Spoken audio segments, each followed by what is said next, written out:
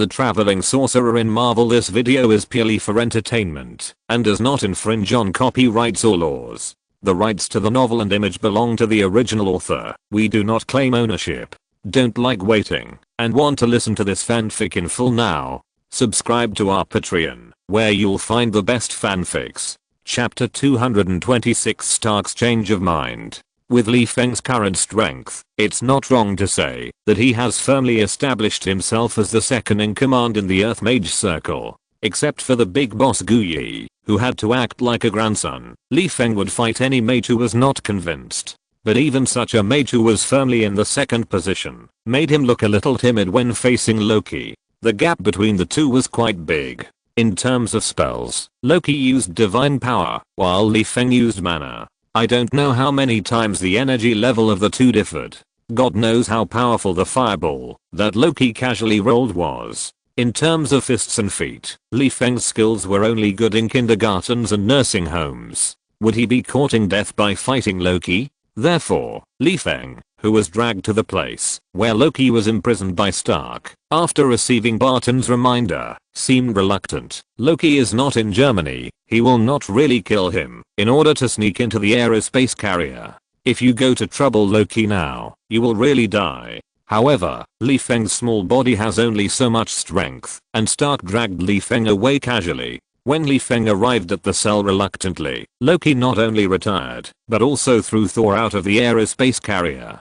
In the cell, only Coulson, who was dead, and Fury, who was half squatting in front of Coulson, were left. Seeing this, Li Feng was relieved. Loki is not here. As for Coulson, it would be strange if Fury gave Coulson a long vacation. So, I really don't have any sad feelings. On the other side, seeing that Li Feng, a wizard who knows resurrection, was among the people who broke into the cell, Fury's one eye lit up, and he said very quickly, "Austin, find a way to revive Coulson." Resurrection? Instead of saving? Exclamation mark. Hearing Fury's words, Stark was obviously stunned.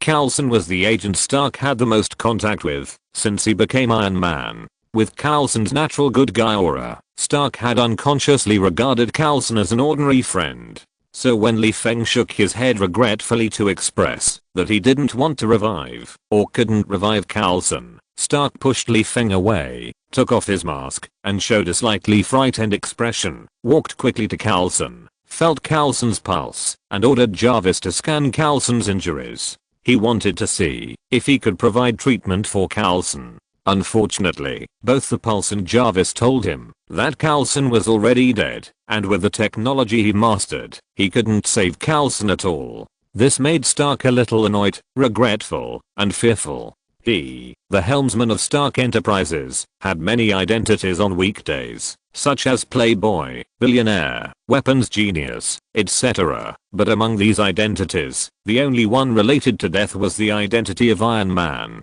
But it's funny, although Stark has been Iron Man for many years, he is not good enough as Iron Man, because although he looks tough on the outside, Stark has a soft heart like an ordinary person inside the suit. At the beginning, he was kidnapped by terrorists and killed many people with his ugly iron suit, but these people were all terrorists who didn't take human life seriously. Stark killed people to save himself, and he didn't feel anything in his heart. Even if he troubled the terrorists afterwards, it was out of guilt for his friends, and he killed terrorists without blinking an eye. It's no problem to say that he was as hard as a suit at that time. But after escaping back to New York, Li Feng clearly reminded him that Abadia had a problem, but Stark's soft heart prevailed. Thinking that Abadia had watched him grow up, the first thing he thought of was not to kill Abadia neatly, but to deal with Abadia's affairs through legal means. As a result, the two finally broke up at Stark's company in the middle of the night and staged the drama of Iron Man vs.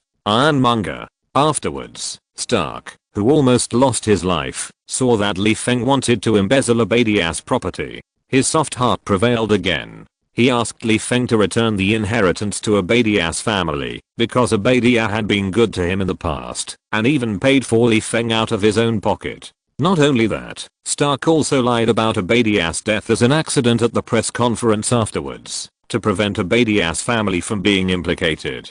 In the movie Iron Man 2, when the villain Death Whip first appeared, Stark had the opportunity to kill him, even if it was in the public eye at the time. But with Stark's identity and financial resources, how much trouble would it cause afterwards? You know, Death Whip put a knife on his neck in front of everyone. How could Stark, a world-renowned person, just be slaughtered?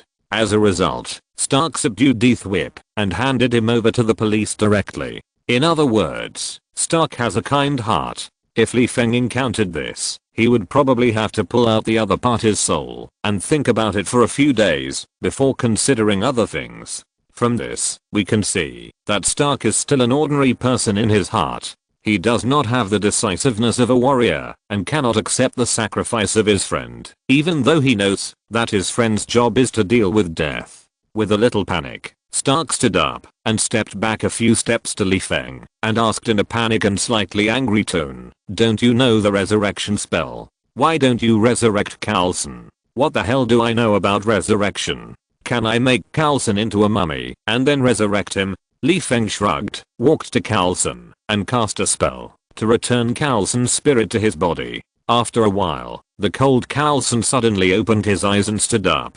He touched his cheek blankly and looked at Li Feng and said, "Austin, you resurrected me?" Li Feng shook his head and said, "This is not a resurrection spell, but a spirit projection spell." After thinking for a while, Li Feng explained, "A spell that uses the corpse of the dead to summon the soul of the dead to communicate. You can just think of it as a psychic spell." Pointing at Stark and Fury, Li Feng said, "These two want me to resurrect you, but my resurrection spell has great flaws, so I hope you make your own choice." Coulson tilted his head and asked puzzledly, "I saw that there seemed to be no flaws when you resurrected Abadia." Halfway through his words, Coulson recalled that Abadia told Li Feng everything after his resurrection, and Abomination regarded himself as Li Feng's most loyal servant. Coulson half guessed and half affirmed, "Must he be under your control after resurrection?" Li Feng nodded, indicating that this was one of the flaws. "You also see what the abomination I resurrected looks like now, right?" Seeing Coulson nodded, Li Feng said helplessly, "I had no choice but to make him into a mummy. First of all, when a person dies, the soul begins to leave the body, and my healing skills are only effective for living people, so." Li Feng pointed to Coulson's pierced heart and said, "I can't heal your injuries, even if your soul returns to the body. I can't heal it." Without waiting for Fury and others to ask for the reason, Li Feng continued, "As long as your soul begins to leave the body, even for a short while, your body has actually begun to lose its activity and enter the decay stage. At this time, even if I forcibly press your soul back into the body, your inactive and rotten body will no longer belong to ordinary humans, but a member of the evil camp. This has nothing to do with your behavior, but your birth. You can't choose which camp you want to join." Li Feng explained casually and continued, "And the healing skills I know come from a book. Unfortunately, this book is rumored to be written by an angel. You also know that angels and evil are against each other, so my healing skills will not only have no therapeutic effect on the resurrected Coulson, but will cause considerable damage to his soul." Spreading his hands, Li Feng helplessly said, "Anyway, I don't know how to do surgery. I can neither cure the abomination, nor make his body full of vitality again. Therefore, even if his soul is stuffed back into his body, his heart is still broken, and he will still die. I might as well make him an embalming package and make him into a mummy." Then, Li Feng turned to Fury and said, "Remember I said I can't afford to offend hell?" Fury nodded. This was also what he wondered at the beginning. Since he couldn't afford to offend hell, why did he dare to intercept the soul of the abomination? Wasn't he afraid that Mephisto would come to the door? Now that Li Feng was ready to explain the reason, Fury immediately took out his little notebook, ready to write down every word of Li Feng. Li Feng, when the person died, Mephisto was actually ready to receive the newcomer, but Mephisto was a big boss after all, so there was no need for him to do everything himself, so the task of welcoming the newcomer was left to his subordinates. But as for the devil, greed is their nature. Li Feng touched his chin and said with a wink, "So there are opportunities for behind the scenes manipulation, such as giving the devil some benefits and letting him take special care of the newcomer. I sacrificed several fresh souls to the devil in order to get him to help, and then I exchanged the souls of others with the positions of the abomination, and then I kept the soul of the abomination in my hands. Fury was silent for a while, squinted his eyes and said, when you killed the abomination, you threw that weird sickle at the dead soldiers. Did you make a deal with the devil with their souls? Sure enough, you have detected that my behavior at the time carried energy fluctuations. Li Feng nodded and admitted that he did so at the time. After thinking about it, Li Feng felt that it would be better for him to make up a big trick, and added, but bribing the devil is always too conspicuous, and it is easy for the devil to come to me every now and then to ask for benefits, so the best way to conceal it is to fool the devil and make him think that the soul he received is Carlson himself. For example, Li Feng turned his head to look at Carlson and said grimly, disguise Carlson's blood relatives as Carlson and sacrifice them to the devil. Blood relatives?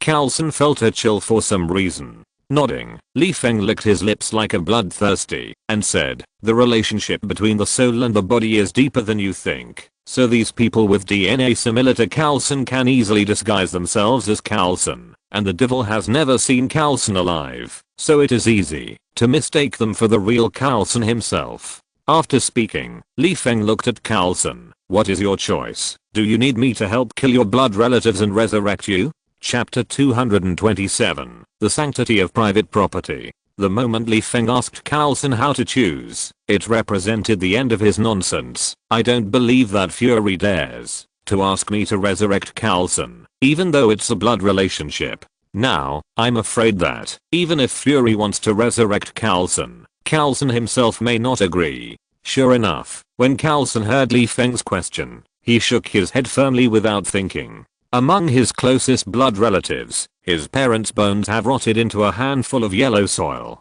What can he use as a sacrifice? As for the child's apology, Carlson said that he has no children. Want to use brothers and sisters for sacrifice? Carlson can't even accept the way of sacrificing ordinary people's lives in exchange for his own resurrection, let alone sacrificing relatives. Sir, you should let me leave and rest. Carlson, who seemed to be indifferent to life and death, smiled gently. Stark opened his mouth and wanted to persuade Carlson, but finally chose to remain silent and walked aside silently. At the beginning, when Li Feng said that the spell could not heal the corpse and could not make the corpse alive again, Stark didn't care in his heart and even felt a little proud. What magic can't do, he, a tech expert, can do. Even when Li Feng was talking about the resurrection technique, Stark was already thinking about how to clone Carlson's body and then let Li Feng stuff Carlson's soul into the freshly cloned Carlson's body. Resurrection.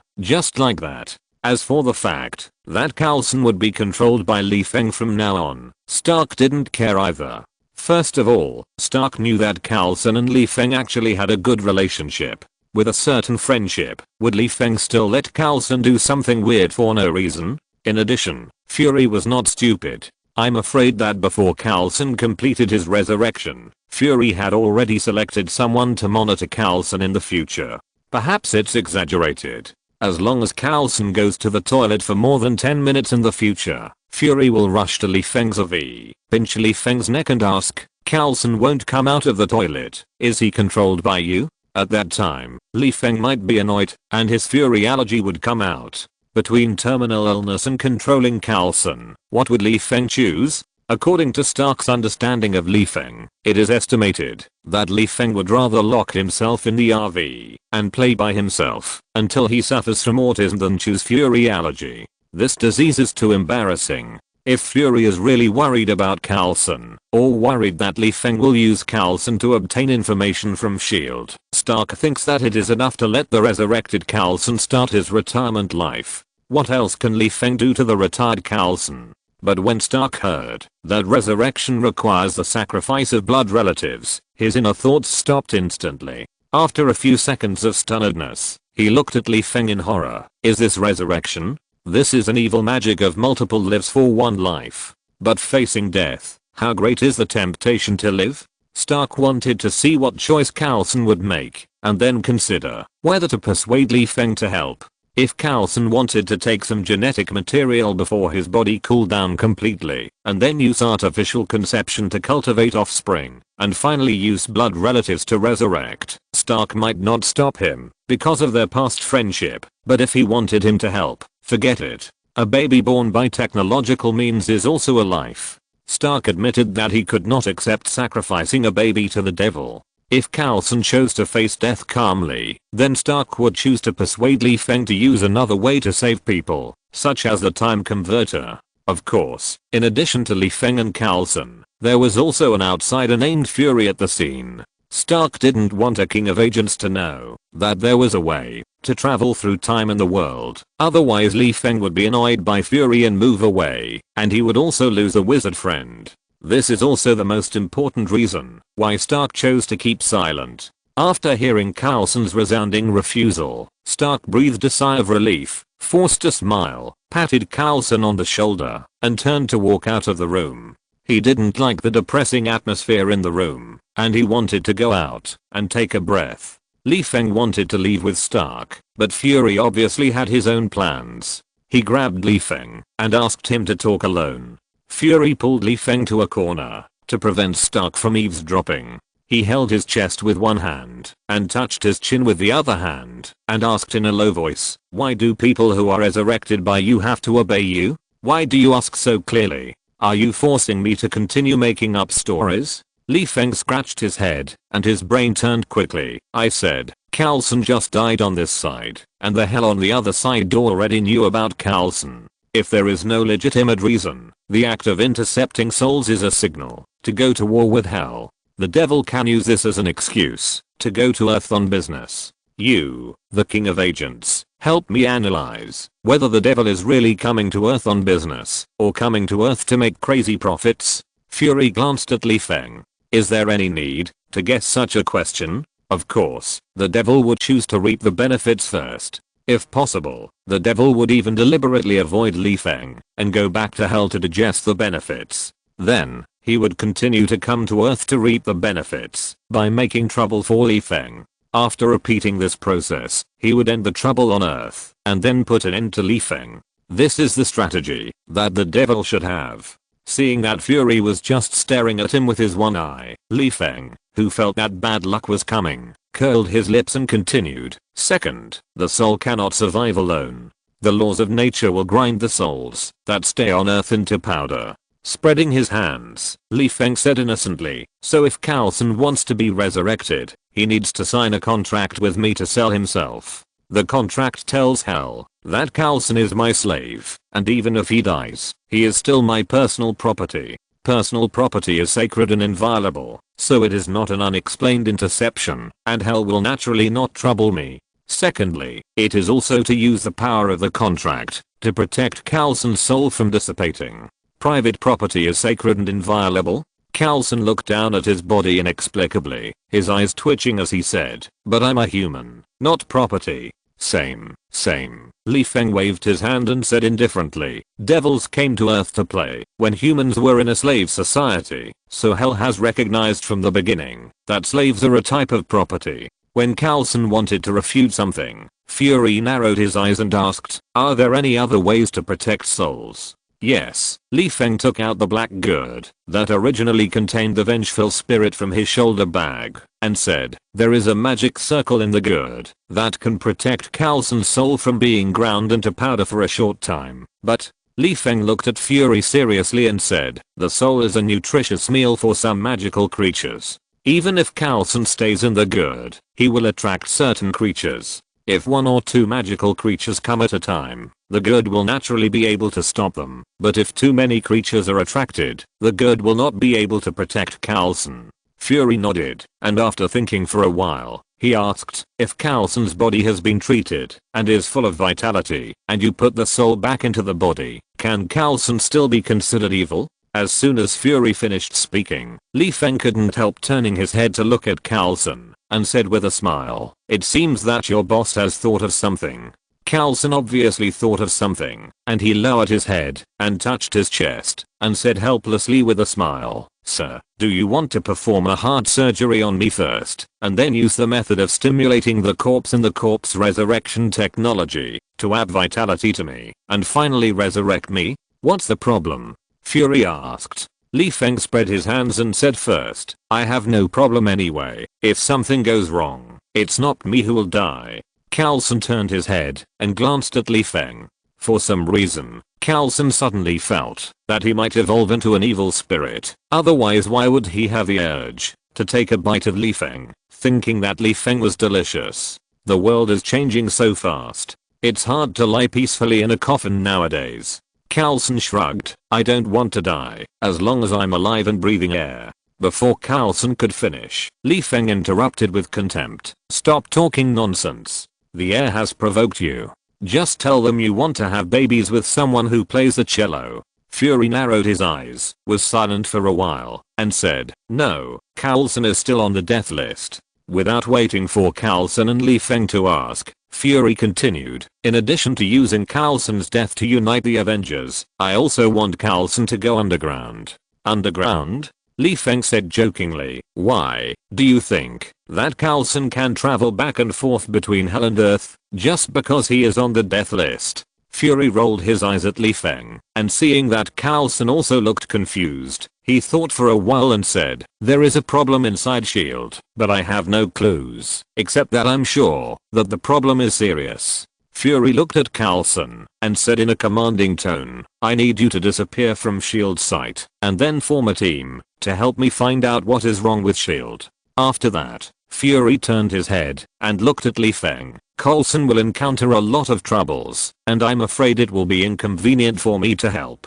I hope you can help in time. Agents of S.H.I.E.L.D. is about to begin. Li Feng grinned, and at this moment, he seemed to see a large amount of resources in the future, constantly falling into his own pocket through Carlson's hands. Carlson tilted his head to think for a while, and seemed to understand that he might not be able to see his girlfriend in the future. But for the shield of S.H.I.E.L.D., the Earth.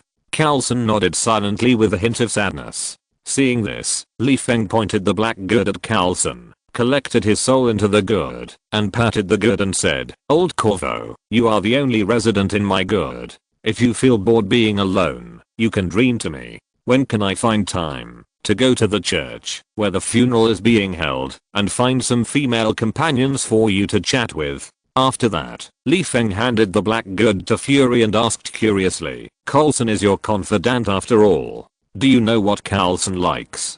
Do you like meaty ones or thin ones? Fury didn't know what Carlson in the gourd was reacting, but he couldn't help but twitching his eyes, rolled his eyes, took the gourd, turned around and walked away quickly. Li Feng said that gourds are easy to attract some magical creatures, and Fury must keep Carlson in a safe place before these unknown creatures arrive. Chapter 228. Is life easy? Not long after Fury left, several medical staff came to Carlson with first aid kits, either checking his pulse or opening his eyelids to check the reflection of his eyeballs. After confirming that Carlson had no signs of life, one of the medical officers who looked like the captain regretfully ordered his subordinates to put the cold Carlson into a body bag, preparing to bury this colleague in the cemetery of S.H.I.E.L.D. after getting off the aerospace carrier. However, several medical soldiers who checked the scene and made the Carlson death report were a little puzzled. Judging from the bloodstains on the ground, Carlson's heart was pierced, and he lay down at the end, and there was a big distance between the two places. Generally speaking, the body needs blood to provide energy for walking, but Carlson's heart was pierced, and the blood in his body obviously could not flow, so naturally it could not provide energy for walking.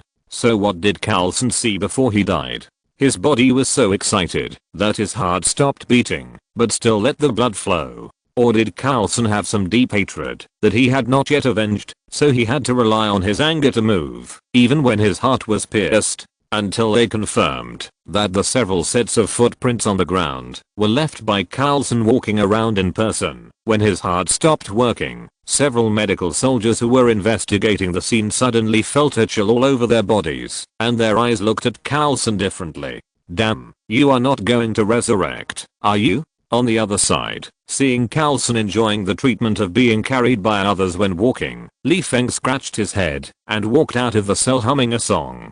Obviously, his mood was wrong. He should indeed be thankful that the resurrection was forcibly rounded, and the threshold for resurrection was also raised invisibly. This is a resurrection technique that requires the sacrifice of blood relatives. I guess no one will come to me and ask me to resurrect someone in the future. I really admire myself. At the door of the cell, Stark was in a bad mood, especially when he saw Carlson being put into a body bag and carried away. His face was even more gloomy. Seeing Li Feng walk out of the cell, Stark looked around, coughed dryly at Li Feng, and whispered, "Follow me." After that, Stark walked to an empty corner. Li Feng scratched his head, walked up to Stark in confusion, and asked, "What's wrong? You still ask me what's wrong?" Stark asked bluntly, "Why don't you save Carlson?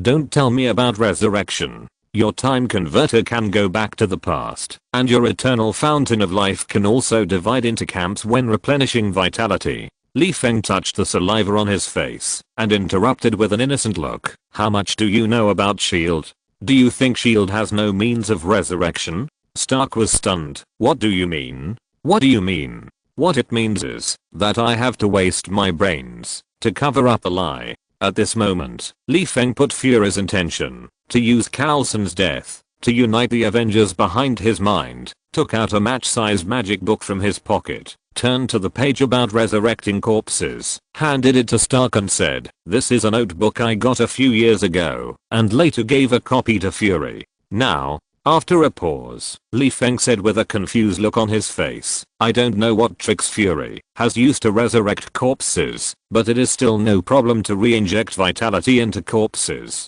Although Stark's achievements are mainly reflected in physics, it is impossible to say that he has no knowledge of biology. Think about the future extremis virus and you will know that Stark actually knows a lot." With just a few glances, Stark, with the help of Jarvis, already knew what Li Feng showed him. With a look of astonishment, Stark's eyes lit up and said, "Before electricity was invented, someone used electric eels to resurrect the dead. And this involves science and technology, and has nothing to do with magic." Li Feng shrugged, acknowledging that what Stark said was the fact. After a while, Stark returned the magic book to Li Feng, took a few deep breaths to calm his excitement, and said, "Although I haven't carefully analyzed the technological resurrection technique, I believe this resurrection technique still has many flaws." Li Feng shrunk the magic book again, put it back in his pocket and said, "Should I say that you are worthy of being a genius, Stark? You are right.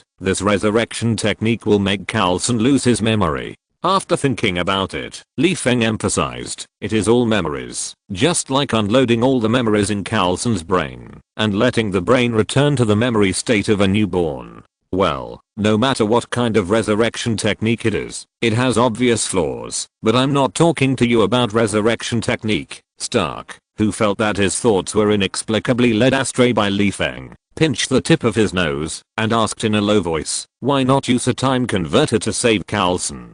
"I dare not." Li Feng spoke with a strong sense of grievance. "Apart from the danger of using a time twister, what can I do? Even if I go back to the past, I can't beat Loki. Carlson is dead now, but at least S.H.I.E.L.D. will revive him. What about me? Who will revive me?" Stark wanted to say that he would revive Li Feng, but then he thought that he didn't have any resurrection skills, so how could he revive Li Feng? It would be better to hatch an egg. As for S.H.I.E.L.D. reviving Li Feng, Stark just thought about it in his mind. Li Feng is a wizard, and a wild wizard who is alone, and has no ties. If S.H.I.E.L.D. doesn't seize this opportunity to slice Li Feng and study him thoroughly, wouldn't it be too stupid? I guess when Li Feng is resurrected, he will find that S.H.I.E.L.D. has changed its name to the Magic Bureau, and every agent can use two spells. After thinking for a while, Stark curled his lips and said, "Can't we take people through time?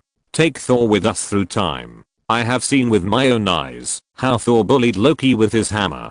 After thinking for a while, Stark added, "If you are worried that Thor will do something stupid, we still have the big guy. It's a good idea, but it's a little difficult to implement. Li Feng spread his hands and said sideways, first of all, Thor was in the cell at the time and was thrown out of the helicarrier by Loki like a monkey. Besides, the rules of time travel. Li Feng hasn't finished speaking. Stark raised his eyebrows when he recalled something and said helplessly, I can't let my past self see my time traveling self, and Thor is there, so there is no way to take Thor back to the past. It's all bitter and tearful to talk about it. Is my life easy? Rubbing his cheeks, Li Feng hung his head and walked towards the command room listlessly. In the command room, Steve sat in front of the huge table in silence, not knowing what he was thinking. Stark, who had taken off his battlesuit, was not in the mood to say anything at this time and sat at the table diagonally. Fury saw Li Feng slumped in front of the table with a gloomy face, and the corners of his mouth twitched obscurely. He threw a few blood-stained captain cards in his hand on the table and said, this is what I found in Coulson's coat. Coat? This is in the locker, and the blood on the card is ketchup. Li Feng looked up at Fury speechlessly. Li Feng, who was not in the mood to expose Fury's trick, put his head on the table and continued to listen to Fury's nonsense. He will never have the chance to ask you for an autograph. When Steve picked up the blood-stained card, Fury introduced the situation of S.H.I.E.L.D. The communication is broken. We can't locate the Rubik's Cube. Thor and Banner are missing, and I have lost my best confidant. Stark felt that he couldn't hold back his expression and didn't want to ruin Fury's speech, so he could only pretend to be sad with a straight face. The Avengers' plan is to bring together the world's most outstanding people to see if they can play a greater role. When we need them most, they can work together to fight against enemies that we are not sure to defeat. At this point, Fury glanced at Stark and Steve and said, Coulson believed this until his death. He believed in the existence of heroes. Stark felt that he couldn't sit still. He is worthy of being an agent, and this nonsense sounds like the truth. With a stern face, Stark stood up and left the command room. If he didn't leave, he was afraid that he would laugh. Li Feng looked up at Stark, thought about it, and felt that he had nothing to do on the helicarrier. He might as well have a drink before the battle. After all, the battle was the stage for him to show off his muscles. Oh, by the way, he had to deal with the mind gem and find a chance to remove the spell on Shavig. Why do you think I have a lot to do? Thinking of this, Li Feng patted Steve's shoulder, which was a silent comfort. He turned his head and said to Fury, I can't stand the atmosphere on the helicarrier. Notify me when you find Loki. After a pause, Li Feng sighed and added, although I'm not Loki's opponent, it is still okay to contain him. At least his illusion is ineffective against me. After that, Li Feng opened the portal and returned to his home by the lake. Back in the RV collection room, Li Feng immediately took out the nesting doll with the mind gem and laughed at it like a fool. After a while, Li Feng wiped off his drool and scratched his head and began to worry about how to deal with the mind gem. The first thing is to rule out the idea of leaving the mind stone at home. The abomination has hooked up with Mephisto. Who knows if Mephisto will have any idea about the mind stone. Li Feng said that he is not a gambler and does not want to take risks. Needless to say, the remaining method is to carry it with you. However, the power of the mind stone is a little beyond Li Feng's expectations. Even with the seal of Thanos and the seal of the nesting doll, the energy fluctuation can still be detected when it is placed in a shoulder bag. This makes Li Feng feel like he is courting death.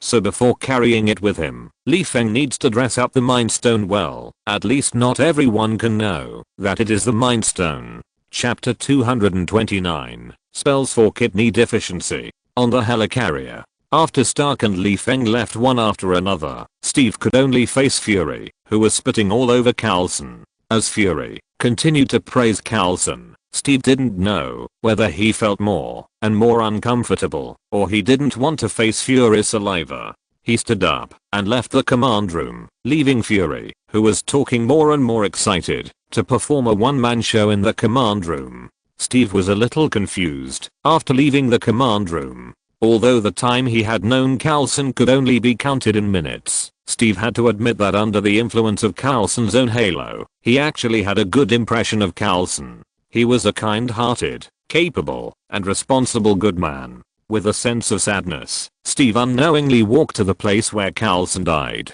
Originally, Steve just wanted to quietly commemorate Carlson, but he found that Stark was also at the scene. Seeing that Stark looked worried, Steve, who thought that Stark was also here to remember Carlson, folded his arms, leaned against the wall and asked, "Is he married?" "No." Stark, who wanted to come here to be quiet, answered without turning his head, "Carlson has a girlfriend who plays the cello." After a silence, Steve whispered, "I'm very sad. He looks very nice. The problem is that I'm not sad. I know Carlson will be resurrected." Stark glanced at Steve and said, "He's so stupid." "Why?" Steve frowned and asked, "Is it stupid to die for faith?" Regarding Carlson's faith, Stark said that he would not express his personal opinion. After all, faith is something that is hard to explain. But speaking of the matter, did Carlson know that S.H.I.E.L.D. could resurrect him? Judging from Fury's personality, I'm afraid Carlson's understanding of resurrection is limited.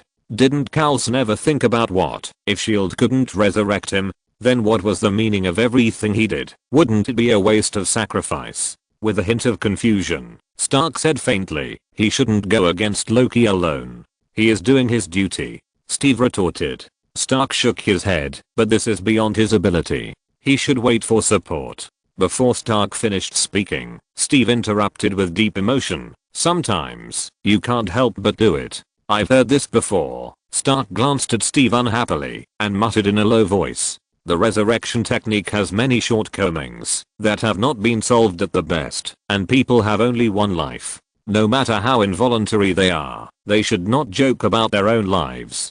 Steve saw that Stark was a little absent-minded, worried that Stark had some mental problems, and asked with concern, "Is this the first time you see a warrior die?" "Warrior? Have you ever seen a warrior who is a scientist and billionaire?" "I'm not a warrior," Stark said unhappily, "so I didn't intend to listen to Fury's orders from the beginning."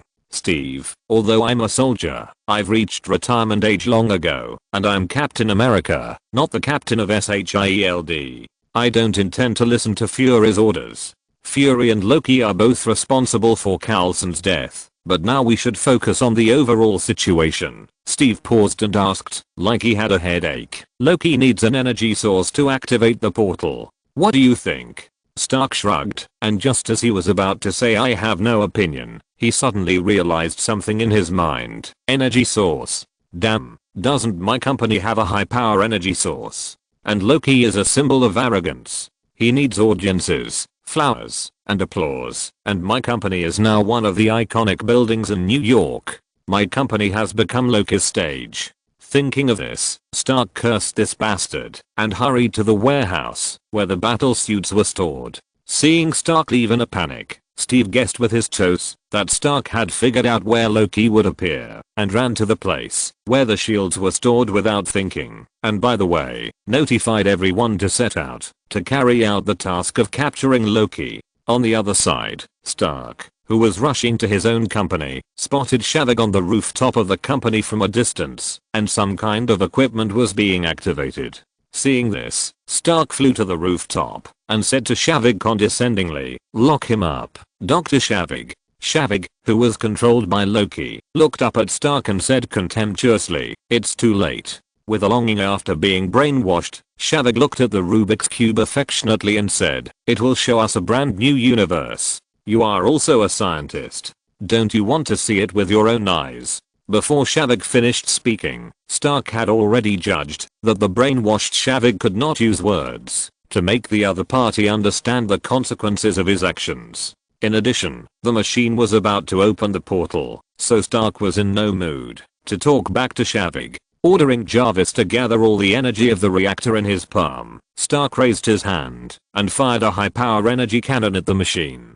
Compared with the faulty battlesuit caused by friction when repairing the turbine in the movie, Stark's current battlesuit is still bright and beautiful, with sufficient energy. The power of this energy cannon can be imagined.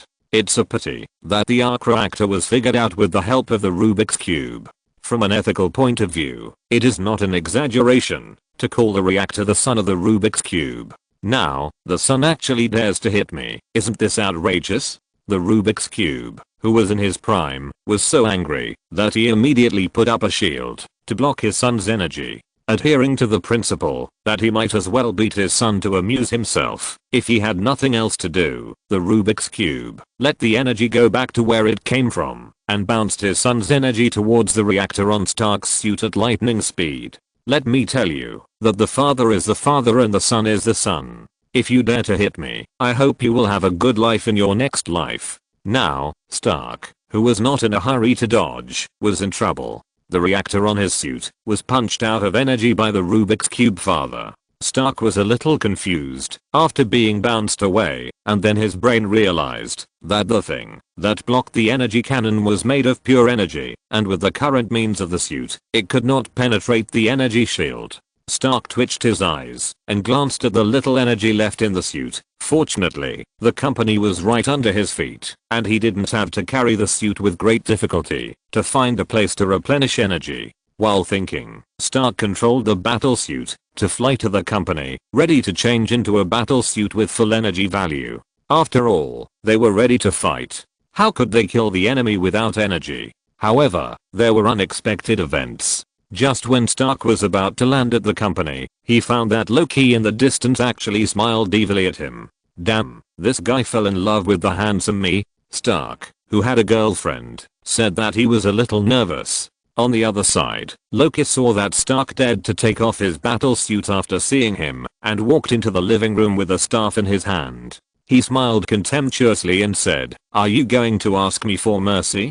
Stark, who had no battle suit to protect him, thought to himself that it was bad luck, and said in a relaxed tone, "In fact, I'm here to threaten you." Loki glanced at the corner of his mouth with disdain, stepped elegantly towards Stark, and said, "Then you need to at least put on your battle suit. I would like to wear the battle suit and beat you, but there is no way. It takes time for Jarvis to prepare the battle suit, and I can only rely on my own delaying this time." Stark pretended to be indifferent to Loki and walked to his own wine cabinet. He picked up the bottle of wine with a tense look on his face and said, "Yeah, but the battle suit is useless, and you are holding a shiny staff and want to have a drink?" Loki seemed to see what Stark was planning. After looking at the staff in his hand, he said, "Delaying time won't save you." No. Stark poured himself a drink and said with disdain, "It's a threat."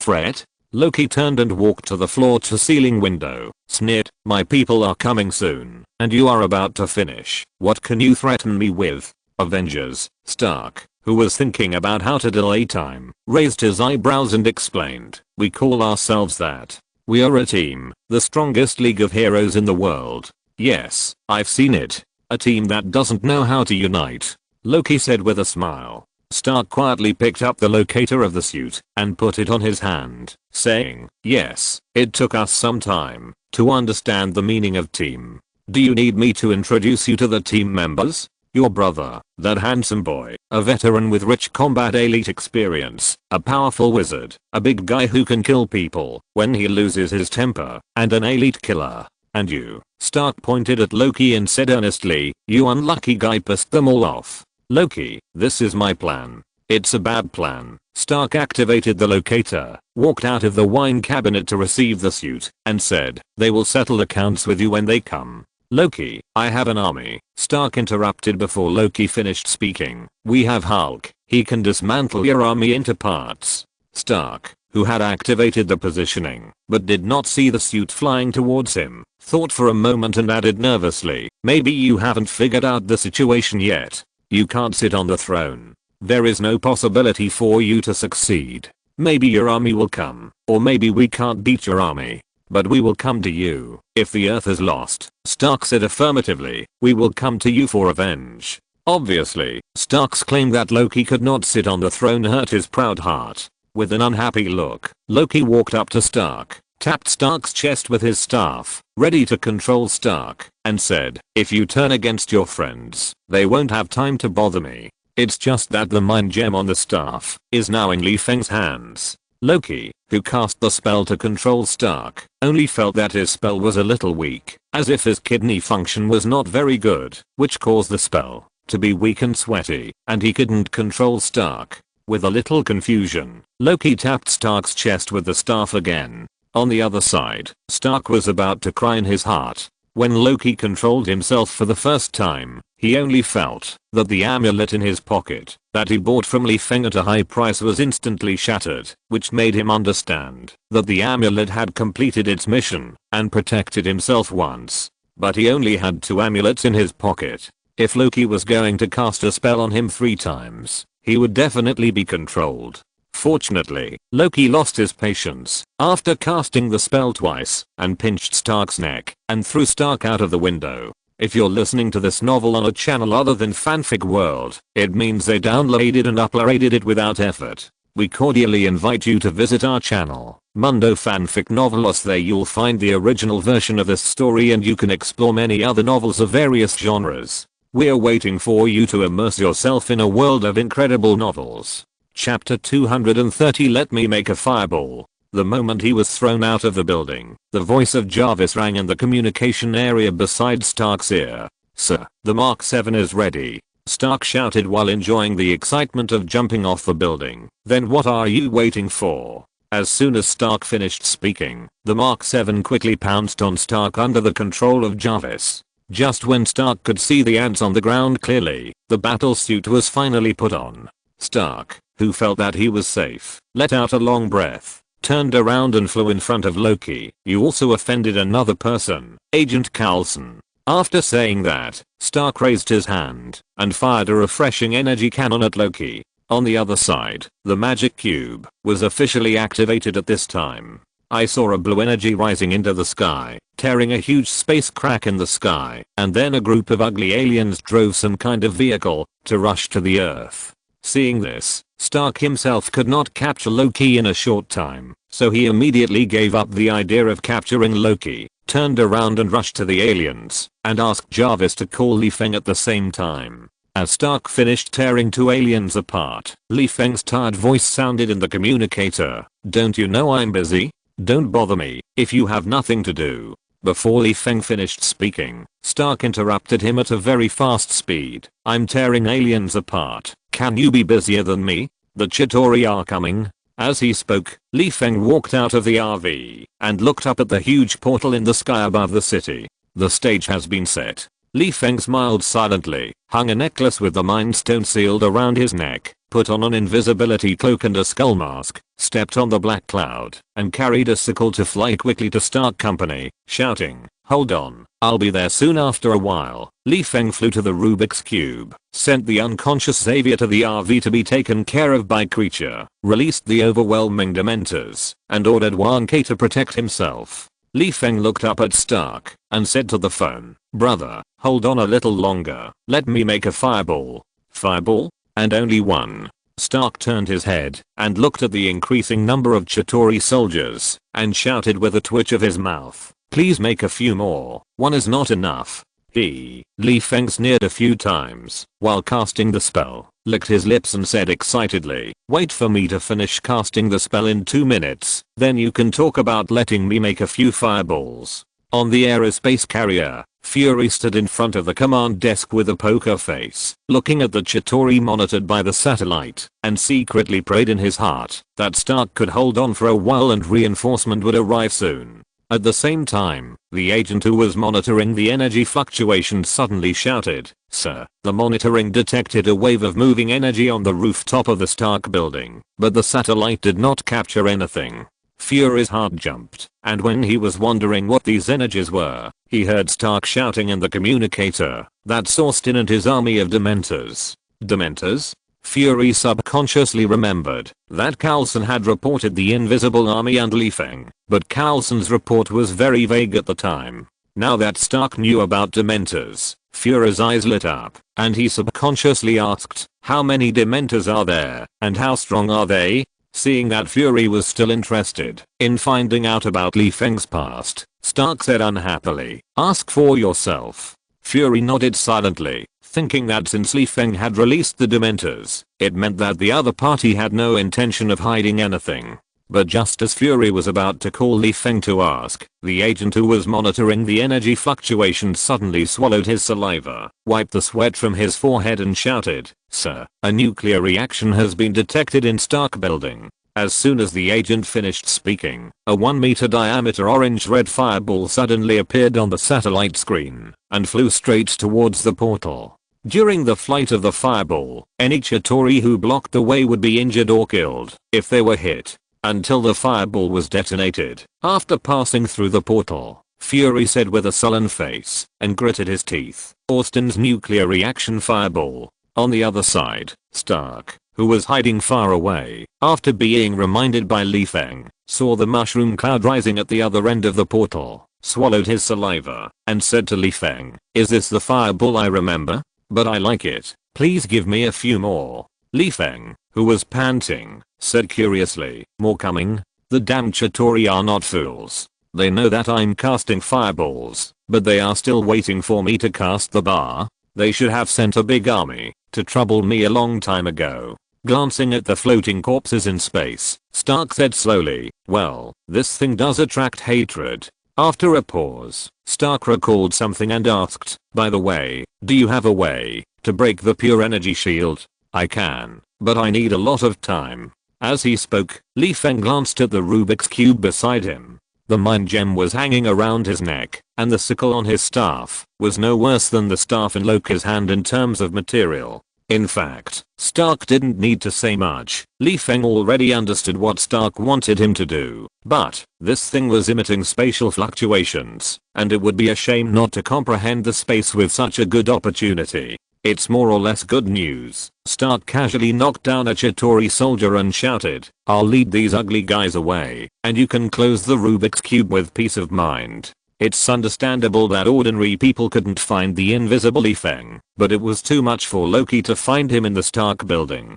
Seeing Feng's appearance of comprehending spatial fluctuations, Loki subconsciously thought that the wizard was thinking about how to close the portal. The Chitauri are his allies who helped him accomplish his grand ambitions. How could they be blocked in space for no reason? Thinking of this, Loki put on his armor and was about to kill Feng, and laughed at Feng. "By the way, you dared to fabricate the unfounded Ancient One to scare me, and even lied that Ancient One could beat Dormammu. Where is Ancient One now? Let him out. I will beat Ancient One to the ground." This is why Feng didn't know what Loki was thinking. Otherwise he would have to contact Ancient One to see who would be lying on the ground in the end. Just when Loki was about to be jumped to the rooftop to make trouble for Feng, Thor, the brother-loving maniac, suddenly appeared in front of Loki riding on lightning, pointed at the Rubik's Cube, and shouted angrily, "Loki, close the Rubik's Cube immediately, or I will destroy it." Destroyed the Rubik's Cube? Who do you think you are? Loki looked at Thor with disdain, like a late-stage middle school patient, and said complacently, "You can't do it, and you can't stop me anymore. Now there is only war." "Well," Thor muttered with great pain, and rushed towards Loki with his sledgehammer. He was going to use electrotherapy to treat Loki. As for the side effects of electrotherapy, it shouldn't be a big deal for Loki, right? Well, Loki is a god after all, so it shouldn't be a big deal. On the rooftop, Feng, who had been carefully guarding against Loki, saw Loki and Thor fighting in a group, and curled his lips speechlessly. Loki is obviously a mage, but when fighting with Thor, his old problem came back. He abandoned magic, and played close combat with Thor. Needless to say, how could Loki be a match for the Hammer brother? In a few strokes, he pressed Thor to the ground and rubbed him. This is because Loki knows Thor inside and out, and he stabbed Thor after a little trick, to prevent his little face from rubbing against the floor. Perhaps knowing that a minor injury is just a band-aid for Thor, Loki took advantage of Thor's carelessness to turn over and escape from Stark Tower. Feng grinned at this. "Since Loki is no longer in the building, my safety is naturally guaranteed." The high-spirited Feng waved his hand and ordered like a general, "Wanke, take the dementors to eat." "Yes, Master." Wanke, who was drooling at the sight of the Chitauri souls, immediately accepted the order. Wanke saw that, although these Chitauri were semi-mechanical creatures, the remaining half were all living creatures, and they were still living creatures. As long as it was a living creature, it had a soul. Although the soul and the body influenced each other, the souls of these Chitauri were somewhat incomplete, or these souls were of low quality and small in size, and could only be used as appetizers. But for dementors, mosquitoes are meat, no matter how small they are, and if the quality is not enough, the quantity can make up for it. Didn't you see them squeeze out of the portal in an overwhelming manner? Soon, 1K flew to the portal with the dementors, quietly waiting for the Chitauri to automatically deliver food to their mouths. While the dementors were happily eating, Steve, Hawkeye and Natasha, who had already felt the battlefield, stared blankly at the sky raining Chitauri soldiers for no apparent reason. Steve, who was confused about the situation, asked puzzledly, "What's going on? Are the Chitauri not acclimatized to the climate on Earth?" As soon as Steve finished speaking, Stark's faint voice came from the communicator beside his ear. "Did you come here by ox cart? As for why it is raining Chitauri soldiers in New York, you'd better ask Austin.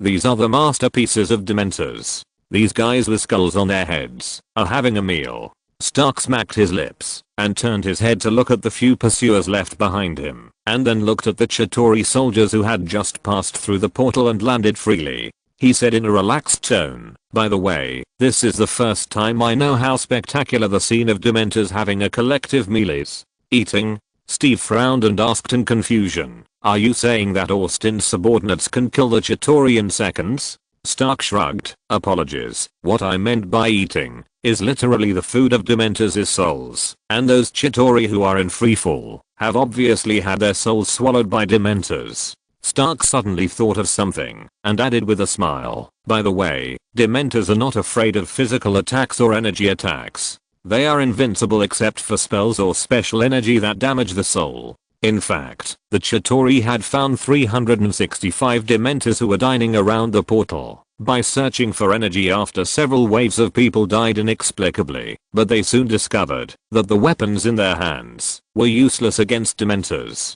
When the dementors saw that the energy went directly through their bodies and they were unharmed, they didn't care about the weapons in the hands of the Chitauri and happily snatched food from their companions. There was no way. The portal was so small, and there were 365 companions on the scene. If they didn't snatch, believe it or not, they couldn't get a bite of food. This caused the captain of the Chitauri to be a little confused. Is this still the backward Earth in my impression? Chapter 231 Statue of Liberty, Attack. Loki, who was busy playing hide and seek with Thor, saw the Chitauri soldiers raining down on the ground, and was a little confused. "What does it mean? I asked you to invade the Earth. Why are you playing mass suicide?" Wondering, Loki looked up at the portal and saw a group of invisible skeletons gathering around the portal. His face suddenly changed. At the beginning, when Loki controlled Barton, he learned the information of everyone in the Avengers team.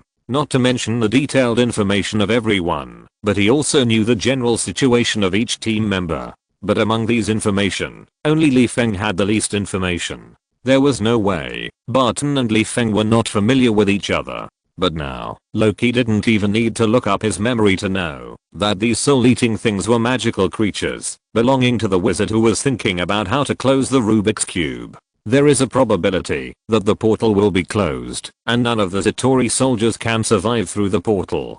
Damn wizard, you keep ruining my good deeds. Loki glanced in the direction of Feng with a bad temper, picked up the communicator from the Chitauri soldier lying on the ground, and shouted, "You useless commander. Can't you send more soldiers to break through the encirclement of those skeleton monsters?" On the other side, the Chitauri commander squatting on the battleship felt quite aggrieved. "So it's not your soldiers who are going to die, right? It's really a son selling his father's land without any regret. Besides, the portal is so big, what's the use of having more? Didn't you see that the number of skeleton monsters has blocked the portal tightly? No matter how many are sent, they will die." But Loki is the Imperial envoy who was ordered to invade the Earth, and his status is many times higher than his. What can the commander do? He could only nod and say yes to Loki, and without putting down the communicator, he directly ordered the messenger, "Send out Leviathan, and try to pass through the portal." Loki heard that the commander's attitude was good, and nodded with satisfaction and reminded, "There is a wizard next to the magic cube, and those skeletons are his army. If you find a way to kill him, maybe these skeletons will disperse." When the commander heard this, his eyes suddenly burst into anger. "You are a good wizard. You blocked my Chitauri army with your own strength. I will peel off your skin To commemorate my good men. Messenger, all the Chitauri soldiers on the battlefield, move closer to the magic cube and kill the wizard at all costs. As the messenger gave the order,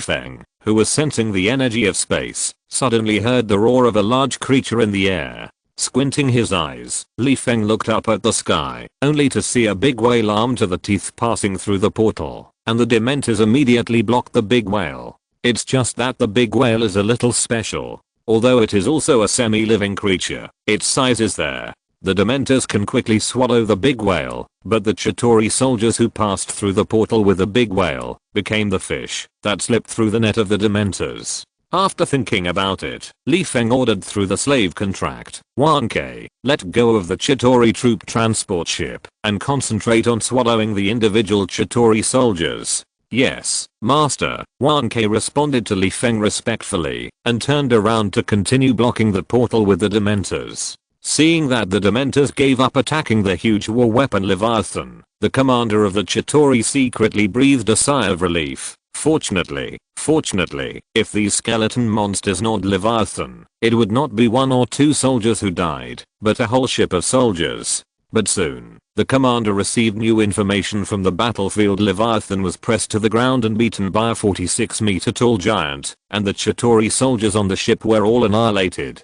The commander was a little confused. What was going on? When Leviathan appeared, Feng didn't take it seriously. After all, Stark would drag Leviathan for a walk, and then wait for Hulk to appear. But Leviathan knew from the moment he appeared that his target was Feng, who was hiding in the Stark building. So no matter how Stark flirted in front of Leviathan remained unmoved and flew straight towards Feng. Now, Feng was a little dumbfounded. What do you mean? You smelled fish food on me and owed your family money, so why are you making things difficult for me? Scratching his head, Feng pouted his lips in disdain, waved his hand to open the portal to the mouth of the Hudson River in New York City, and prepared to summon reinforcement. As the portal exit was set on a metal cast, 46-meter high statue wearing ancient Greek-style clothing, a Statue of Liberty with a torch in one hand and a book in the other suddenly appeared in front of the Stark building. That's right, this iconic American building is Feng's reinforcement. Who made this thing made of metal? It's hard. With a grin, Feng ignored the Leviathan that was approaching him and quickly cast a spell on the Statue of Liberty, shouting with full energy, "Statue of Liberty, for justice, attack." As soon as Feng finished speaking, the Statue of Liberty, who could only watch but not move, suddenly blinked, turned around and faced the Leviathan, and smashed the torch held high in her hand directly at the Leviathan's big head.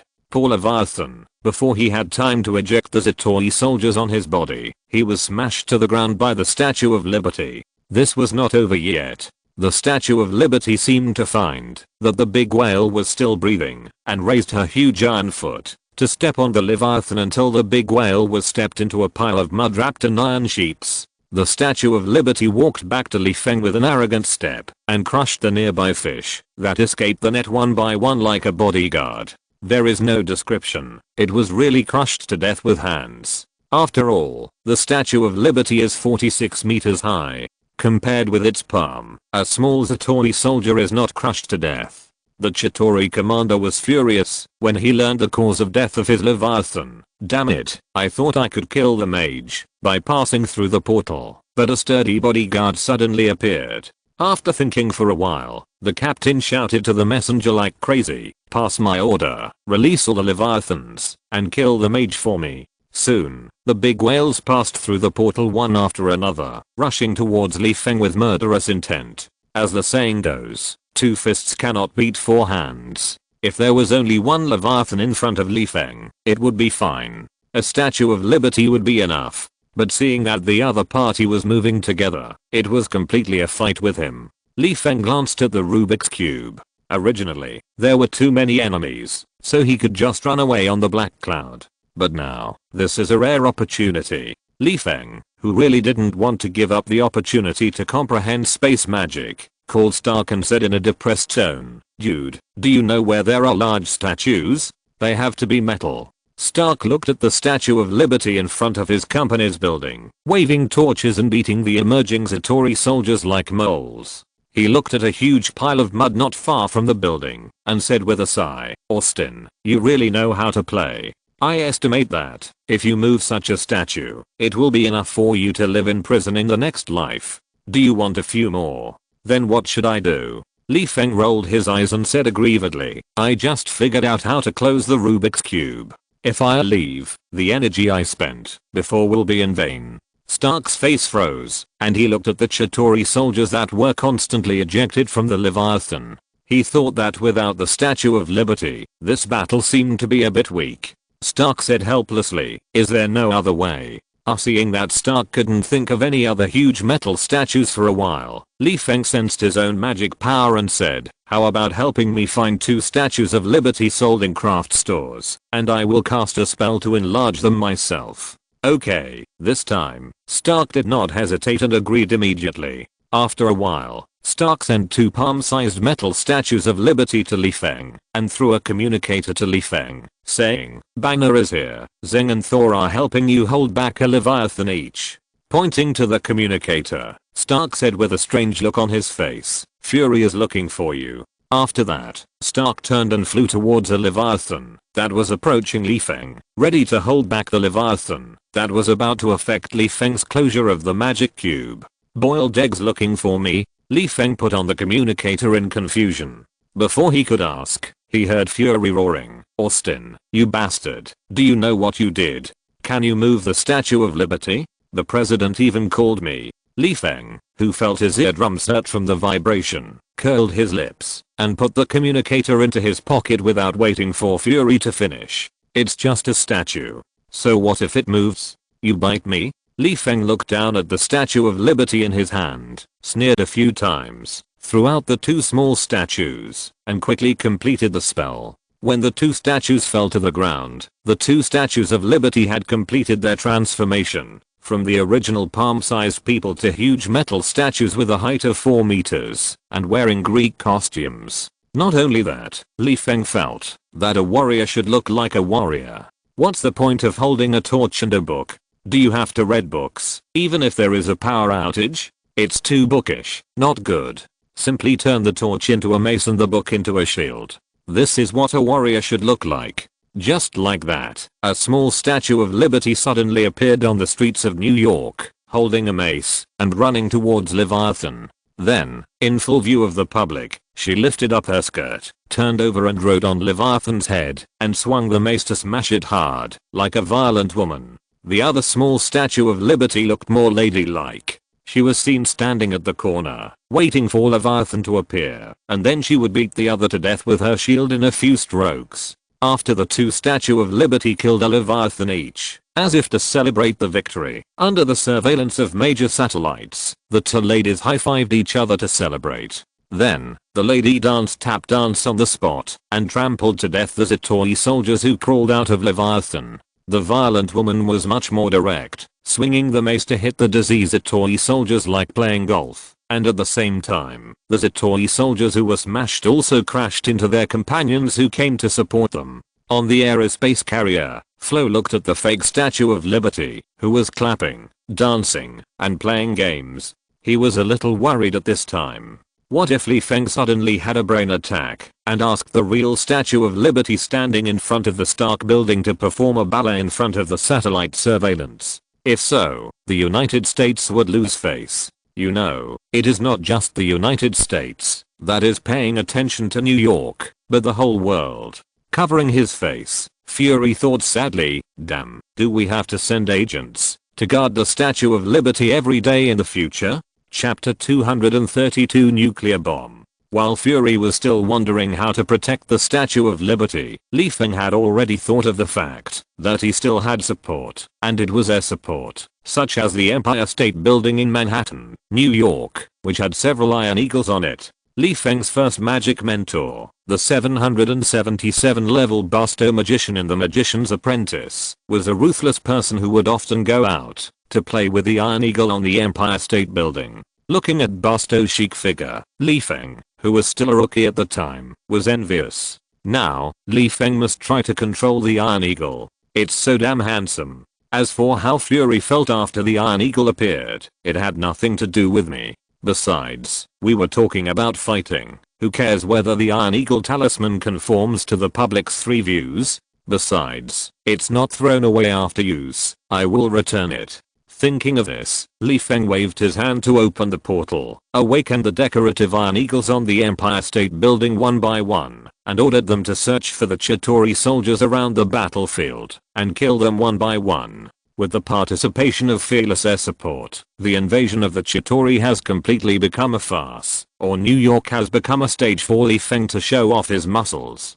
First of all, the portal was directly occupied by Li Feng's army of dementors. As many Chitauri soldiers as came died, and once the Chitauri did not send out individual soldiers to attack, the dementors would collectively pounce on Leviathan and eat it, causing Leviathan to fall to the ground as soon as it drilled out of the portal, and smash the Chitauri soldiers in its body into meat patties. In the same way, the Chitauri commander had to send individual soldiers to feed the dementors. Sending too few would not work, because 1k would leave a small number of dementors, and bring a large number of tribesmen to retarget Leviathan. When he saw that there was less food, there was no way the Chitauri captain could only let a large number of individual soldiers die with a twitch at the corners of his mouth, so that Leviathan could successfully land on the earth. But although Leviathan is a troop transport ship, how many troops can it transport alone?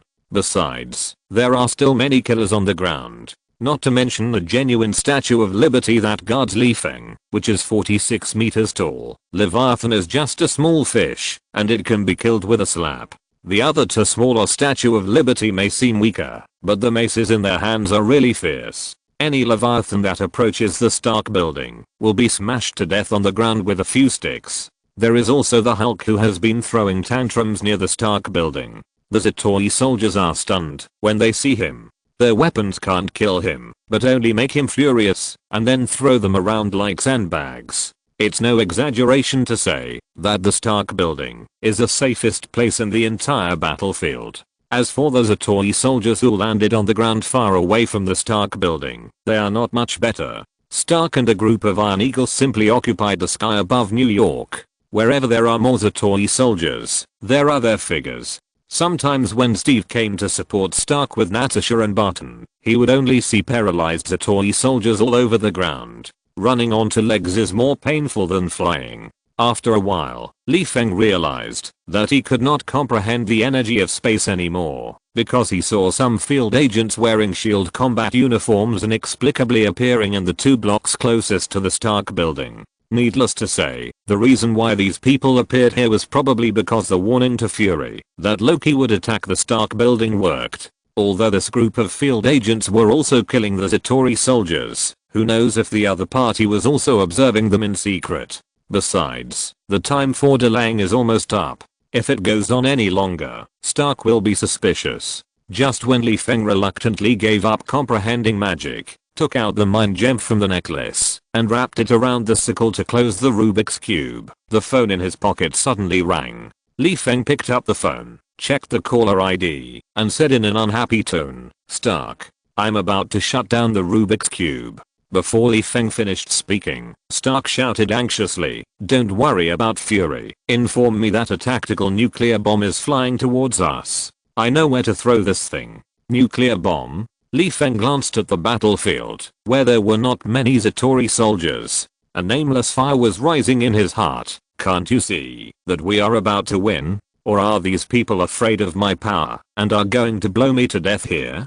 Do you really think I'm easy to bully? Li Feng, who was getting more and more angry, swung his sickle and closed the portal. He lifted his invisibility cloak to expose himself to satellite surveillance and said coldly to the phone, "Tony Stark, I have closed the portal. Bring the nuclear bomb to me. I want to have a good talk with Nick Fury." What? Stark was stunned when he heard Li Feng suddenly call his full name. When he heard Li Feng speak in a cold tone, Stark felt that things were a bit serious. Looking at the gradually shrinking portal, Stark gritted his teeth and forcibly took the nuclear bomb to fly into space. As for bringing the nuclear bomb to Li Feng, how could it be possible? This is a nuclear bomb. Once Li Feng gets it wrong, New York will not be able to live in it anymore. His building has just been built, and it will cost a lot of money if it is destroyed. But Stark was in a rage that underestimated Li Feng. But think about it, if the Chitauri invasion succeeded, it would be understandable to launch a nuclear bomb out of helplessness, but now even a fool can see that the Chitauri have failed. At this critical moment, launching a nuclear bomb is obviously aimed at the Avengers. Who else can do this except Hydra? Besides, Feng has not let go of the hatred for the Hydra attack on him before. If he doesn't take this opportunity to teach Hydra a lesson, Feng said that he will not be able to swallow this breath. He is not a rookie who has been bullied. Feng saw that Stark was not flying towards him in the distance. After sneering a few times, he opened a portal above Stark and instantly teleported Stark and the nuclear bomb to his eyes. Then, Feng used the portal again, making the exit and entrance of the portal appear one above and one below, and making the portal less than 2 meters apart, forming a picture of a nuclear warhead chasing the tail of the nuclear bomb, or seeing the flame at the tail of the nuclear bomb burning the nuclear warhead. Stark, who was still holding the nuclear bomb, changed his expression drastically when he saw this. He let go of his hand, flew out of the portal, and came to Feng's side, and said angrily, "Austin, do you know what you are doing?" Feng glanced at Stark coldly, took out the communicator from his pocket, and put it on his ear, and said without a trace of emotion, "Nick Fury, send me the order to launch the nuclear bomb." As for the time, Feng turned his head to look at Stark, and asked in a gloomy tone, "How many seconds will it take for this nuclear bomb to explode?" What Feng wanted to express was very clear. If Fury sent the World Security Committee who ordered the launch of the nuclear bomb to him before the nuclear bomb exploded, then everything would be fine. On the other end of the communicator, Fury said with the same expressionless face, "There is not enough time. The distance is too far." Feng, "Sorry, distance is not a problem for me. I have a portal. If you don't hand over the people, humph, don't they want to blow up New York? I will help you. Not only that, I will use fireballs to blow up all the cities in the United States one by one afterwards. Don't doubt my ability. I can hide under the Atlantic Ocean and then look at the photo to open a portal to the city center and then give you a few small fireballs for free. I don't believe that your rapid reaction force can open a portal faster than mine. Also, let me remind you that I'm a wild wizard who can feed the whole family with one person. I can leave the United States. For example, I can move to Asgard with Thor. If it doesn't work, I can just wander among the stars or live on Xandar. I heard that the snails there are the delicacies of the universe." As the portal closed and the Chitauri soldiers paralyzed on the ground like a power outage, Steve, Hawkeye, Thor and others rushed to Feng. Seeing the nuclear bomb chasing Feng in front of him and exploding in less than a minute, and Feng's appearance of having found a way out long ago, everyone felt helpless, except Thor and Banner.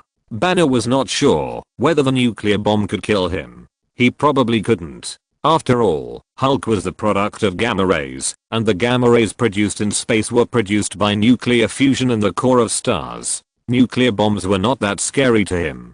Thor was different. He had no idea what this thing was. There was no way. Asgard didn't have such backward weapons, so Thor just looked at the nuclear bomb curiously. When Thor heard Feng count the Xandar snails, he subconsciously licked the corner of his mouth, nodded and said, "Xandar snails are indeed a famous delicacy in the universe." Unfortunately, Thor's words only attracted everyone's eye rolls, especially Loki, who was subdued on the side.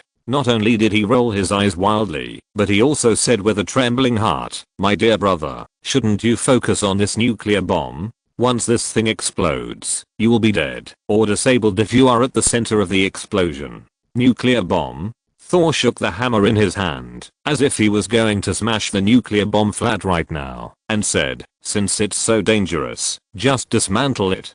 "Damn, you are a reckless man with strong limbs and a simple mind." Stark was so scared that he immediately stopped in front of Thor and said unhappily, "It will explode immediately if you hammer it down." Steve rubbed his forehead with a headache. Although Feng contributed the most in the previous battle and more than half of the Chitauri soldiers were killed by Feng, it is right for you to threaten New York with a nuclear bomb now. Austin, if you have anything to say, deal with the nuclear bomb first, otherwise you will become a sinner in New York. Feng's neck stiffened. "I didn't launch this thing. Loki on the side twitched his mouth and said speechlessly, "Then are you stealing other people's dinksy to threaten others? This is not what a hero should do." Feng turned his head to look at Loki and Thor and sneered, "Why, you two are going to ignore this matter?" Feng pointed at Loki and said, "Maybe your father gritted his teeth and endured the pain of losing his son because you were killed for invading the earth. But you," Feng pointed at Thor, "as the future ruler of Asgard, if you die at the hands of earthlings, do you think your father will ask your mother to give birth to a crown prince, or will he be so angry that he will bloodbath the earth?" Thor and Loki looked at each other. "How old is our father? Can his thing still have the function of passing on the family line?" Chapter 233 Ancient One appears.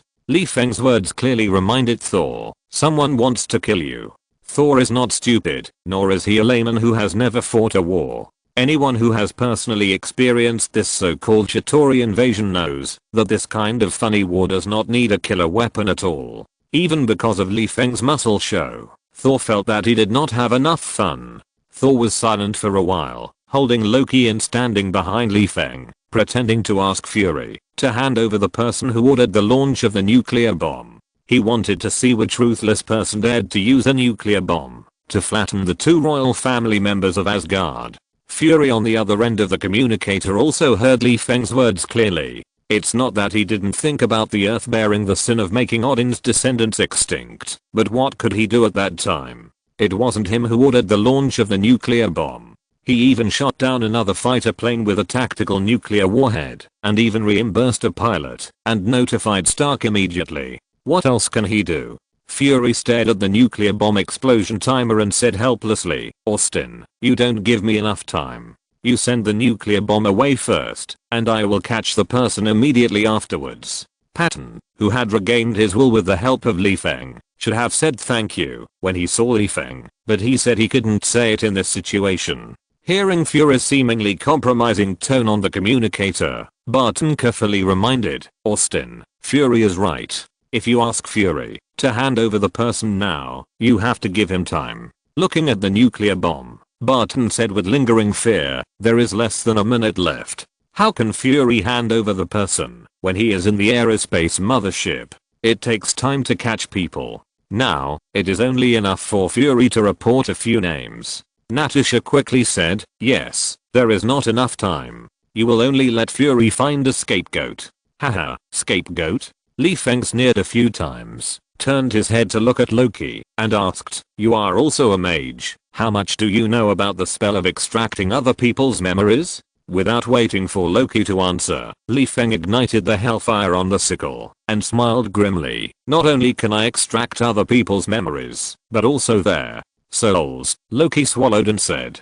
Before, Loki hadn't noticed anything, but when Feng's sickle ignited hellfire, and he saw the skeleton cat in the sickle, plus the dementors that devoured souls before, Loki obviously understood that the wizard in front of him was definitely a wizard who played with souls. Are the wizards on Earth so cruel? Dare to play with souls without authorization? Aren't you afraid of offending Hell or Lady Death? It's not that Fury hasn't seen Feng extract souls. After all, Coulson's soul was extracted by Feng, so he knew very well that Feng didn't say that he would extract souls for him, but asked him to relay the original words to the World Security Council that launched the nuclear bomb, so that these officials would know, and not to find someone to fool around. But Fury knew the style of these officials very well. They didn't have the heart to sacrifice themselves for the citizens of New York, and what's more, they would end up being played with by the wizard even after they died. On one hand, resurrecting Coulson requires Feng's help. After all, no one can take Coulson's soul out of the gourd and put it into Coulson's body. Fury said that he couldn't afford to offend Feng. On the other hand, the World Security Council supervises SHIELD, and it's not wrong to say that he is the boss. If Fury offends the boss, he will not end well. But now, Feng's threat is equivalent to asking Fury to take sides. To resurrect Coulson, his confidant, or to offend the boss and ruin his future. Just when Fury was racking his brains on how to convince Feng within a minute, the veteran Steve on the side couldn't stand it anymore. Steve walked up to Li Feng and said with a serious face, "Austin, war has nothing to do with civilians. You shouldn't use innocent citizens of New York to threaten you." Before Steve could finish, Li Feng interrupted impatiently. "Which snowflake is innocent during an avalanche? When a flood comes, which drop of water is innocent? Since someone wants to blow up New York, I can only say sorry. Besides, this nuclear bomb is not mine. If you don't believe me, you can collect fingerprints on the nuclear bomb. It has nothing to do with me." After speaking, Li Feng rolled his eyes and asked with squinted eyes, "Captain, you were also born a soldier. Please tell me, what are the duties of a soldier?" "To defend the country," Steve still said affirmatively, although he was a little puzzled while Li Feng asked this. "Yes, to defend our country," Li Feng grinned and said faintly, "now that aliens have invaded the earth and firefighters and other rescue workers have arrived, where are the soldiers who kissed the United States? Anyway, I only saw the police joining the battle with small pistols." Spreading his hands, Li Feng sneered, "If you say that the army is stuck in traffic on the road, I believe it. After all, New York is a metropolis, and the cars fleeing the city now are enough to cause a traffic jam." But Li Feng changed his tone, glanced coldly at the ruined surroundings, and asked, "Then what about the Air Force? Can their planes still cause traffic jams in the air? Or did the plane that transported the nuclear bomb just now run a red light all the way? Someone called Fury when I moved the Statue of Liberty. How come the military doesn't even use an ordinary missile now, and they use a nuclear bomb right away? Why don't you go to talk to those bureaucrats about what this means? Why are you blaming me, you idle eggheads?" Finally, Fury said that he would arrest people, but has he sent anyone to arrest them now? "The time he has been wasting with me is enough for him to complete the arrangement of arresting people, so I don't believe Fury will arrest anyone at all." Steve was stunned for a moment, and just when he was about to say something, Li Feng pulled him behind him and said, "It's almost time for the nuclear bomb to explode. You all get behind me. I'll open the mirror space to avoid the nuclear explosion. As for what will happen to New York, it's none of my business anyway." Li Feng was not just talking. He really didn't care what would happen to New York in the nuclear explosion, because the Mind Stone was in his hands, and the remaining Infinity Stones had little to do with New York. First of all, there was the Space Stone, which would definitely be taken back to Asgard by Thor. Li Feng didn't dare to fight with Odin for the Space Stone now. It wouldn't be too late to do it when Asgard was destroyed. Anyway, the Space Stone was there, and it wouldn't run away. The Time Stone was in the hands of the Ancient One, and Li Feng didn't dare to grab it either, because he would be skinned and dried. Only after the Ancient One left, and Doctor Strange appeared, Li Feng would have the ability to borrow, or simply grab the Time Stone. The Reality Stone hadn't appeared yet, but this stone would eventually be sent to the Collector by Thor. Li Feng didn't know how powerful the Collector was, but he had already made plans. If the Collector is weak, then just rob him. If the other party is strong, he has a lot of strange magic props to trade with the Collector. In order to go home, the props are gone. Nothing is a big deal. As for the remaining power and soul gems, they are still floating in the universe and have no owner at all. Li Feng can only find out the whereabouts of the power gem when he arrives at Zunda. As for the soul gem, he has to ask Gamora. Li Feng remembers that this Star-Lord's lover knows the whereabouts of the soul gem. Besides, Li Feng has a backup plan to collect the infinite gems. Stark, Banner, Xavier, and Dr. Pym, who he has not met yet, these people plus one are enough to make a machine that travels through time. Even if Li Feng makes a mistake when collecting gems, he is not afraid. At most, he can travel through time to collect them.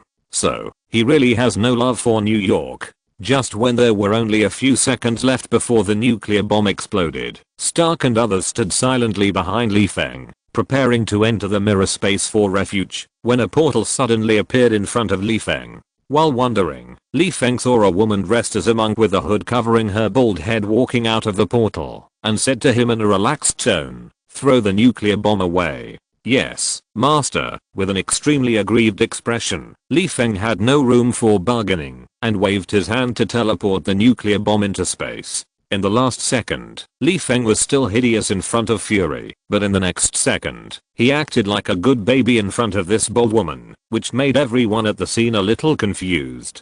In addition to Loki, he vaguely sensed the dark aura on the Ancient One, and also guessed who the visitor was. This made him subconsciously lean behind Thor, and at the same time, he was glad that the Chitauri did not invade the earth as they wished. Otherwise, haha, this woman is a ruthless person who can beat Dormammu violently, and his small body is not enough for the other party's punch. Seeing that the nuclear bomb crisis was resolved, Steve and others breathed a sigh of relief, and looked at their companions. Who is this lady? She has such a strong aura. As for Li Feng, he seemed to have been bullied outside and now he went to his parents to complain. Master, they bullied me. Gu Yi's mouth twitched. She was actually quite helpless to appear in front of everyone. Originally, the invasion of the Chitauri had come to an end with the closure of the portal, and Gu Yi didn't want to be exposed in front of everyone. But Li Feng wanted the nuclear bomb to explode in New York, so she had to show up, because there was a temple in New York.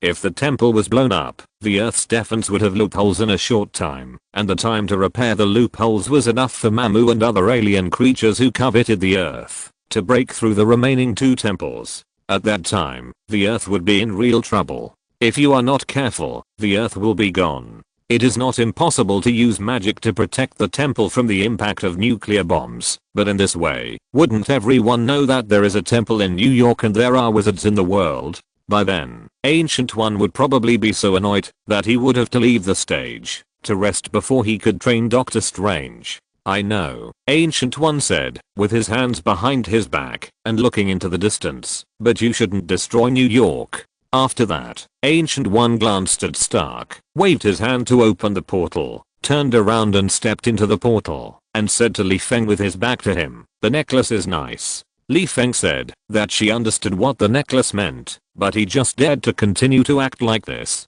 Then, Ancient One's necklace is nice meant that she looked at the necklace and asked Li Feng to obediently give the necklace to Ancient One. But what does it mean to warn himself not to destroy New York? After a while, Li Feng slapped his forehead. The major events worthy of Ancient One's appearance are related to the maintenance of the dimension, and the New York temple is related to the dimension. How could I forget this? Chapter 234 Who is the fool?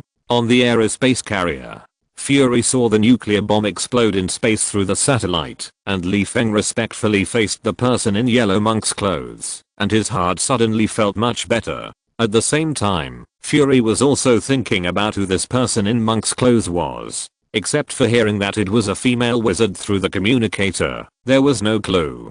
Could she be the Ancient One who was only heard of but not seen? After a while, Fury felt that his head hurt again. The nuclear bomb crisis was over, but from the meaning of the female wizard's words, as long as Li Feng didn't mess with New York, she wouldn't care about the rest. This is really fatal. For the first time, Fury felt that the wizard's portal was too disgusting, especially in the hands of a wizard who was good at rubbing nuclear bombs. How could he defend against this? It was simply impossible to defend against. Pinching his forehead, Fury walked out of the command room with a dark face, ready to go to the deck, to blow the sea breeze, calm himself down, and think about how to appease Li Feng. Anyway, Austin can't mess around at this juncture. He must at least be resurrected. Coulson was talking about other things. On the side, Hill saw Fury walking out of the command room in a deserted manner. After thinking for a while, he followed Fury until the two of them walked to the edge of the deck. Hill looked around and made sure that there was no one around and asked in a low voice, "Sir, how are you going to appease that mentally retarded wizard?" Mental retarded? Fury looked at Hill strangely, shook his head slightly, and asked with a wry smile. In novels or film and television dramas, mages are described as powerful, knowledgeable, etc. But have you ever seen a wizard described as mentally retarded?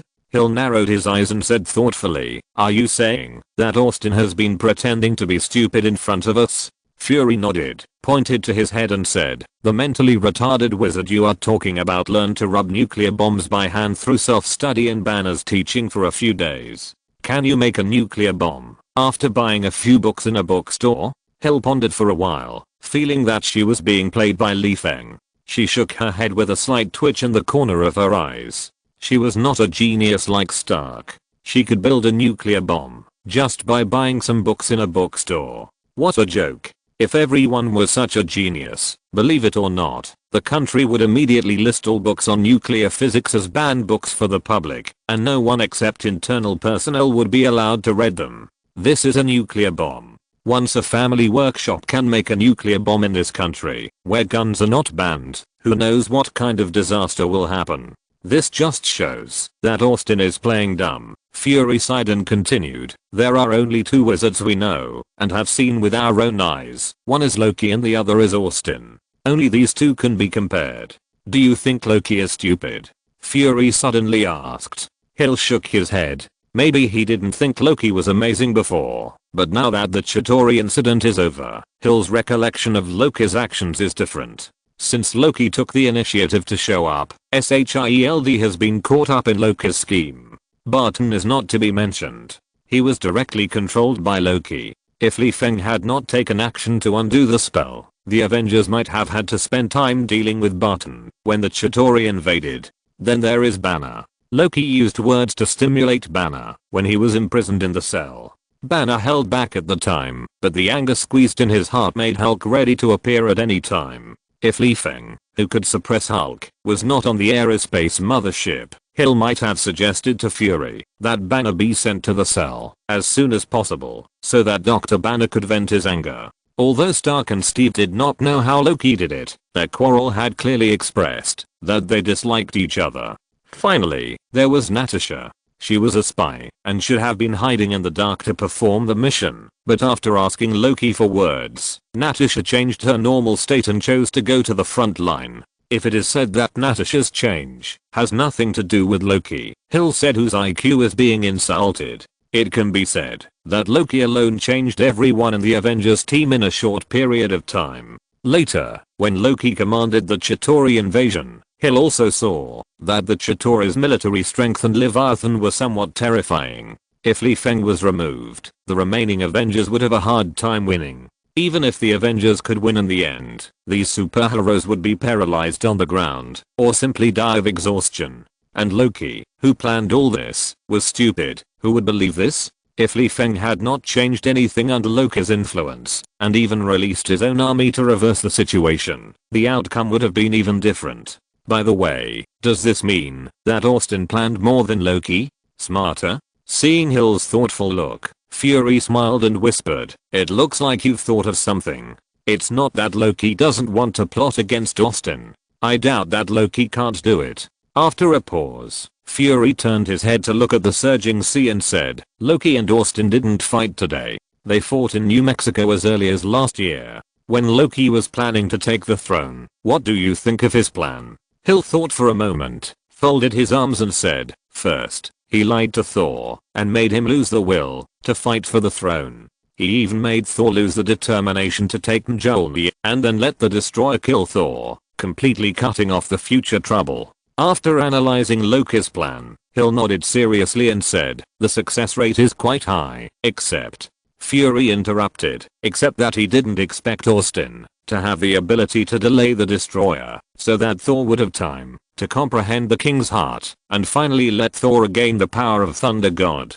Hill nodded, and then Fury said, it can be said that Loki's plan this time was ruined by Austin. You also saw how many soldiers the Chitauri dispatched. If it weren't for Austin's army of dementors blocking the portal, the Avengers would have been exhausted to death and would never see any hope of victory. At this point, Fury gritted his teeth, as if he was constipated and said, I'm afraid Loki hasn't thought that Austin could let the Statue of Liberty participate in the war. At the end, Fury couldn't help cursing when he recalled the two small statues of Liberty high-fiving in the street. There's more than one Statue of Liberty. Hill's mouth twitched, and he added dimly, there's also the Iron Eagle of the Empire State Building. Yes, there's also the Iron Eagle.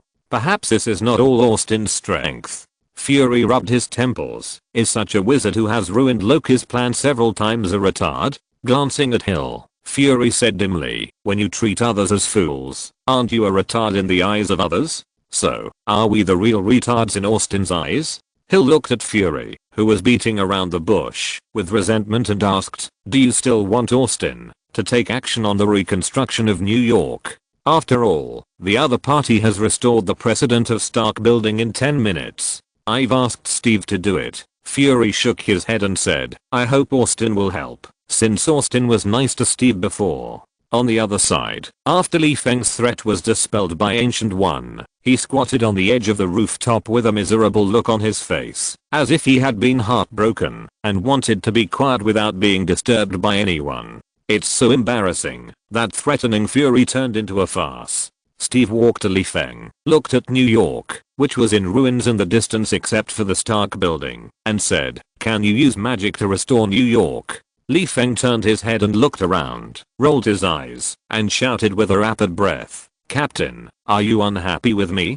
Do you want to tar me to death? He pointed to the collapsed building in the distance, and said with a trembling mouth, based on my current magic power, it will take a month to restore the building, even if I don't eat or drink. Hearing Li Feng's words, Steve was relieved. It's good that it can be restored. A month or so is much faster and more cost effective than rebuilding. Don't worry, Steve patted Li Feng on the shoulder and encouraged, take your time, and practice your magic by the way. Li Feng looked at Steve speechlessly and said unhappily, I wanted to blow up New York in the last second, and the next second you want me to rebuild it? Captain, what are you thinking? Steve shrugged and said in a relaxed tone, let's put it in perspective. Didn't you blow up New York? Li Feng was stunned. He felt that Steve didn't believe that he would blow up New York until now. If there was no temple in New York, do you think I would blow up New York? Scratching his head, Li Feng looked up and down at Steve, who was acting as a righteous man of God. After thinking for a while, he said, I don't have the time or energy to rebuild New York, but you can just make a wish. Steve's eyes lit up when he made a wish, and he smiled and said, I almost forgot about the magic lamp.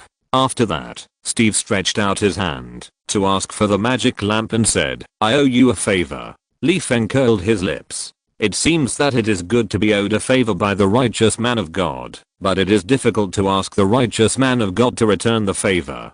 First of all, it goes without saying that Steve will never help if it is illegal. Secondly, it is immoral. Is this really asking Steve for help? This is because he feels bored and wants Steve to be a teacher of ideological and moral education, nagging in his ears all day long. After thinking for a while, Li Feng took out the magic lamp from his shoulder bag and said, I don't want your favor either, just urge Fury to send me the goods that ordered the launch of the nuclear bomb. Steve nodded. Li Feng didn't need to tell him about this. He wanted to ask Fury what happened. Even if there was a lot of water involved, he wanted to seek justice for the New York citizens who were almost blown to ashes. Especially since this matter almost made Odin's descendants extinct, and if he was not careful, an interstellar war would break out. It's not too much to pay attention to it. Seeing that Steve was eager to wipe the god, Li Feng hurriedly drove the black cloud to hide in the Stark building. If Jaffa saw him at the scene, he would probably not fulfill Steve's wish, but spit at him. Elves can't hurt people, but spitting can't hurt people, so it's almost an insult. At this time, Stark was sitting at the bar counter applying ice to his wound. When he saw Li Feng rushing in a panic, he looked behind Li Feng in confusion. He wanted to see if the bullwoman had returned. Otherwise, why was Li Feng so scared? Seeing that there was nothing behind Li Feng, Stark was about to ask what happened when he saw a monster with a red upper body and a smoke-covered lower body suddenly appear in front of Steve. Stark was so scared that he shouted immediately, Jarvis, where is my battle suit? Chapter 235 9 true and 1 false. Maybe it was because Steve's wish made a lot of noise, so the Avengers who were originally resting at the bar left Loki with special shackles and ran to Steve with weapons. But the scene they saw afterwards shocked them a little. The scale of the Chitauri invasion was not big, but not small either. Compared with the movie, New York faced fewer Chitauri soldiers this time. After all, the dementors said that they were very full this time and they would probably not need to eat for a year or two. It can be seen that it was not how much the dementors ate, but how many Chitauri soldiers were stopped by the dementors. Similarly, the number of citizens killed by the Chitauri was much less than in the movie. But in the same way, compared with the few Leviathans in the movie, this time the Chitauri commander was so angry that Li Feng sent out all the Leviathans. The buildings destroyed by these big guys were much more serious than in the movie. This led to the scene where Jaffa needed to restore the building after Steve made a wish, which was a bit shocking. The whole city was floating with ribbons made of building fragments. As the concrete blocks, steel bars and other building debris on the ground returned to their original positions like old swallows returning to their nests, the collapsed high-rise buildings were restored to their original state one after another in front of everyone's eyes. During this period, some brave citizens walked out of the shelter and walked to the street to watch the mirror image of the building collapse as if rewinding. Steve was relieved until he was sure that the collapsed or pitted ground had returned to its original state. He took off the communicator on his ear, bowed to Jaffa to express his gratitude, and said in fluent English, "Thank you, Mr. Genie, now please return to the magic lamp." Jaffa frowned, sighed, and returned to the magic lamp. As for why Jaffa sighed, Steve understood that it was nothing more than the genie wanting to regain his freedom, but Steve had no choice, even if he wanted to. First of all, he was not the owner of the magic lamp, and had no right to release the genie Jaffa. Secondly, he didn't know Arabic.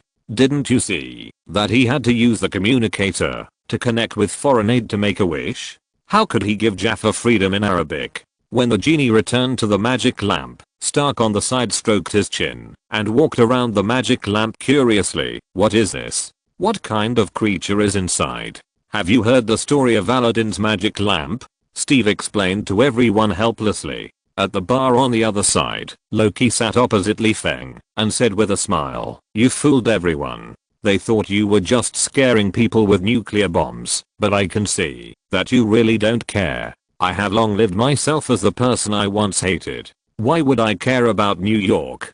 Feng glanced at Loki and casually took out a bottle of wine closest to him from the wine cabinet. While pouring the wine for himself and Loki, he said, "What do you want to say? Seeing that this invasion failed, you want to leave a message of I will be back." Loki's mouth twitched, and he picked up a glass of wine and said with lingering fear, "Do you think I'm stupid?" After taking a sip of wine to calm his nerves, Loki rolled his eyes and said, "Others don't know how strong the wizard who made you honest is, but I have glimpsed a corner of his strength. Do you think I'm someone who likes to be abused?" Feng played with the wine glass in his hand, nodded seriously, and said, "Very similar. Otherwise why do you always tease your brother? It's because you like Thor to hit your chest with a hammer. Hammer your chest, that's Mjolnir, the hammer that can kill people." Loki felt that he couldn't communicate with Feng. The other party's ability to make people angry was too strong. It was very likely that before he could get useful information from the other party, he would be so angry that his cerebral thrombosis would be unblocked. After taking a few deep breaths, Loki stared at the necklace on Feng's chest and asked, "What is the energy source of my staff?" Before Feng could make up any lies, Loki bit his back teeth and said, "Before, when I controlled Stark, I felt that something was wrong with the staff. Later, Master Guyi reminded me of the necklace, and reminded me that my staff was in your hands for a period of time, so I'm sure that you changed the energy source of the staff. I know you. You won't face me without sufficient benefits." After thinking for a while, Loki said in a tone of "I know you through and through, just like before in New Mexico, you obtained the Euro metal on the destroyer. This time, your purpose is for the energy source of my staff." Loki looked at Feng's shoulder bag, shook the shackles in his hand, indicating that he was now a prisoner, and whispered, "I don't ask you to return my energy source. After all, it is your trophy. I'm just curious about what that thing is." Loki's long speech made Feng want to kill him, especially since Loki's strength was locked by the shackles. It was a rare opportunity, but Feng looked at the people who were still watching the magic lamp, and his face was full of melancholy. "I guess Thor will kill me immediately after Loki dies. After all, my strength is too weak. I can't beat a god. I can't live like this." Feng thought about it with a frown, and then he lay down in front of Loki mysteriously and whispered, "Do you know the mind gem? One of the infinity gems?" "Of course I know." Loki looked at Feng with a slightly surprised look, pointed to the necklace obscurely, and said, "Is this the mind gem? The secret of a lie's 9 truths and 1 lie. Of course, the key is the lie." Feng rolled his eyes and said with contempt, "What are you looking at?" If this is the mind gem, do you think I dare to wear it with my strength? I'm looking for death. Loki thought about it, and it made sense. He was not bragging, but he really looked down on Li Feng's strength. If there were no shackles, he could kill the opponent with one finger, even if the group of dementors came together. Don't look at the dementors invincible in front of the Chitauri. If Thor hadn't been playing hide and seek with him, causing him to not dare to fly up to the sky and tear the dementors apart, this war might have been rewritten. Thinking of this, Loki blinked in confusion. What do you mean? Li Feng shrugged and said casually, this thing is a high imitation mind gem. Since you have used it, you should know that this thing can enhance your mental power and strengthen your control type spells. The real mind gem has huge energy. Li Feng lied with narrowed eyes, but do you think the energy of this thing is huge? Loki thought about it and shook his head.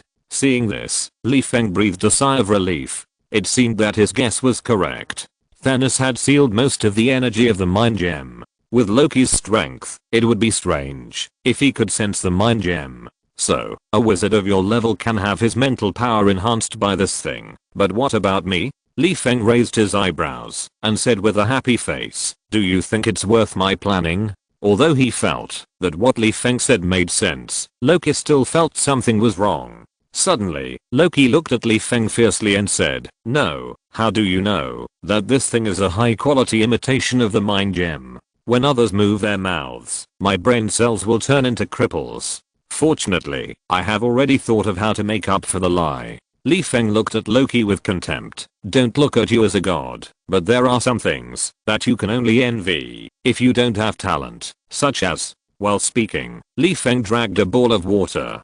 After Loki shouted time spell with a surprised look, Li Feng retracted the time stagnation spell and cast a 3D projection-like picture in front of him. When Loki heard the conversation between himself and Stark on the screen and saw the scene where he wanted to control Stark, he turned his head to look at Li Feng and said, can you see the past and the future? Seeing Li Feng nodded, Loki said half doubtfully and half affirmatively, so you saw that the thing in my staff was a high imitation mind gem. After a pause, Loki reached out and grabbed Li Feng's hand, using his only divine power to cast a lie detector spell, and said, I want to know if you are lying. Li Feng glanced at his hand that was emitting magical light, tilted his head to think for a while, and said, I saw that this gem was destroyed by an earthling in the future. After a pause, Li Feng added, the person who destroyed this gem was not a wizard, but a supernatural person who can be killed with a gun. This is not a lie, because the mind gem was indeed destroyed by an earthling in Avengers 3, but Thanos restored the mind gem through time. Loki looked at his spell with no reaction, thinking that the infinity gems could not be destroyed by an earthling, and felt that Li Feng was indeed not lying. In addition, when Steve walked into the building with the magic lamp, Loki gave up his further study of the necklace. Thank you. Steve returned the magic lamp to Li Feng and said, I thank you on behalf of those who were almost homeless. Li Feng took the magic lamp, put it into his shoulder bag, while Stark was jealous, and waved his hand and said, forget it, you should just keep an eye on Fury, and see what this boiled egg will do.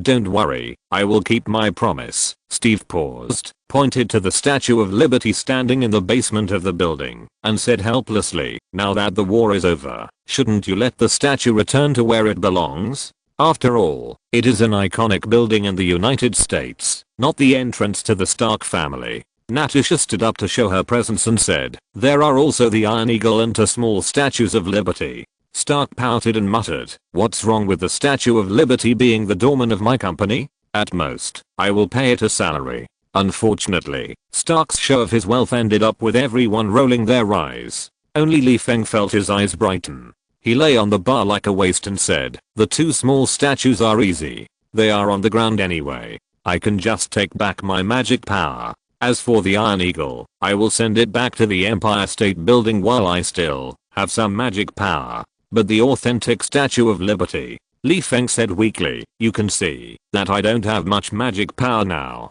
How about letting it work as the doorman of the Stark building for a few days, and then I will send it home after I recover my magic power. Just when Li Feng felt that what he said was reasonable, Loki on the side smiled and exposed Li Feng's lies. Don't listen to his nonsense. I clearly sensed that he has recovered most of his magic power. The reason why he let the Statue of Liberty here is just to use it to force Fury to complete the capture and order the launch of the nuclear bomb as soon as possible. Li Feng looked at Loki unhappily. Damn, if you don't speak, people will think you are dumb. Chapter 236. The Divine Book is in hand. Finally, the Statue of Liberty returned to where it belonged and continued its life of overlooking the world. There was no way, except for Thor and Loki, who said they had no problem with whoever served as the doorman of Stark Tower. The rest of the Avengers were all against it, including the rebellious Stark. You said you have too much money to spend, and you are Iron Man. What is there to be afraid of for the Statue of Liberty to serve as the doorman? You are really a coward. As Sylvant appeared at Stark Tower with a shiny bald head, he put the Rubik's Cube and Loki's staff into a special suitcase and took them away, and the Battle of New York was officially over. During this period, Li Feng looked around with his Dharma eyes and saw that there was only one Stark at the scene, and roughly understood that there was probably no Avengers 4 in this world. Li Feng nodded with satisfaction. When he was about to leave, Stark suddenly stood behind Li Feng and whispered, "Found it." What? Li Feng was stunned. He blinked at Stark with confused eyes and asked, "What did you find?" Seeing that Li Feng had no memory of asking him for help in finding something, Stark pinched his nose speechlessly and whispered, "Happy told me that he found the book." Book? Li Feng licked the corner of his mouth, suppressed his excitement and whispered, "Book of Darkness?" Stark spread his hands. What else? Perhaps Li Feng's overly excited behavior attracted everyone's attention. Steve, Natasha and others were curious and surrounded Li Feng, asking, "What are you talking about? You are so excited." On the side, Loki felt that this was the best opportunity to make things difficult for Li Feng. He couldn't help but raised his hand like a primary school student, grinned and informed, "I heard it. They are talking about finding the Book of Darkness." After that, Loki tilted his head in confusion, as if talking to himself, and as if asking something. He said, "The word darkness apostrophe is in the title of the book. It's probably a spell book that teaches people how to play with souls." Glancing at the people surrounding Li Feng, Loki pretended to be scared and took a few steps back and said in a wronged tone, "My mother told me not to get close to wizards related to darkness. They will extract your soul, modify your memory, and make you a puppet in their hands." Steve glanced at Loki, who was overacting, frowned and said, "I remember Loki once said that dark energy has corrosive properties." Steve looked at Li Feng and asked with concern, "Austin, can you give up studying dark energy and study other spells? For example?" Steve's knowledge of spells was almost zero, and he really couldn't think of, for example, anything. Seeing this, Loki on the side laughed and said, "For example, study more spells like controlling the Statue of Liberty, and let these giants help move bricks and contribute to building a better world. This thing is strong and has big hands." Smacking his lips, Loki said with longing, "I guess the bricks it moves with one slap are enough to make all the bricklayers laid off. Goddamn goddess moving bricks." As a representative of patriotism, Steve glanced at Loki unhappily, turned his head, and said to Thor, "Can you make this guy shut up?" Thor shrugged and slapped a prop on Loki's face. Loki's mouth was immediately sealed, and he forcibly held the fact that Li Feng had a high imitation mind gem in his throat. Thor was actually full of gratitude towards Li Feng. When he first came to Earth, Li Feng had helped him. No matter what Li Feng's purpose was at that time, help was help. Besides, the destroyer's thigh was cut off by the opponent's strength, so it was not wrong to say that it was Li Feng's trophy. This time, Li Feng protected New York again, which made Thor, who had comprehended the heart of the king, more favorable to him. Now, knowing that Li Feng was a dark wizard, he couldn't help but care about him. "Austin, Steve is right. While your strength is still weak, it's best to change to another energy research. After all, touching dark energy is a very dangerous thing. Even in the realm of God, touching darkness privately is a felony, because we can't withstand the corrosion of darkness. Didn't you ask what this book is for? Why did it suddenly become an education for me?" Li Feng looked at Loki unhappily. "It's all your fault." Scratching his head, Li Feng spread his hands and said, "This is not up to me. My magic power is naturally like this. There is no way to change it. After a pause, Li Feng dragged a ball of energy emitting soft light and said, in order to resist corrosion, I have studied light magic. So, you don't have to worry that I will be corroded by darkness. After speaking, Li Feng showed an impatient expression, indicating that he didn't want to continue this topic. He turned to Stark and asked, where is the book? Stark scratched his eyes and said uncertainly, maybe on the way back. Pointing out the window, Stark spread his hands and said, New York has just experienced a war. I guess the road back will be a bit congested. I'm not sure where Happy is stuck now. Call Happy and ask him to find an empty corner to send me a photo, Li Feng said urgently. Steve walked in. Li Feng was completely unwilling to listen to the advice. He only wanted to get the dark book. He shook his head helplessly and signaled that everyone should escort Loki away first. As for Li Feng's matter, they could only find an opportunity to talk about it later.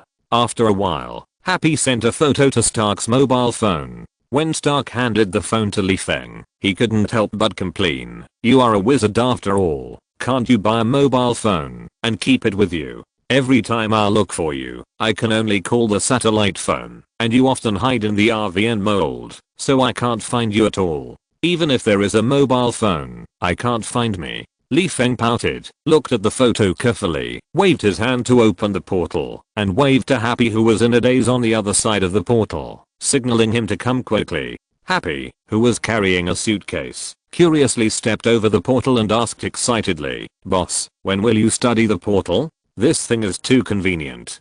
Stark's face froze. Damn, of course I know it's convenient. The question is how to study it? I still have no clue. Li Feng took the suitcase and glanced at Stark, jokingly saying, Happy, you are tearing down your boss's desk. Be careful that Stark will deduct your salary. Happy also saw Stark's face now and touched the back of his head and said, I'm going to work. After that, Happy told Li Feng the secret of opening the suitcase and left in a hurry. Looking at Happy's back, as if he was running for his life, Stark shook his head helplessly, walked to Li Feng's side, and saw Li Feng take out the antique Dark God book from the suitcase, and asked, I remember you said at the beginning that you didn't dare to open it easily.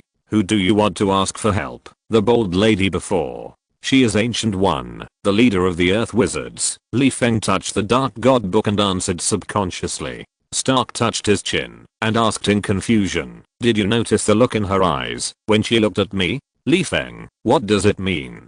Stark hesitated and said, Jarvis detected it. He told me that the way Ancient One looked at me was a little different from the way Ancient One looked at others. It seemed to contain special meanings. After thinking for a while, Stark shrugged and said, Jarvis couldn't figure out the reason. Special meaning? Li Feng walked around Stark thoughtfully. In Marvel movies, Stark was just Iron Man, but in comics, his identity was different. He stole Strange's job. Li Feng was a little puzzled. Why? Doctor Strange in this universe has retreated to the second line, and Stark has taken the position of Supreme Sorcerer. It doesn't make sense. Ancient One once said that he would train Strange. Or does it mean that no matter which universe it is, as long as it is Tony Stark, he has the talent to practice magic? With a hint of confusion, Li Feng touched his chin and said, I may understand something, but I can't say it. After all, this matter involves a lot.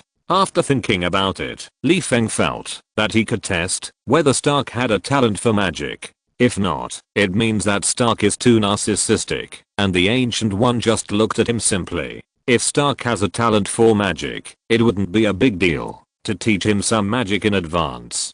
Thinking of this, Li Feng took out a match-sized magic book from his pocket, turned to the page that recorded the Merlin magic ring, and said, try to study this thing when you have time. What is this? Stark asked curiously as he took the heavy magic book. Li Feng sighed with a nostalgic expression. Back then, I was young and naive and accidentally came into contact with magic. At that time, I was still a bird egg that was not even a rookie.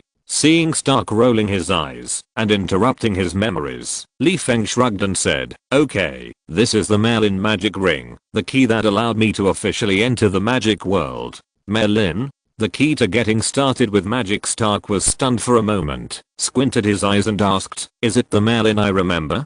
Basto is Merlin's apprentice, and the Merlin in the Merlin's ring is Merlin the wizard. Seeing Li Feng nod affirmatively, Stark felt that his brain was boiling with excitement. Austin's words have a deeper meaning, combined with the special look in Gu Yi's eyes that he had seen before. What does this mean?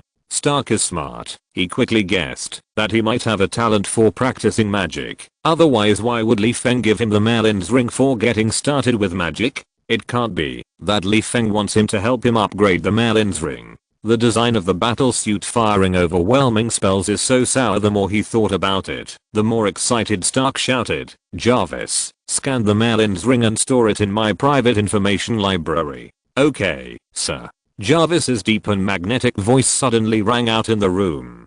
After a while, seeing Jarvis finish scanning the magic book, Li Feng shrank the magic book back into his pocket, opened the portal, and waved goodbye to Stark. Before leaving, Li Feng picked up a few bottles of wine that looked pretty good from the wine cabinet. Stark didn't care about Li Feng's departure because his mind was full of magic at the moment, so he didn't care what kind of wine Li Feng took away when he left. His attention was all on the 3D projected Merlin's magic ring in front of him. If you're listening to this novel on a channel other than Fanfic World, it means they downloaded and uploaded it without effort. We cordially invite you to visit our channel, Mundo Fanfic Novelos. There you'll find the original version of this story and you can explore many other novels of various genres. We're waiting for you to immerse yourself in a world of incredible novels. Chapter 237 Restricted Area. Back at his home by the lake, Li Feng saw Shavik lying on a lounge chair by the lake, his lifeless grey eyes staring at the lake. Li Feng scratched his head, and as he walked towards him, he shouted to the RV behind him, "Creature, bring 2 glasses of wine, and some peanuts and beef." Before Li Feng sat down, an old face full of worry turned to Li Feng. Li Feng was so frightened that his whole body froze. His old face was full of wrinkles, and there were tears in his eyes. "People who didn't know would think I had done something to you." Shavik asked very quickly, "Austin, how is New York?" Li Feng sat down on the recliner and said in a nonchalant tone, "Except for the dead, I can't help them resurrect. The rest of the damaged buildings and roads have been restored to their original state." Shavik was silent for a while, covering his face and blaming himself. "It's all my fault. If I hadn't opened the portal, those people would not have died." Before he finished speaking, Shavik's expression suddenly changed, and he said with longing, "What's the world like behind that portal? Is it beautiful?" Li Feng was confused at the time. What's going on? He was blaming himself in the last second, and turned the page in the next second. "You're so quick to turn against me." Squinting his eyes, Li Feng used his mental power to sense Shavik and understood. Although the shock wave generated when Stark used the energy cannon to blow up the Rubik's Cube restored Shavik's self-awareness, Shavik was just an ordinary person after all. He couldn't get rid of Loki's control by relying on physical correction of consciousness like Barton. Therefore, Shavik is still under the control of Loki, which is also the main reason why Shavik was sent to a mental hospital in the future. But now that he knows the root of the disease, Li Feng will naturally not let Shavik go to a mental hospital. Although mental patients have broad thinking, and contact with mental patients can expand Shavik's thinking, Li Feng said that he didn't want to contact mental patients. What if a patient bites him when he has something to do with Shavik? Will he bite back on the spot, or turn into a 3-headed dog of hell and bite back with 2 more mouths? The most important thing is that the patient doesn't have to take responsibility for biting him, but Li Feng will have to bear legal responsibility for biting back. No matter whether others believe it or not, we are law-abiding citizens, and we cannot do anything illegal. In order not to break the law, Li Feng immediately took off the necklace and completely removed the spell on Shavik. As the control spell dissipated, Shavik returned to silence, lowering his head and wondering what he was thinking. At this time, Creature appeared in front of Li Feng with a wine glass and side dishes. Li Feng picked up the wine glass, filled it up, and handed it to Shavik, comforting him. "Don't think too much. It's not your fault. It's all Loki's fault." "Loki?" Shavik seemed to think of something, jumped up and stared at Li Feng, and asked in an angry tone, "Where is Loki? Have you caught him?" Li Feng nodded, signaling Shavik to calm down, as being so startled would easily scare the good wine in his hand out of the glass. Loki has been captured, and Thor will personally escort Loki back to Asgard. Li Feng gestured to Shavik to take the wine glass and said, "Why, do you want to beat Loki up yourself to vent your anger?" Shavik, with red eyes and heavy breathing, clenched his fists. Obviously, if possible, Shavik didn't mind having a fist-to-flesh contest with Loki, but unfortunately, thinking that he was already half buried in the ground, and Loki was a strong young man, plus the other party was a god, who knew how strong the other party was, Shavik slumped on the recliner like a deflated, took the wine glass, and drank it all in one gulp, and smiled bitterly. "What can I do?" Seeing that Shavik drank so heartily, Li Feng simply stuffed the whole bottle of wine into his arms, opened a new bottle of wine, drank 2 sips and said, "You should live the same way as before, why think so much?" Li Feng actually didn't understand Shavik's self-blame. In his opinion, Shavik was controlled by Loki and had no control over what he did. This is like someone using a kitchen knife to chop people. The essential job of a kitchen knife is to cut vegetables, but the person using it gives it new abilities. Can you blame the kitchen knife for not abiding by its essential job? Obviously, this is not something the kitchen knife can choose on its own. The same is true for Shavik. Now that he has become a kitchen knife in someone else's hands, you still want to continue to cut vegetables well. Even if you think so, Loki will not agree. This is why people like Shavik will blame themselves. If Li Feng experienced this, he would definitely eat and drink when he was out of control. Anyway, Li Feng would not think he did anything wrong. Shavik looked down at the bottle of wine, and after a moment of stunnedness, he picked up the bottle and poured it into his mouth, as if he was going to drink himself to death. Li Feng did not persuade him. This kind of thing still depends on Shavik to think about it himself, and it will be fine once he figured it out. If he couldn't figure it out, Li Feng said that he had no choice. He was not a psychologist and did not know how to treat people with mental illness. Anyway, I have said what I should say. Li Feng picked up a piece of beef casually, chewed it and pointed at the cabin and said, "Don't think about these days. Rest well here for a few days. When the storm is over, you can go out and relax." "Thank you," said Shavik in a deserted manner. "That's the only way." A few days later in the morning, Li Feng, who was full of energy, ate sesame seed cakes and fried dough sticks, held a large glass of beer, knocked on the door of the cabin, and shouted, "Shavik, it's time to eat." The door of the cabin opened quickly, but Shavik, who walked out of the cabin, looked a little different from usual. Looking at Shavik, who was dressed in a suit and had a suitcase at his feet, Li Feng was stunned for a moment. "Are you going out?" Shavik forced a smile, nodded and said, "Yes, although you are free here, I still like to have a job. I contacted Jane last night, and she just needs help." Li Feng looked Shavik up and down for a while. Although he couldn't see whether Shavik had walked out of the shadow controlled by Loki, since the other party wanted to work, Li Feng had no reason to stop him. Maybe Shavik forgot about Loki because he was busy with work. Li Feng stepped aside to make way and said, "Let's go after breakfast. When the time comes, ask Jane to send a photo and I'll take you there. I won't miss Creature's craftsmanship." Shavik smiled and said, "As for sending me directly to Jane, forget it. Jane is in the UK now. If I show up directly in the UK, it will be considered as smuggling. I'd better go abroad through normal channels." Sighing, Shavik smiled bitterly and shook his head and said, "After all, I have enough troubles. I don't know how many eyes are staring at me. If I smuggle abroad, wouldn't it be a good reason for them to make trouble for me? You are still a member of SHIELD in name. Believe it or not, Fury will send troops to bring you back as soon as you are arrested." Li Feng patted Shavik on the shoulder and said, "Ask yourself, but you can come to me if you get into trouble." "Thank you, I will find you if I really get into trouble," Shavik, who is familiar with Li Feng, said unceremoniously. In the RV, while the two were enjoying breakfast, talking and laughing, Shavik's cell phone suddenly rang.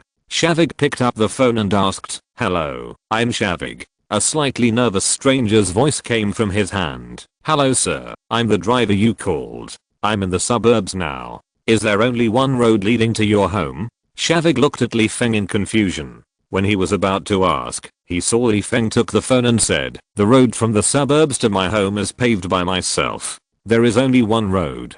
Driver, sorry, sir, then I can't get in. The army blocked the road to your home and said that your home is a restricted area. After hesitating, the driver asked cautiously, sir, is there something wrong with your home? Why did the army send out to isolate it? What the hell is a restricted area? Feng scratched his head blankly and said, oh, wait here for a while, I'll come out to see. After speaking, Feng returned the phone to Shavig, stood up, put on a cloak, walked out of the RV, and flew to the edge of his own territory on the black cloud. After a while, Feng saw that the road leading to his home was indeed blocked by a group of soldiers in camouflage uniforms, and there was even an armored vehicle parked on the side of the road, which made him a little puzzled. Has my home really become a military restricted area? But now is not the time to explore these things. Shavig has to catch a plane. Although Feng can also stuff Shavig into the cabin after the plane takes off, Shavig has always emphasized that he wants to keep a low profile and stay away from trouble. As a friend, Feng cannot go against the wishes of others. After finding the taxi driver, Feng flew to an unmanned corner, waved to open the portal, and called Shavig to cross the portal, saying, it looks like I have troubles to solve again, you should leave quietly. Shavig glanced in the direction of the soldiers, and Feng said goodbye, and walked towards the taxi. It was not until the taxi left that Feng swaggered towards the soldier. Seeing Feng walking towards the roadblock, a soldier walked towards Feng quickly and said, sir, this is a military restricted area, please leave. Feng replied unhappily, when did my house become a military restricted area? Do you want to perform anti-terrorism exercises in front of my house or something? The soldier was stunned for a moment, looked at Feng carefully, and then turned and ran towards the armored vehicle. After a while, a soldier with the rank of colonel came out of the armored vehicle, holding a cool mobile phone, and ran to Feng with a nervous face. The colonel handed the phone to Feng without saying a word, and turned and strode towards the armored vehicle, as if Feng was a plague god, and then quickly got into the armored vehicle, as if the armor of the armored vehicle could bring a sense of security to the colonel. Damn, do I look scary or something?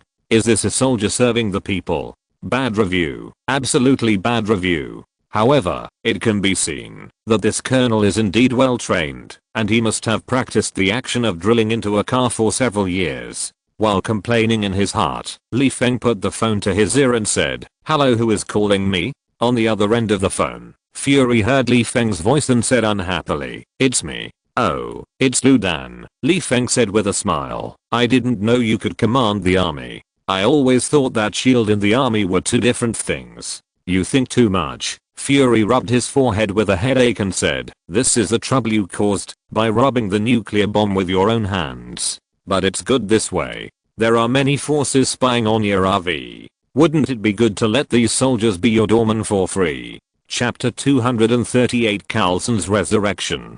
Feng curled his lips in disdain at Fury's nonsense. There are soldiers guarding the door of his house. Apart from making Feng, who lives inside, feel very cool and enjoy the treatment of a military boss, what else is there for them? Stop thieves. Can thieves only come in from the places guarded by soldiers?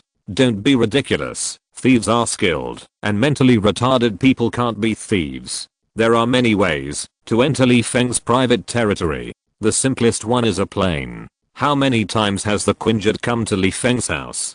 Can these soldiers on the road stop the plane? Besides, swimming in the lake in front of the RV will kill you. Even if you can't swim, you can always climb over the wall. If you can't even climb over the wall, the thief should change his job as soon as possible. Feng walked to the roadblock and took a closer look, then complained helplessly, you are careful enough to set up the roadblock just outside my territory? This way, even if I sue you, I can't do anything, right? Private territory is sacred and inviolable. Fury replied dully and said, you have a portal. The soldiers can't stop you from going in and out, and you seldom go out, so just ignore these soldiers. I'm going to let the military monitor me like this? Feng said unhappily, do you want me to let the dementors squat at the door of SHIELD for a few days? Anyway, you have Quinjet to go in and out. Fury's curiosity about the dementors is not a one day or two thing. If Feng really dared to send 1K to squat at the door of SHIELD, Fury would be so happy. So when he heard Li Feng's ridicule, Fury said seriously, okay, let them all come, and by the way, I can save this year's air conditioning fee. Damn, there's no way to talk today. The point is surveillance, okay? Surveillance? Li Feng suddenly thought of something, opened his Dharma Rai, and looked at the armored vehicle. Then Li Feng walked to the armored vehicle with a gloomy face, slapped the door and shouted, Lu Dan, are you showing off your high phone bill? Come out, believe it or not, I will turn the armored vehicle into a sexy bunny girl, and carry you all the way back to New York. As soon as Li Feng finished speaking, Fury got off the armored vehicle with a dark face whose facial features could not be seen clearly, glanced at the mobile phone in Li Feng's hand and said, the phone is for you. Li Feng rolled his eyes and put the phone in his pocket. Let me tell you, the phone is not valuable, and such a small thing can't bribe me. Fury, I know, this is just to contact you at any time. That's a nice thing to say, Li Feng said nonchalantly. If there is no monitoring device in this phone, I will jump into the Atlantic Ocean to feed the sharks immediately. Without waiting for Fury to refute, Li Feng folded his arms and asked, tell me, what do you want from me? I don't believe you came here just to give me a broken phone. Tomorrow is Carlson's secret funeral. Fury blinked and said with other intentions, don't miss the time.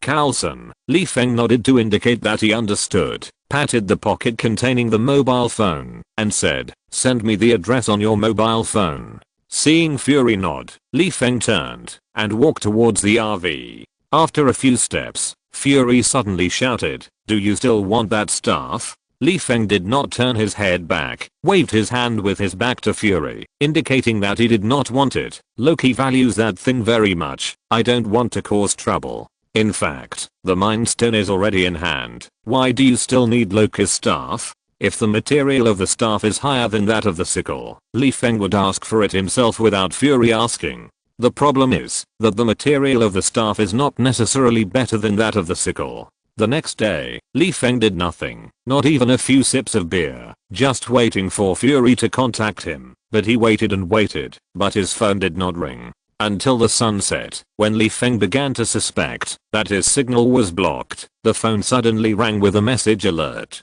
After being teleported to a certain shield base through the photo, Li Feng casually threw the phone to Fury, who was dressed like a doctor in a white coat, and said, this broken phone doesn't even have a game, so I'll give it back to you.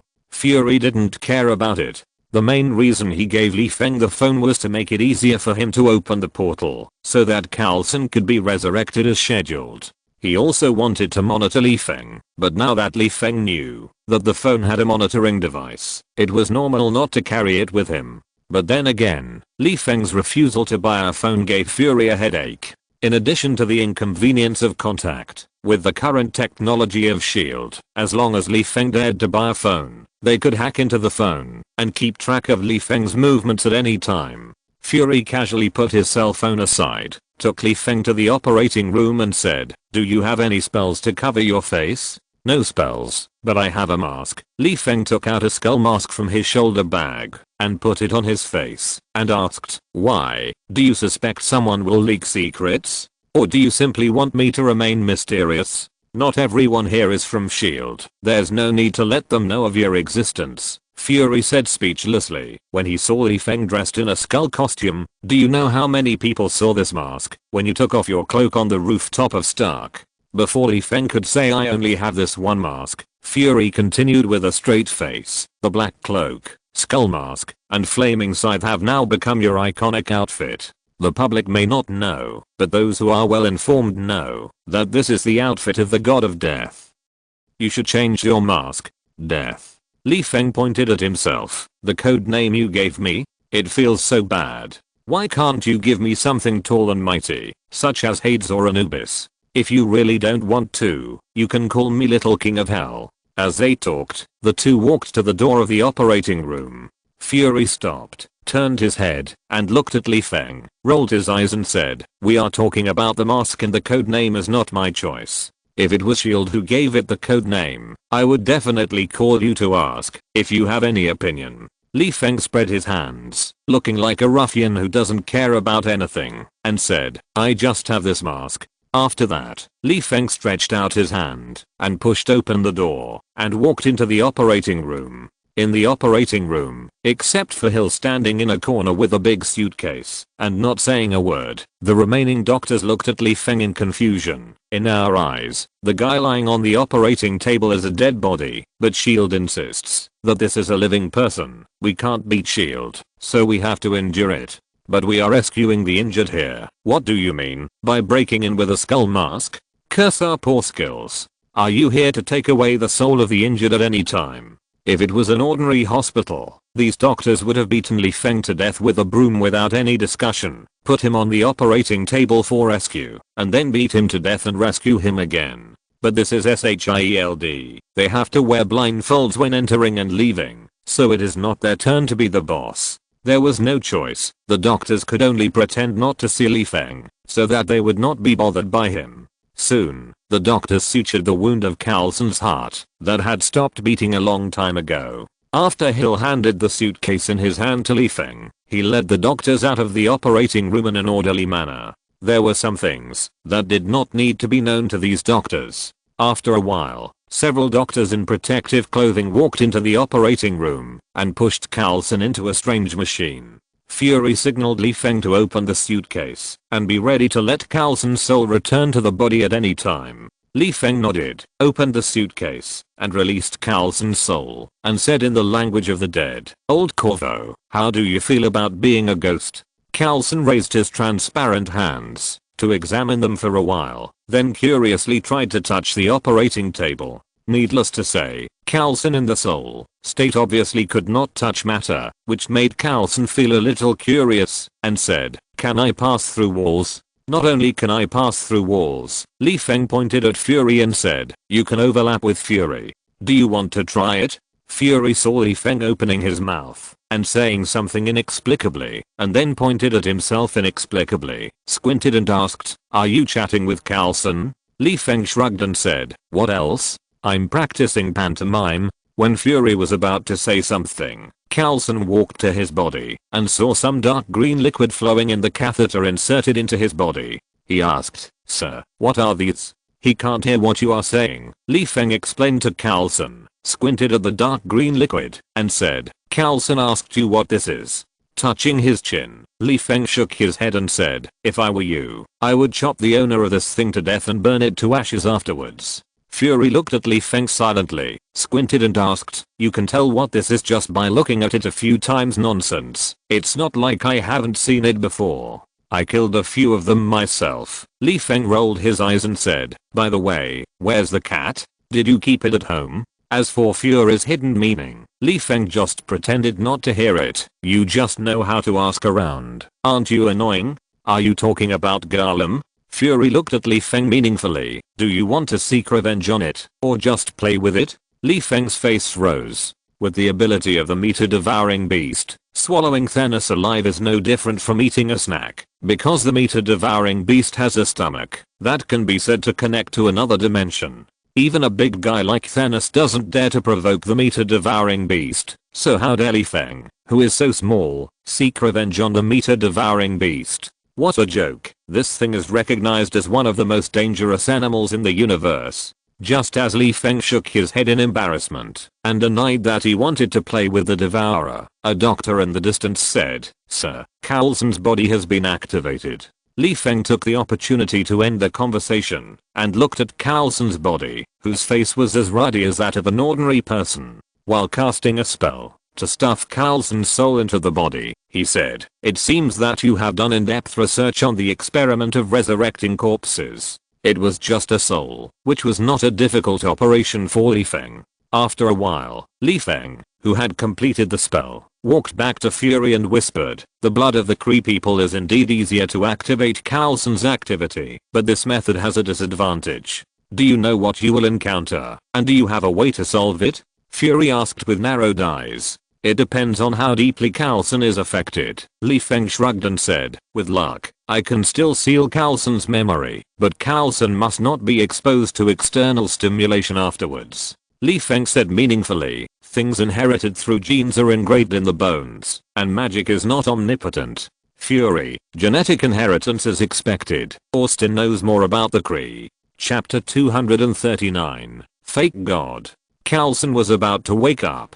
Fury didn't want Li Feng to know more secrets and to prevent Li Feng from playing tricks. He ordered Li Feng to leave without hesitation. Li Feng didn't care about it, but before leaving, Li Feng whispered in Fury's ear and warned him in a low voice, "I promised you Coulson's resurrection before, and now I have completed it as promised. When will you complete the task of handing over the person? I remind you that, although Thor and Loki have returned to Asgard, Heimdall, the guardian of the Rainbow Bridge, will keep an eye on you until you fulfill your promise." Speaking of Heimdall, Fury felt that he suddenly fell from the joy of Coulson's resurrection to a head explosion. Damn it, he has always been the one who monitors others at will. When is it someone else's turn to monitor him? Or the kind who knows that someone is monitoring him, but can't produce evidence. This made Fury, who was already in the late stage of paranoia, itchy all over, and even felt that Heimdall was staring at him with his big copper bell eyes. I'm afraid that in the future, even if Heimdall swore to the light bulb that he didn't spy on Fury, Fury would not believe it. Fury said weakly, "It's easy to hand over people, but I noticed that there is a force behind them. Give me some time. I want to catch them all in one fell swoop." Doesn't Li Feng know who these people who ordered the launch of nuclear bombs are? Haha, Alexander Pierce, the former director of S.H.I.E.L.D., is now a member of the World Security Council. This guy must be one of the people who ordered the launch of nuclear bombs. Even Li Feng guessed with his ass that the reason why Alexander Pierce launched the nuclear bomb was nothing more than fear that the Avengers would block his inside project. Now Fury actually fantasizes about getting to the bottom of the matter alone.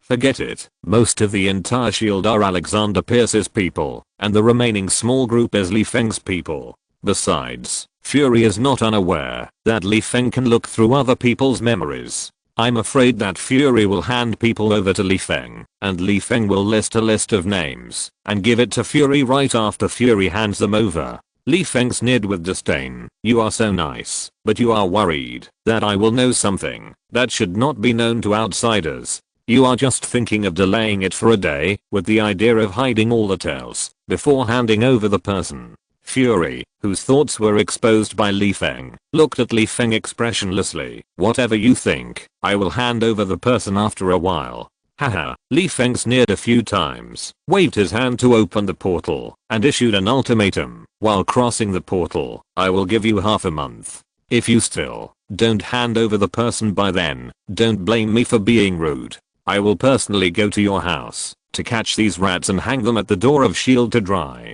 After speaking, Li Feng, who returned to his lakeside home, waved his hand to close the portal. Lying on a lounge chair by the lake, Li Feng, holding a beer, unconsciously touched the Dark God book in his hand and threw a few peanuts into his mouth. People like Li Feng who cherish their lives dare not read the God book casually, even if they get it. He knew that he was too weak and the consequences of flipping through the book were too serious, and it might even cost him his life. But he had the book in his hand, but couldn't read it. This made Li Feng feel like he was dying of thirst in the desert and saw a water source 100 meters away, but his legs and feet just didn't have the strength to walk to the water source. After a long time, Li Feng, who couldn't help but feel itchy, put the wine glass aside, rubbed his brain, and pondered the method of flipping through the Dark God book without injury. Method 1. Flipping through the book after holding the pseudo-angel feather in hand. The advantage is that with the resistance of the pseudo-angel feather, the Dark God book can't tempt him in a short time, but the disadvantage is also obvious. It is estimated that the energy of the pseudo-angel feather has been exhausted before the book is finished.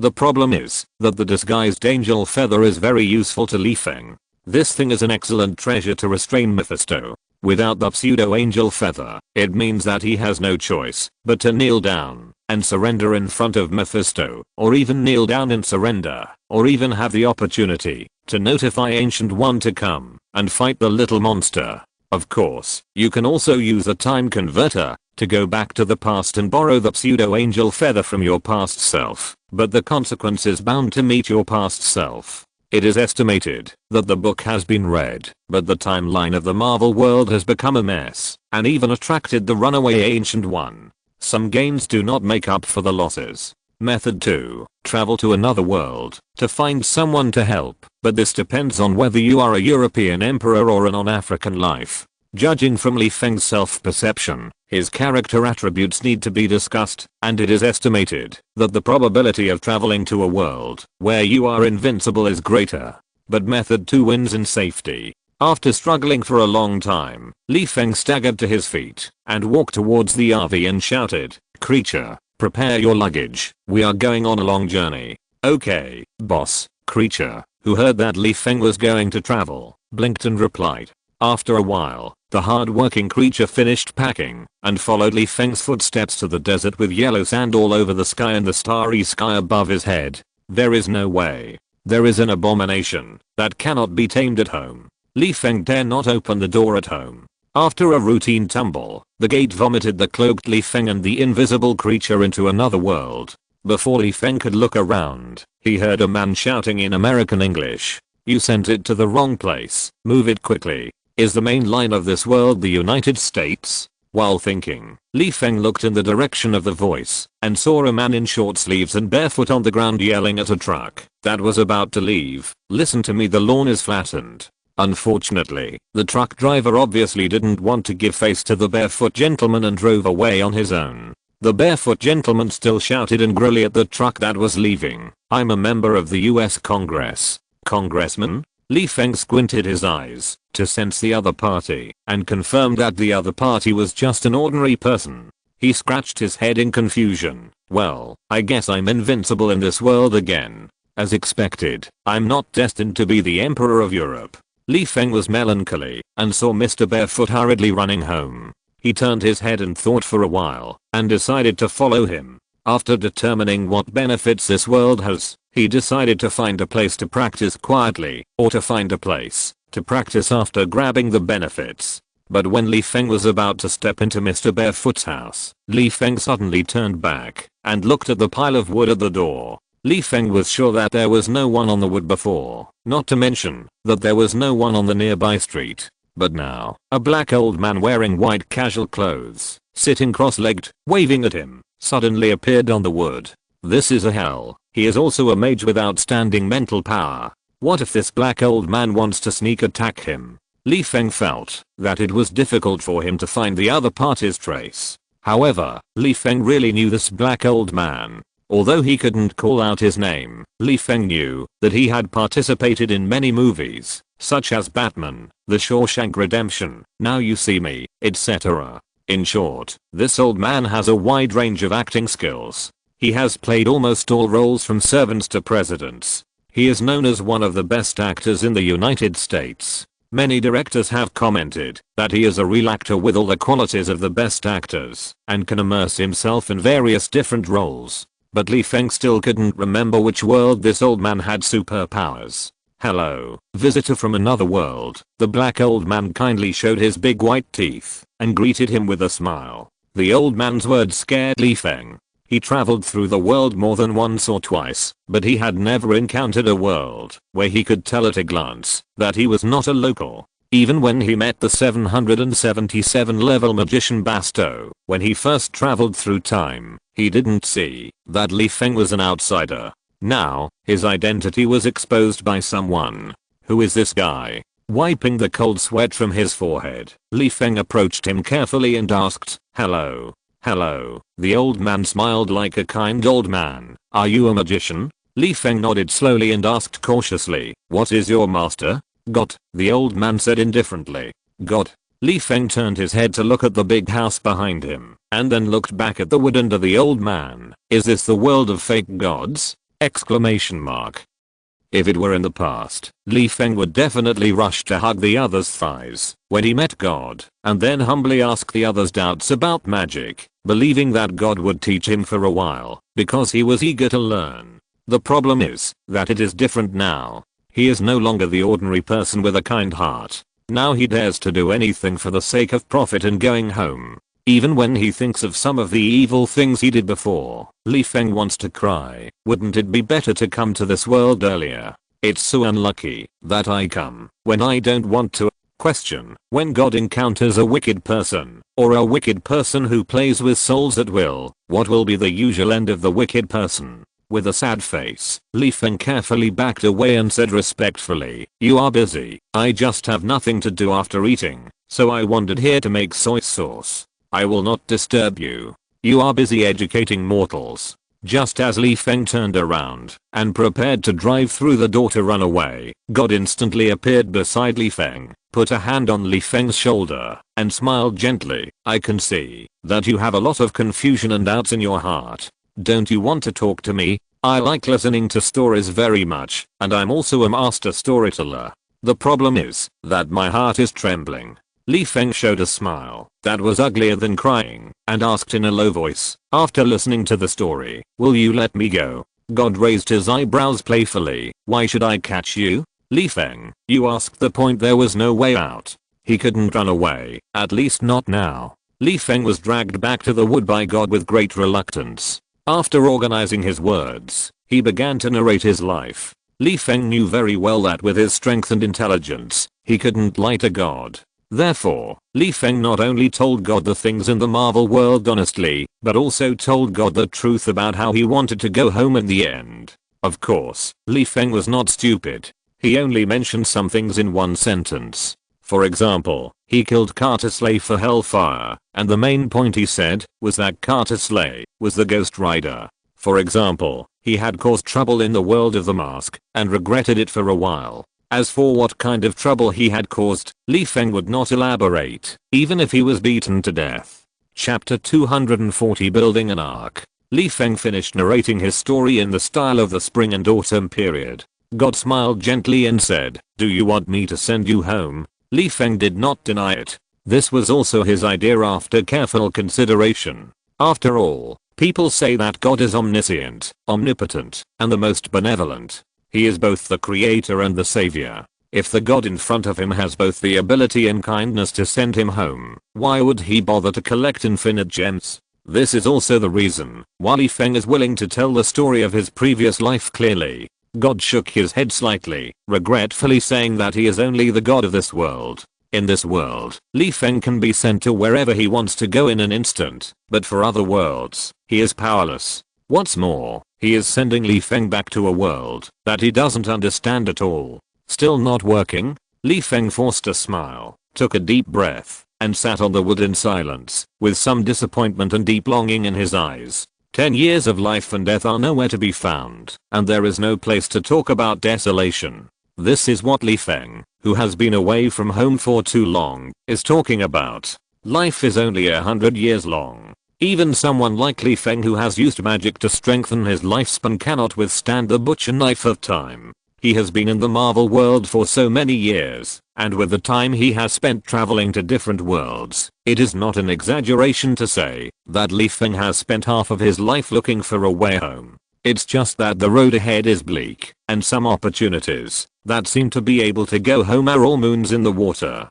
Don't you think this is infuriating? Only Feng knows how to have fun and find some fun to adjust his mentality at any time. Otherwise, he would not be able to face it calmly, like he is now, but would have been locked up in a mental hospital to be studied. After a long time, God saw that Feng's mood had improved, and asked gently, "Have you ever regretted everything you did to go home? After all, you are a wizard in this life, and even a transcendent who can peek into the status of gods. If you go back home, you may only be able to live an ordinary life. Regret?" Feng was silent for a while, rubbed his face, and looked at God, and smiled. "Why should I regret it? Is there anything wrong with reuniting with my family? As for my own strength, compared to going home, I care more about my family. If there is a way home in heaven, I would rather give up all my strength and kneel in heaven for 100 years. At this point, Feng's tone changed, with bloody madness in his eyes, and he said in a cold tone, "If there is a way home in hell, I will kill my way into hell, even if Mephisto dares to stop me. Anyone who blocks me from going home will be killed." After that, Feng seemed to have changed again. He scratched his head and asked slowly, "I heard that hell is connected to multiple worlds. God, please help me analyze it. Do you think there will be a passage connecting hell to my home?" In the last second, God clearly saw the madness in Li Feng's eyes, and in the next second, his eyes were blurred again. This guy's not a wizard, but a psychopath. But isn't the speed of adjusting his mentality a little too fast? Could it be? From your tone, it seems that you have found a way to go home? God asked. Li Feng nodded slightly and said, there is a way, but it requires power, great power. God thought for a while, and asked as if he was afraid that Li Feng would destroy the world. In order to go home, can you tell me? Maybe I can help you. Li Feng hesitated, and finally felt that, if God helped him to check the loopholes in the plan, maybe the success rate would be higher. Glancing at God, Li Feng said, while organizing his thoughts, the portal is the basis for returning home, because it can connect to all dimensions of the earth. I think this also includes my home. The portal is a passage leading to home, and opening this passage requires power. The infinity gems have powerful power, and can help me open this passage. However, using the infinity gems requires the user to have powerful power, so I need to make myself strong. Strong enough to not be afraid of the infinity gems. After listening to Li Feng's plan, God thought for a while, patted Li Feng on the shoulder, and smiled. The plan sounds good, but I haven't seen the infinity gems. I'm afraid I can't give you much advice. Li Feng opened his mouth, and just when he was about to say that he had a mind gem, the barefoot gentleman hurried to the wood, tore off the list stuck on the wood to check. Just as Mr. Barefoot was staring at the gopher wood on the list, God indicated to Li Feng that they would talk later, and exited the invisible state, and said to Mr. Barefoot, gopher wood, cypress. The sudden voice scared Mr. Barefoot, and when he turned to look at God who was sitting cross-legged, he heard God continue to say, in fact, it is not real gopher wood, but pine and maple wood. God looked at the houses in the distance and said, cut them all down, to make room for building houses. Li Feng, who has watched Fake Almighty, said that he understood God's inexplicable words. Gopher wood refers to the wood used to build Noah's Ark, and the Ark is a shelter for humans when facing disasters. Now, it is actually a shelter for humans that is destroyed in order to build houses. Mr. Barefoot was confused and said he didn't understand. He looked at God in confusion and asked, do I know you? God said comfortably, I know you better. After a pause, God looked at a wooden box in the distance and said, it seems you have received my gift. Mr. Barefoot pointed at the wooden box with a confused look on his face and asked, did you send it? What is it for? God jumped off the wood, clasped his arms, and said seriously, Genesis 6, verse 14, I want you to build an ark. Mr. Barefoot was stunned and asked back, you want me to build an ark? Yes.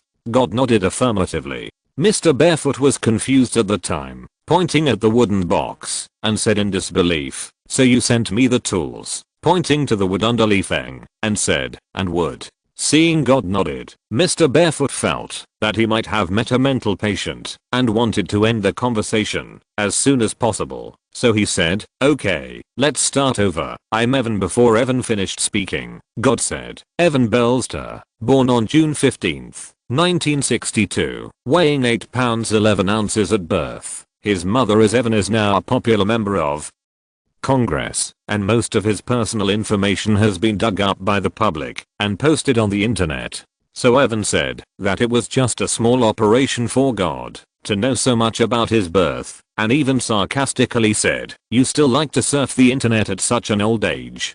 Great. At the side, Li Feng, who was still invisible, covered his stomach and said that he couldn't bear it anymore. He laughed out loud, lifted his cloak, gave Evan a thumbs up and said, you are probably the first one who dares to say great to God.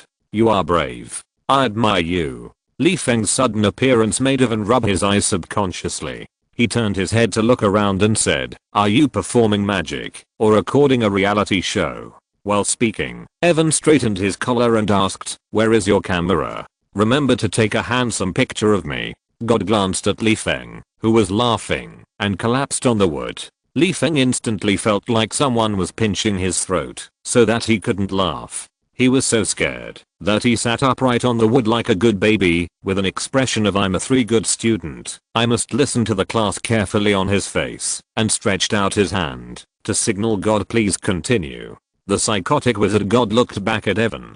Since the other party thought that the information was pulled from the internet, he would say some useful information that is not available on the internet, such as you are a germaphobe and pay a lot of attention to your appearance. Your left nipple is a quarter-inch higher than the right one. When you were a child, you were afraid of the Michelin boy. Before God continued to tell the story, Evan frowned and asked, "Who are you?" "I'm God." God said frankly, "I want you, Evan Belster, to build an ark." On the side, Feng stretched out his right hand, holding a fireball in his palm, and said, "I'm a wizard." This is not that Feng wants to steal the limelight from God, but Feng knows a saying that mentally ill people never say they are mentally ill. This can also be applied to God.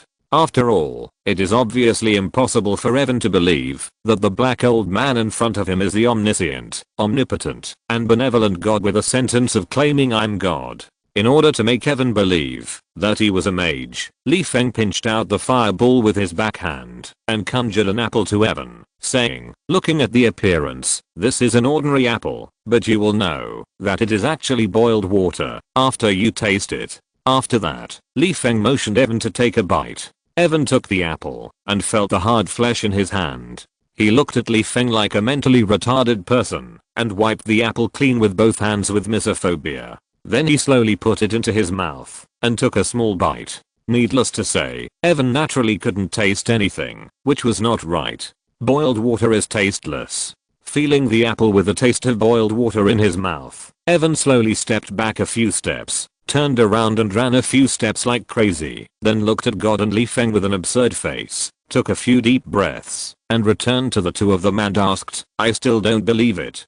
Feng scratched his head, waved his hand to open the portal connecting to the Himalayas, and let Evan feel what the biting cold wind was. A few seconds later, Feng closed the portal and said, "If you still don't believe me, you can pack your bags and I'll take you on a trip where you can go wherever I say, and you can go home to rest at any time if you're tired or hungry." Evan, whose worldview was destroyed, rubbed his face innocently and asked with a fake smile, "Why did you choose me to build the ark?" God raised his eyebrows and smiled, "Because you want to change the world." Evan's eyes twitched. Change the world was his slogan when he ran for election and entered politics. Of course, if he had the chance, Evan wouldn't mind doing something for the world, but is it possible for him to really change the world? It would be good enough if he wasn't changed by the world. Suddenly, Evan remembered that the ark in the Bible was inseparable from the flood. Now, God suddenly appeared in front of him and asked him to build the ark. Evan asked in horror, "Building the ark will not be related to the flood. You don't want to destroy the world again, right?" God patted Evan on the shoulder and smiled. "Let me put it this way, no matter what I do, it's because I love you." Was there a flood?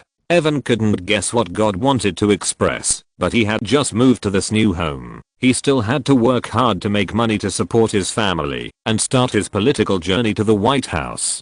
He had no time to build the ark. Besides, there was a wizard here. It should be faster to let him help build the ark, and the quality of the ark would be better. At this time, God turned his head to look at Feng and said, "You also help build the ark."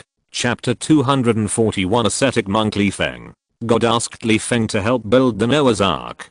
Feng said it was a small problem. As long as he read the instructions for building the ark and had enough materials, he could build an aircraft carrier fleet in a quarter of an hour, not to mention a few months. He was a wizard, and he could create an ark with a wave of his hand. But then, Feng was dumbfounded to hear God add, "During the construction of the ark, you can practice magic power, but you cannot use spells. You can only do it yourself like ordinary people." What?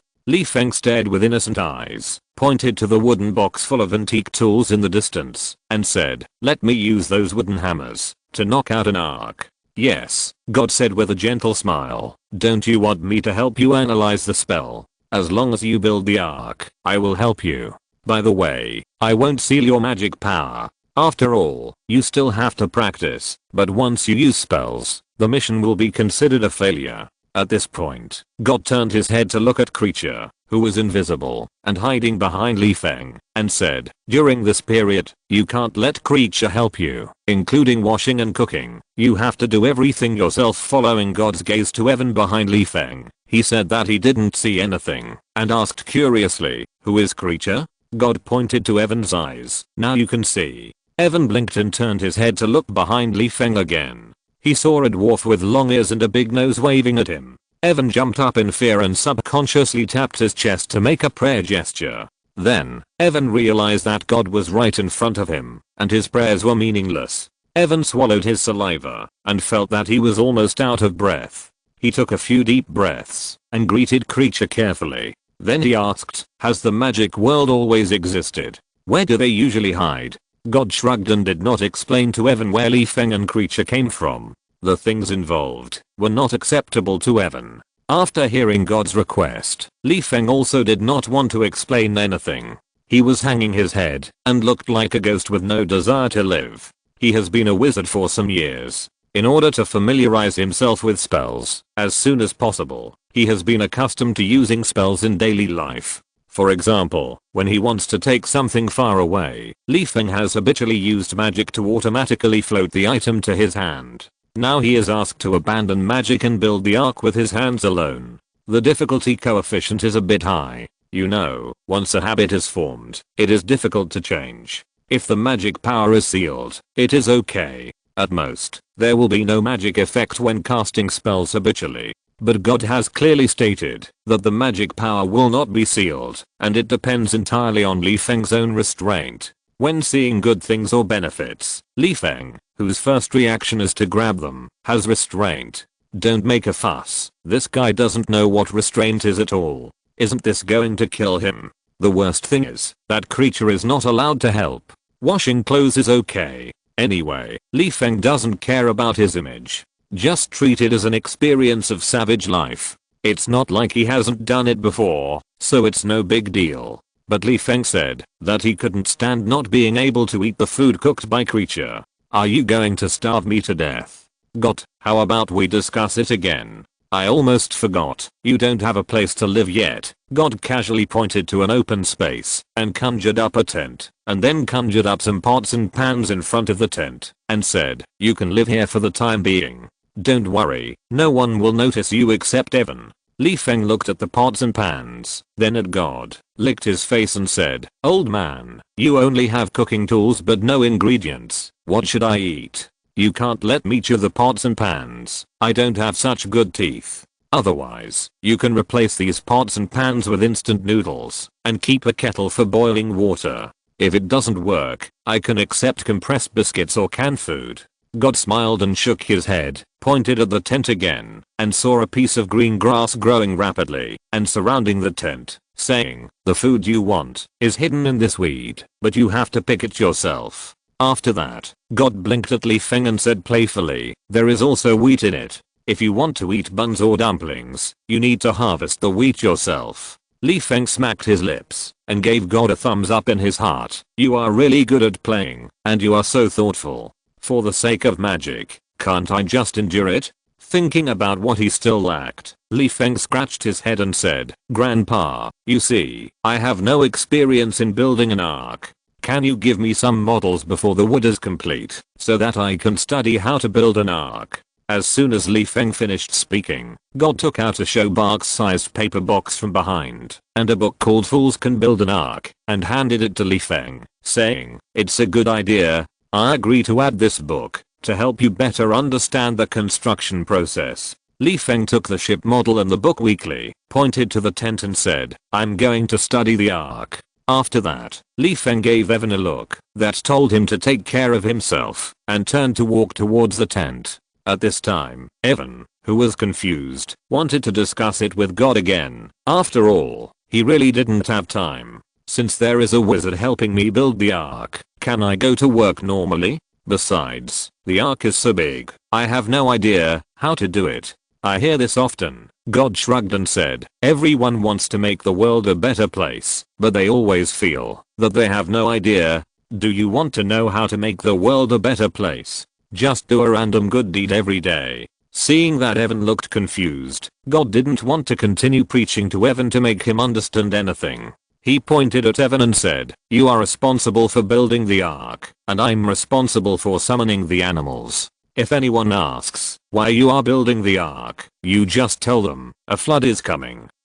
As he spoke, God took out a book called Even Fools Can Build Arks and handed it to Evan, saying, "As for how to build the ark, you can refer to this book or ask the wizard." Evan took the book blankly, turned his head to look at the tent, and when he turned back to discuss something with God, he found that God had disappeared. Evan shrugged helplessly. "Okay, I'm Noah now. But I'm starting a new job, so I don't have time to figure out how to build the ark. Let's talk about it after I get off work." On the other side, Feng, who had entered the tent, was quite helpless. God gave him a small tent that was only enough for him and creature to shelter from the wind and rain, and it was a small tent that was difficult to turn over. There was not even a moisture-proof mat in the tent, so he had to sleep on the grass. If the weather suddenly cooled down at night, Feng would have to find a way to collect firewood to keep warm. "This condition is so difficult, I have become an ascetic. But for the sake of magic and the future, what else can Feng do except grit his teeth and endure?" He could only squat in the tent helplessly, disassemble the ship model, and think about how to build the ark. Until the afternoon, his stomach, which had been hungry for a day, made a gurgling protest. Feng then put down the assembled ship model and walked out of the tent while touching his stomach. Just when Feng subconsciously wanted to call creature to prepare food, he suddenly remembered God's instructions. There was nothing he could do. Feng sighed and walked towards the grass helplessly. Fortunately, Feng was born in the countryside and was a pharmacist, so he could barely recognize a few wild vegetables. If he was a bit more miserable and didn't know what wild vegetables were, he could only pull the wild vegetables and weeds together and throw them into the pot to cook. But don't mention it, there are quite a lot of wild vegetables hidden in the grass. There is purslane hidden in the weeds in front of the tent entrance, and curly or wild amaranth hidden on the other side. Regardless of whether these wild vegetables are seasonal or suitable for growing on the grass, Feng said that he had learned a lot today, especially the wheat behind the tent. If Feng remembered correctly, when he went into the tent to play with the model boat, this thing was as tall as the low weeds. What about now? It is estimated that it can be harvested tomorrow morning and then peeled and shelled and ground into flour for dumplings. The only regret is that only plants can grow in the grass. It would be nice if some pork or something could grow. After all, Feng is a carnivore. Dumplings without meat are heresy to him, the kind that should go to hell. Feng, who was muttering that he wanted to eat meat, picked some wild vegetables. When he was about to throw the wild vegetables into the pot to rinse them, a drizzle came from the sky. Then, while Feng was confused, a big fish fell into his pot with the drizzle. Feng looked at the sky and then looked at the fish in the pot that was thrown silly. Needless to say, this was God who heard Feng muttering, eat meat, and specially gave him some food. After all, building an ark is a physical job. How can you carry wooden knock without strength? The problem is that Feng was thinking about red meat. Fish is white meat, and this thing has thorns, so it is not suitable for eating in large mouthfuls. Pursing his lips, Feng shouted thank you to the sky, then pointed to a stray dog in the distance and asked, "Old man, can I eat it?" "Don't worry, creature also knows healing skills. I guarantee that the dog will still be alive and well after I cut the meat. At least from the outside, there will be no wounds." While speaking, Feng silently added in his heart, "As for whether the dog will have any psychological trauma, this requires the dog to find a psychologist to solve it." However, old God said that he was very busy and didn't want to pay attention to Feng, and the stray dog seemed to understand what Feng said, grinning and barking at Feng, as if saying, "You come and try. You are a wizard who can't use spells. Believe it or not, I will bite you to death." After waiting for a while and seeing that God didn't show up, Feng could only take the fish out of the pot and gut it, and by the way, find some herbs to remove the fishy smell in the grass, preparing to eat grilled fish with picnic soup in the evening. After dinner, Feng was lying on the grass looking up at the stars while digesting his food. Evan ran up to Li Feng with a pile of documents in his arms, looking panicked, and asked very quickly, "Can you contact God? Ask if we can extend the time for building the ark for a few days? I really have something important to do." Without waiting for Li Feng to answer, Evan shook the documents in his hand and said, "I have been invited by Mr. Chuck Langs, chairman of the Resources Committee, to participate in an important proposal. If I can participate in it, it will play an important role in my future development." Chapter 242 Wonderful Food. Li Feng glanced at Evan speechlessly, patted the grass beside him, motioned Evan to sit down, and watch the stars with him. "Boy, do you know what it means to be chosen by God and show up in person to talk to you?" Evan's eye twitched. He looked at himself, then looked at Li Feng, who was in his early 20s, and said unhappily, "How old are you, and you dare to call me boy?" TSK. Li Feng curled his lips in disdain, plucked a piece of wild grass, and put it in his mouth, swung his legs and said, "Are you sure you want to compare age with a wizard?" Evan was stunned. "Okay, I almost forgot that this person is a wizard. Who knows how many 100 years old he is now?" Glancing at the grass, Evan, who had obsessive compulsive disorder, said that he would rather half squat, and complained with a hint of helplessness, "I also know that it is an honor for God to choose me, but I can't abandon my career for the ark. I just moved to the new house and haven't adapted to the new environment yet. The whole family depends on me for support. I can't let the children starve. You'd better help me contact God. I will build the ark after I complete this proposal." As he spoke, Evan glanced at the toolbox and said, "I will ask an engineering team to help build the ark then." Before Evan finished speaking, Li Feng interrupted him. "Boy, the old man said you build the ark yourself. Do you think it's reasonable to ask an engineering team for help? In terms of speed, do you think the engineering team can compare with me? I can knock out a naval fleet in minutes, but have you ever seen me dare to use magic? I can't even order servants around now." Speaking of servants, Evan subconsciously recalled the genetically mutated creature, with a slight curiosity on his face. When he was about to ask what the magical world was like, he saw Li Feng stand up and sit cross-legged on the grass, looking him up and down, and asked, "Don't you really understand the meaning of God asking you to build the ark?" Evan shook his head blankly. It's not that he hasn't thought about this problem. Apart from God's hint of changing the world that made him vaguely understand something, he is still confused about the rest, especially he can't figure out the connection between changing the world and building the ark. This is totally a matter for the 2 sessions. Unless God really wants to bring a flood to cleanse mankind, the world will indeed change at that time. After all human beings will be drowned, which will change the world. The problem is that he still does not believe that God will bring a flood. Moreover, floods are not like natural disasters such as earthquakes that cannot be predicted in advance. They cannot come silently. There must be some signs, such as typhoons, continuous rainfall, snow melt floods, etc. But now it is the age of science and technology. Predicting future weather is not based on a show of hands at a meeting of the Meteorological Bureau. Can't the country detect abnormal weather? If this is the case, why does the country invest money in the Meteorological Bureau every year? To raise rice bugs?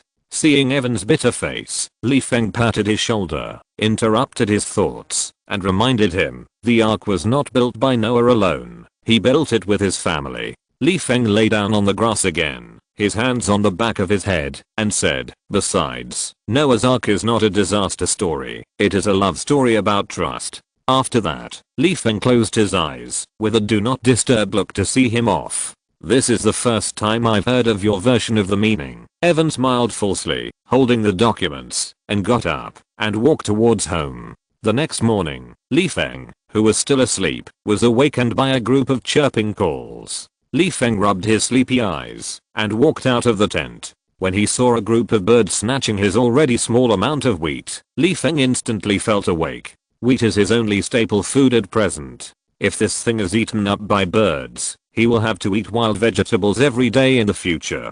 It's fine if I can't eat meat, but how can I live if I can't even eat the big white steamed buns? Thinking of this, Li Feng raised his hand and prepared to cast a spell to drive away the birds. Then he remembered that he couldn't use magic, so he waved his arms to drive away the birds and shouted, Fellow birds, don't eat it all. Leave some for me. I'll make steamed buns in the future and give some to you. However, there were too many birds, and Li Feng didn't know bird language, so no bird would pay attention to him. He still ate what he wanted and pooped what he wanted. Li Feng had no choice but to pick up the sickle and mix in the flock of birds to rescue the big white steamed buns. After finally harvesting the mature wheat, Li Feng was already emitting a pungent stench. There is no way. These birds have God as their strong backer, so they can do whatever they want. What's wrong with eating and pooping at the same time? Who are they bothering? Looking at the bird droppings on his body, Li Feng began to understand why God didn't let Creature help with the laundry. It turned out that God was waiting for him here. Well, now he can't even not wash his clothes. Resisting the desire to activate the cleanup on his clothes, Li Feng lowered his head and prepared to clean his clothes himself. In the distance, Evan, who was in high spirits, was wearing a well-fitting suit, holding his head high, and walking towards the car, looking like a successful person driving to work. Li Feng looked up at the flock of birds in the sky, and then looked at the various animals that appeared in pairs around him, and silently lit a candle for Evan in his heart. This unlucky child, God has personally ordered him to concentrate on building the ark, and he still dares to go out and play at this time. Doesn't God have any face?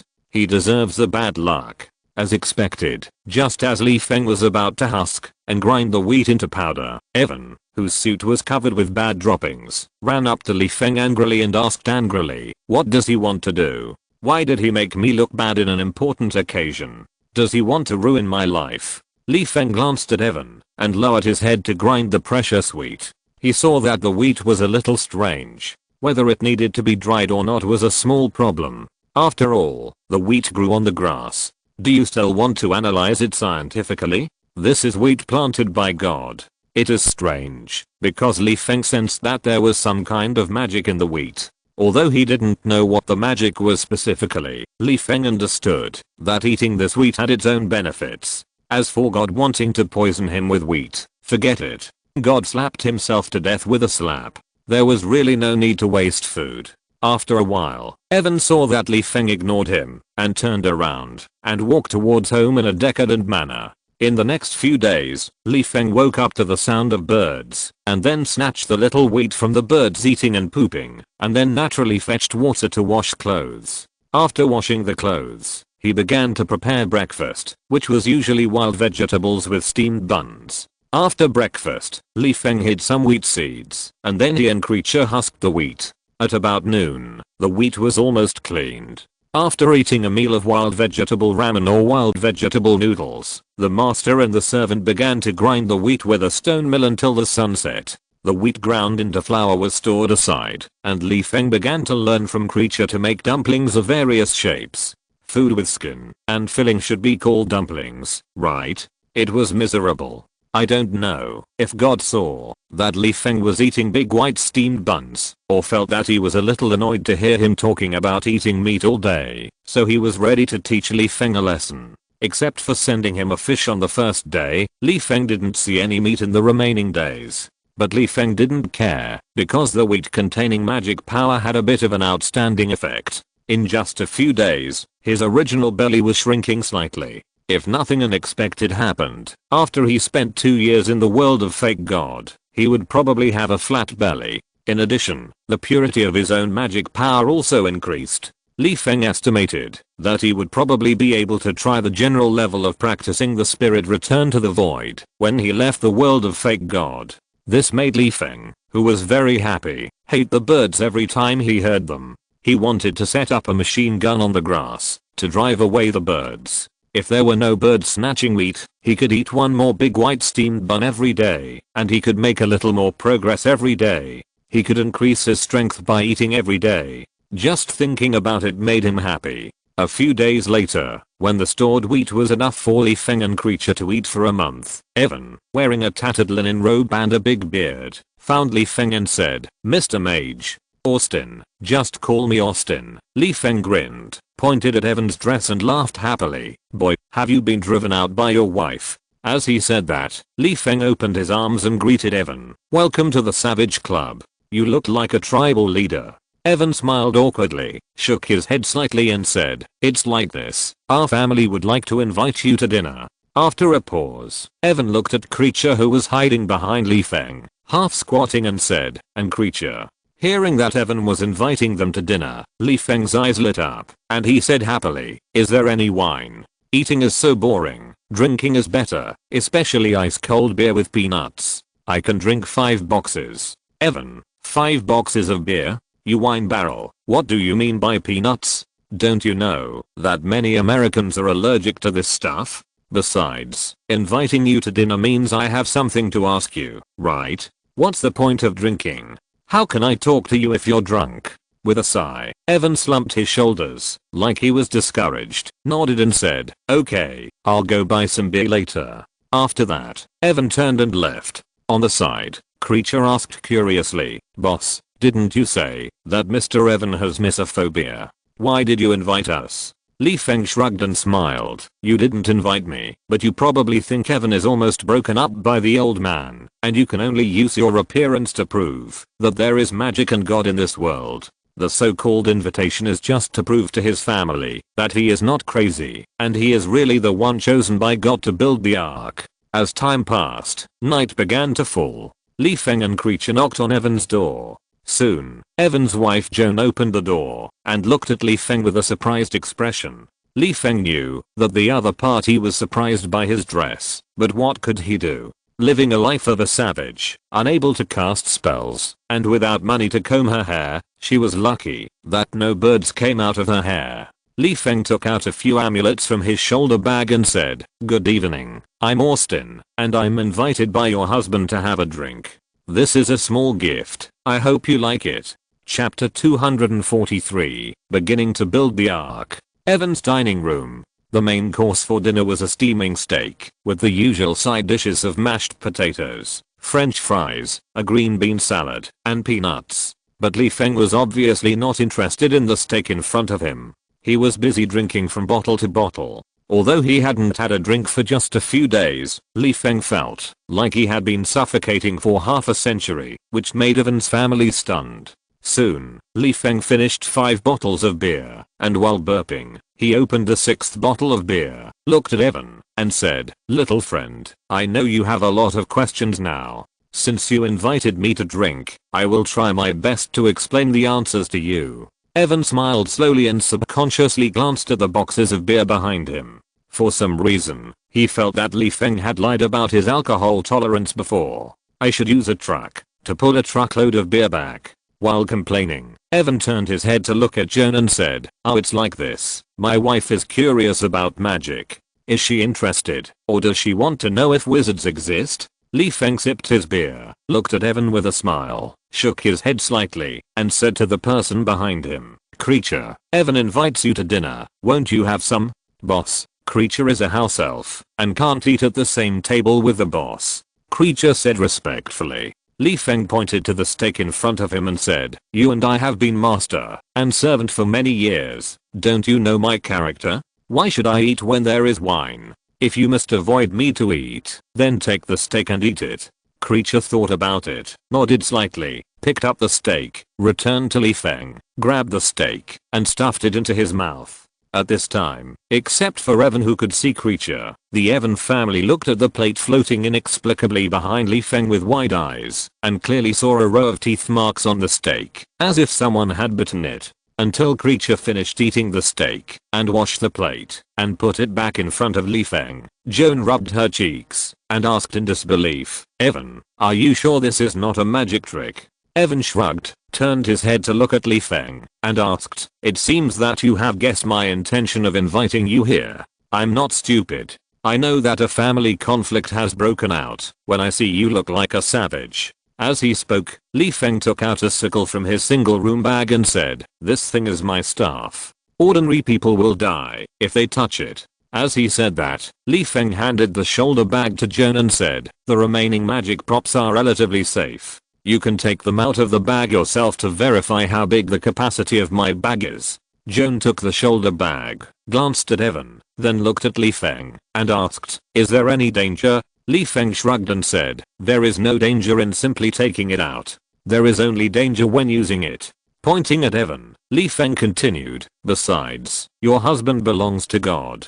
If he prays here, God will immediately respond to his prayers, and you can escape danger, if there is any danger. Kyung thought for a while, carefully opened the shoulder bag, and took a look, hesitated, reached out and took out the largest black cloud from the shoulder bag, and asked curiously, what is this? Before Li Feng could answer, Evan's youngest son answered first, I know, this is a thundercloud, which is more convenient for casting lightning spells. Li Feng gave the little guy a thumbs up and said, your idea is good, I will improve it when I have time. It is just my flying tool when I fight. Hearing that it was related to fighting, Kyung subconsciously felt that this thing was very dangerous and hurriedly stuffed the black cloud into the shoulder bag. However, Evan's youngest son was obviously interested in the black cloud and begged, Mom, let me touch it too. No. Kyung refused with a serious face. Li Feng didn't care about it at that time. He approached the little guy and asked, what's your name? The little guy looked at Li Feng and saw that his parents did not stop him. He said generously, Ryan Belster. Li Feng raised his eyebrows and whispered, Ryan, a good name. If you are interested in flying, I can let the black cloud take you for a few laps, but I'm restricted by God and cannot use magic, so I can't make you invisible. In order to avoid unnecessary trouble, you can only fly around the house for a few laps. As soon as Li Feng finished speaking, Evan's 3 children looked at Evan and Joan with pleading eyes. But Evan and Joan each had their own concerns. Although flying is the dream of mankind, how old are the children? And this is magic that they don't understand at all. What if something goes wrong and they can't contact God in time? On the side, Li Feng saw the concerns of the two, pointed to creature behind him, and said, God only forbade me to use magic, but my servant did not forbid it. He is watching the 3 little guys. Although Li Feng did not order anything, creature obviously knew Li Feng's plan. He floated on the black cloud, blinked his eyes, and said to Evan, Mr. Belster, creature will take good care of the 3 little guests. Evan thought about it, and finally agreed that the 3 little guys would take the black cloud in turn. He said with a serious face, you can only fly slowly at home, understand? I understand. The 3 little guys stood up quickly and ran towards the black cloud, saying in unison. When the 3 little guys were happily enjoying the fun of flying under creature's care, Joan couldn't help but ask with doubts in her heart, Mr. Austin, Evan said that God ordered him to build the ark. Why is that? Li Feng scratched his head, took a sip of wine and said, this is an opportunity. What opportunity? Joan asked in confusion. Li Feng glanced at Evan and asked, let me ask you, if someone prays to God for wealth, does God give him wealth directly, or does he give him a chance to have wealth? Kyung lowered his head in silence, uncertain. Give him a chance to get wealth? Yes. Li Feng nodded, and said, God is fully capable of letting him win the lottery, or depositing a huge sum of money into his bank account, or simply dropping a truck-sized pure gold meteor right at his doorstep. Spreading his hands, Li Feng shrugged and said, but God didn't do that. Why? Yes, why? Kyung and Evan were a little confused. It was not that they couldn't figure out why God didn't give wealth directly, but that they couldn't figure out what opportunity God gave Evan. Seeing this, Li Feng leaned back comfortably and said quietly, Evan, do you remember that I said Noah's Ark was a love story about trust? Evan nodded and asked, can you explain it? Li Feng, everyone thinks that God wanted to punish mankind, so he brought the flood, but since the old man was going to destroy the world, why did he let Noah build the ark? Destroying the world while saving the world, does it show that the old man is the creator and savior? He is full and has nothing to do. Li Feng spread his hands, indicating that this was not the case at all, and said, everyone has a misunderstanding of the flood. In the story, the animals are in pairs. They support each other and overcome difficulties together, just like Noah's family. They believe in Noah and trust what Noah said about the flood. They work together to help Noah complete the task of building the ark, and finally unite as one to enter the ark and successfully avoid the flood. After a long time, Joan seemed to think of something and subconsciously reached out to hold Evan's hand, while Li Feng said that he couldn't stand someone showing affection in front of him, poured the peanuts into his pocket, stood up and picked up a box of beer, and said, "Thank you for your hospitality. I won't stay to eat dog food. Goodbye." As for Hyun, wait until the three little guys are crazy enough and let creature bring them back. Evan hurriedly got up and picked up a box of beer, followed behind Li Feng, and looked like he was sending Li Feng to the tent. He could see that this wizard might have been born in a wine barrel. Maybe others go to the lake to swim, but this wizard may swim in a wine barrel. Or maybe normal people take a bath with clean water, while this wizard takes a bath with wine. Otherwise, how could someone drink a box of beer in one breath and still be like nothing happened, and not even go to the toilet in the middle?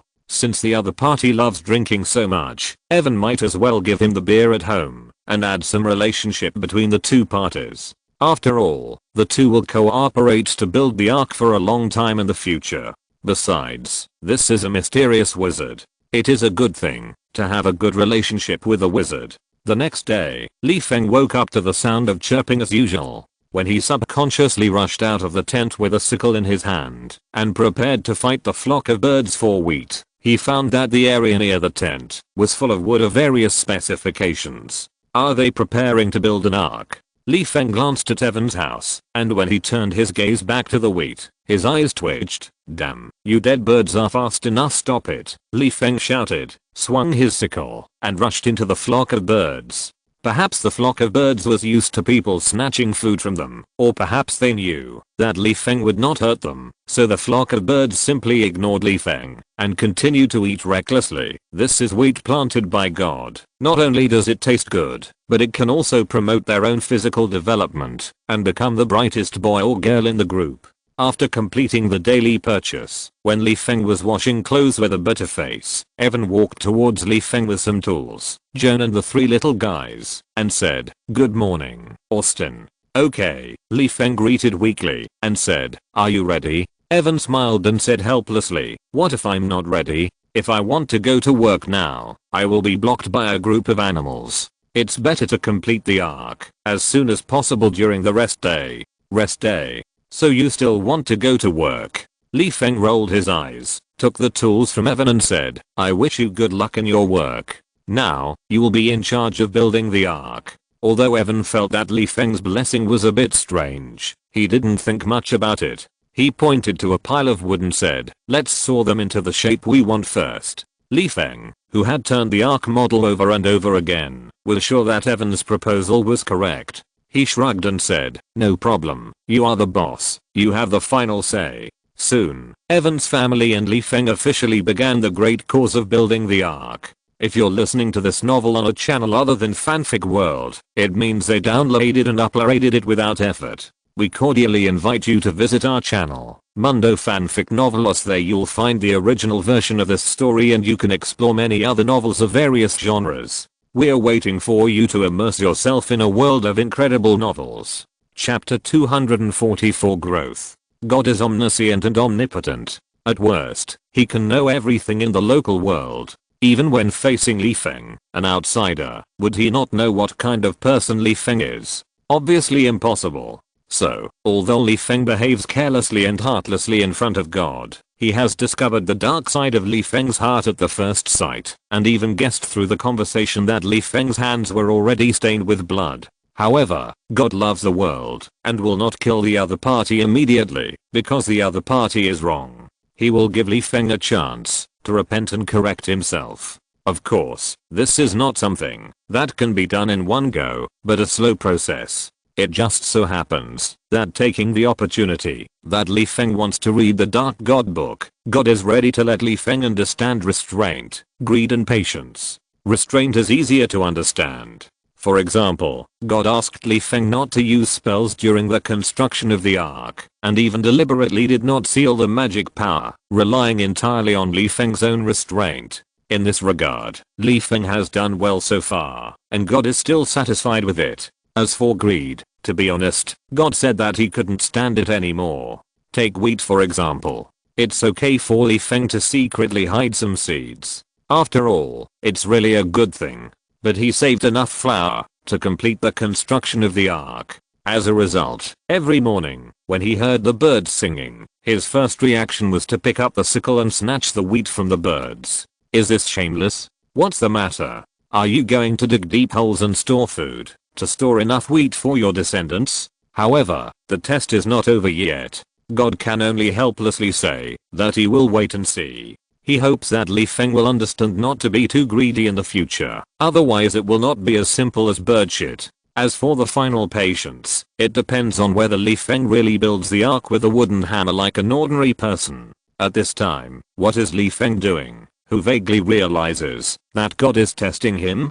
At the end of the first day of building the ark, this guy crawled back to the tent in a decadent manner. It's not that he is physically tired.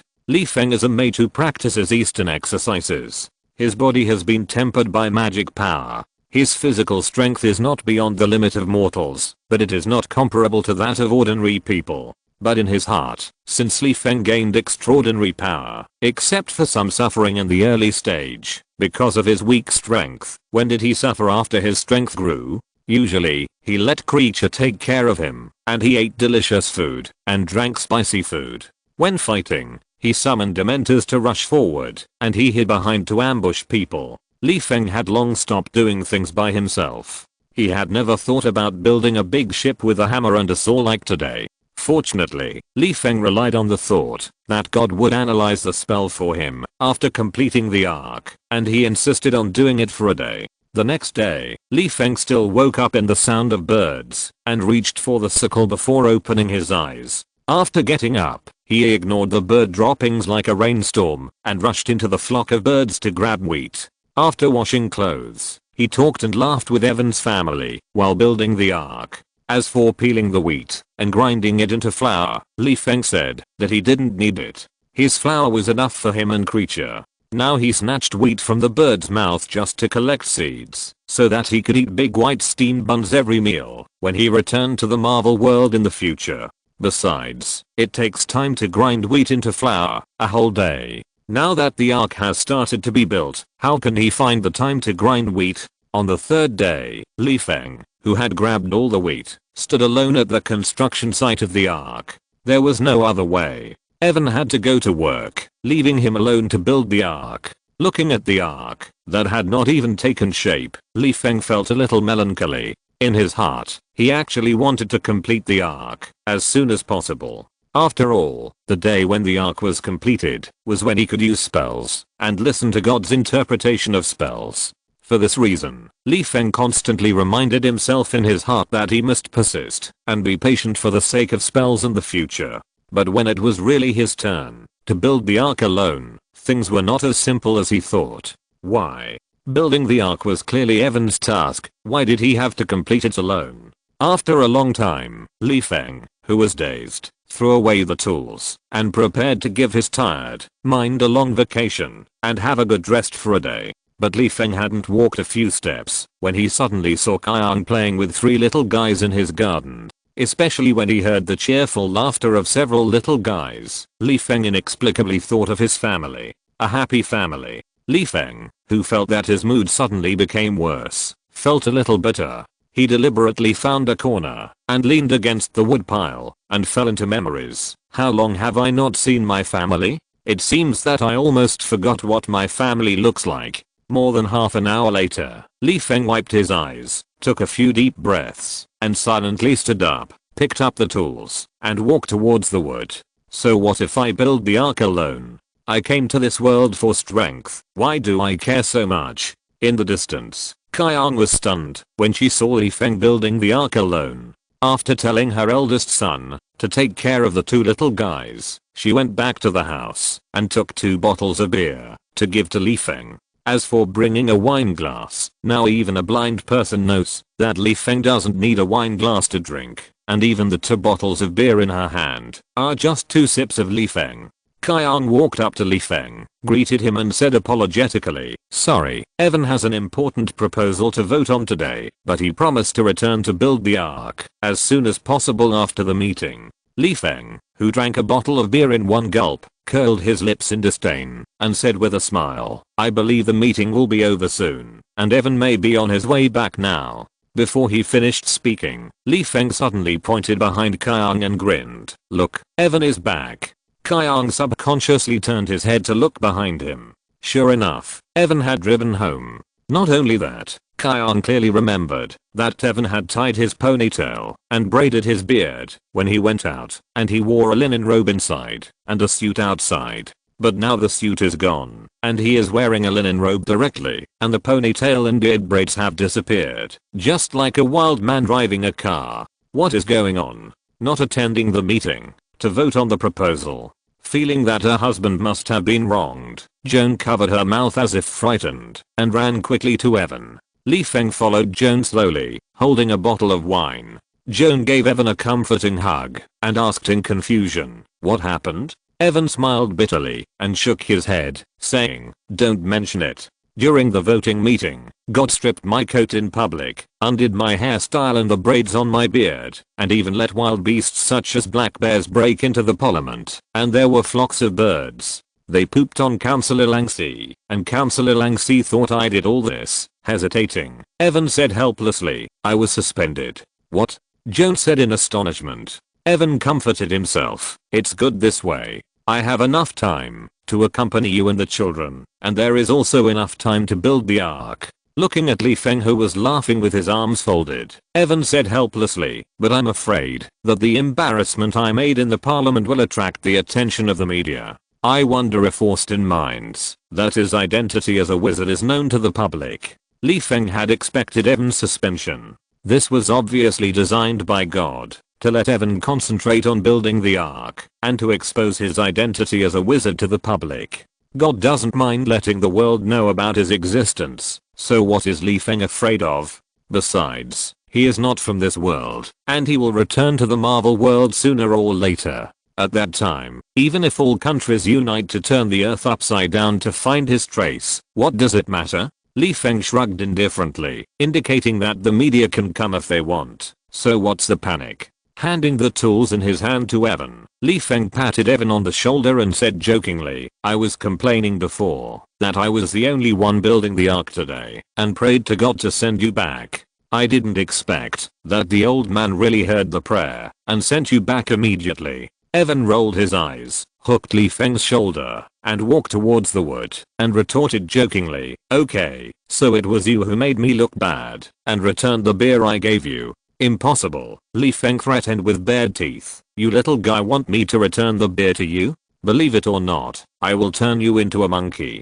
Joan watched the two of them continue to build the ark while talking and laughing, and smiled and called the children to help. After all, in the Bible, the ark built by Noah was built by the concerted efforts of the whole family. In addition, Li Feng explained to her that the ark is actually a love story about trust.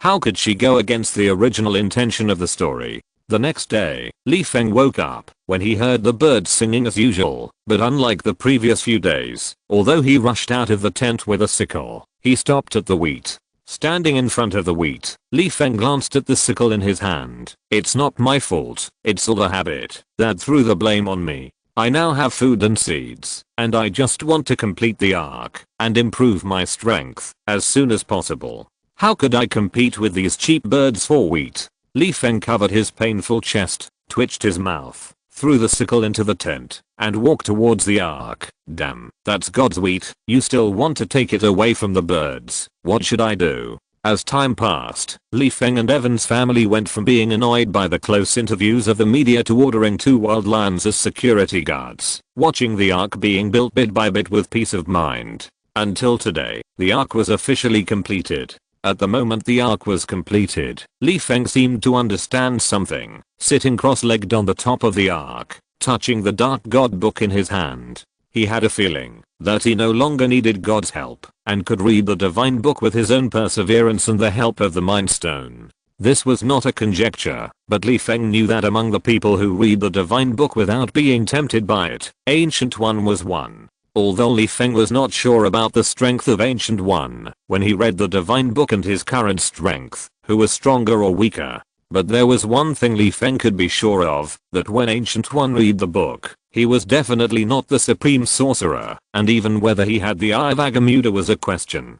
So why could Ancient One read the divine book without being tempted? And what was he, Li Feng, worse than Ancient One? Li Feng didn't understand before, thinking that it was just that Ancient One had a high talent and the aura of the protagonist, so he could naturally read the divine book. Now that Li Feng has built the ark by himself and tempered his mind, he understands that those who want to achieve great things must first work their muscles and bones and starve their skin. As long as he keeps the greed and desire of his mind, he can also read the divine book without injury. Chapter 245 The Flood is Coming.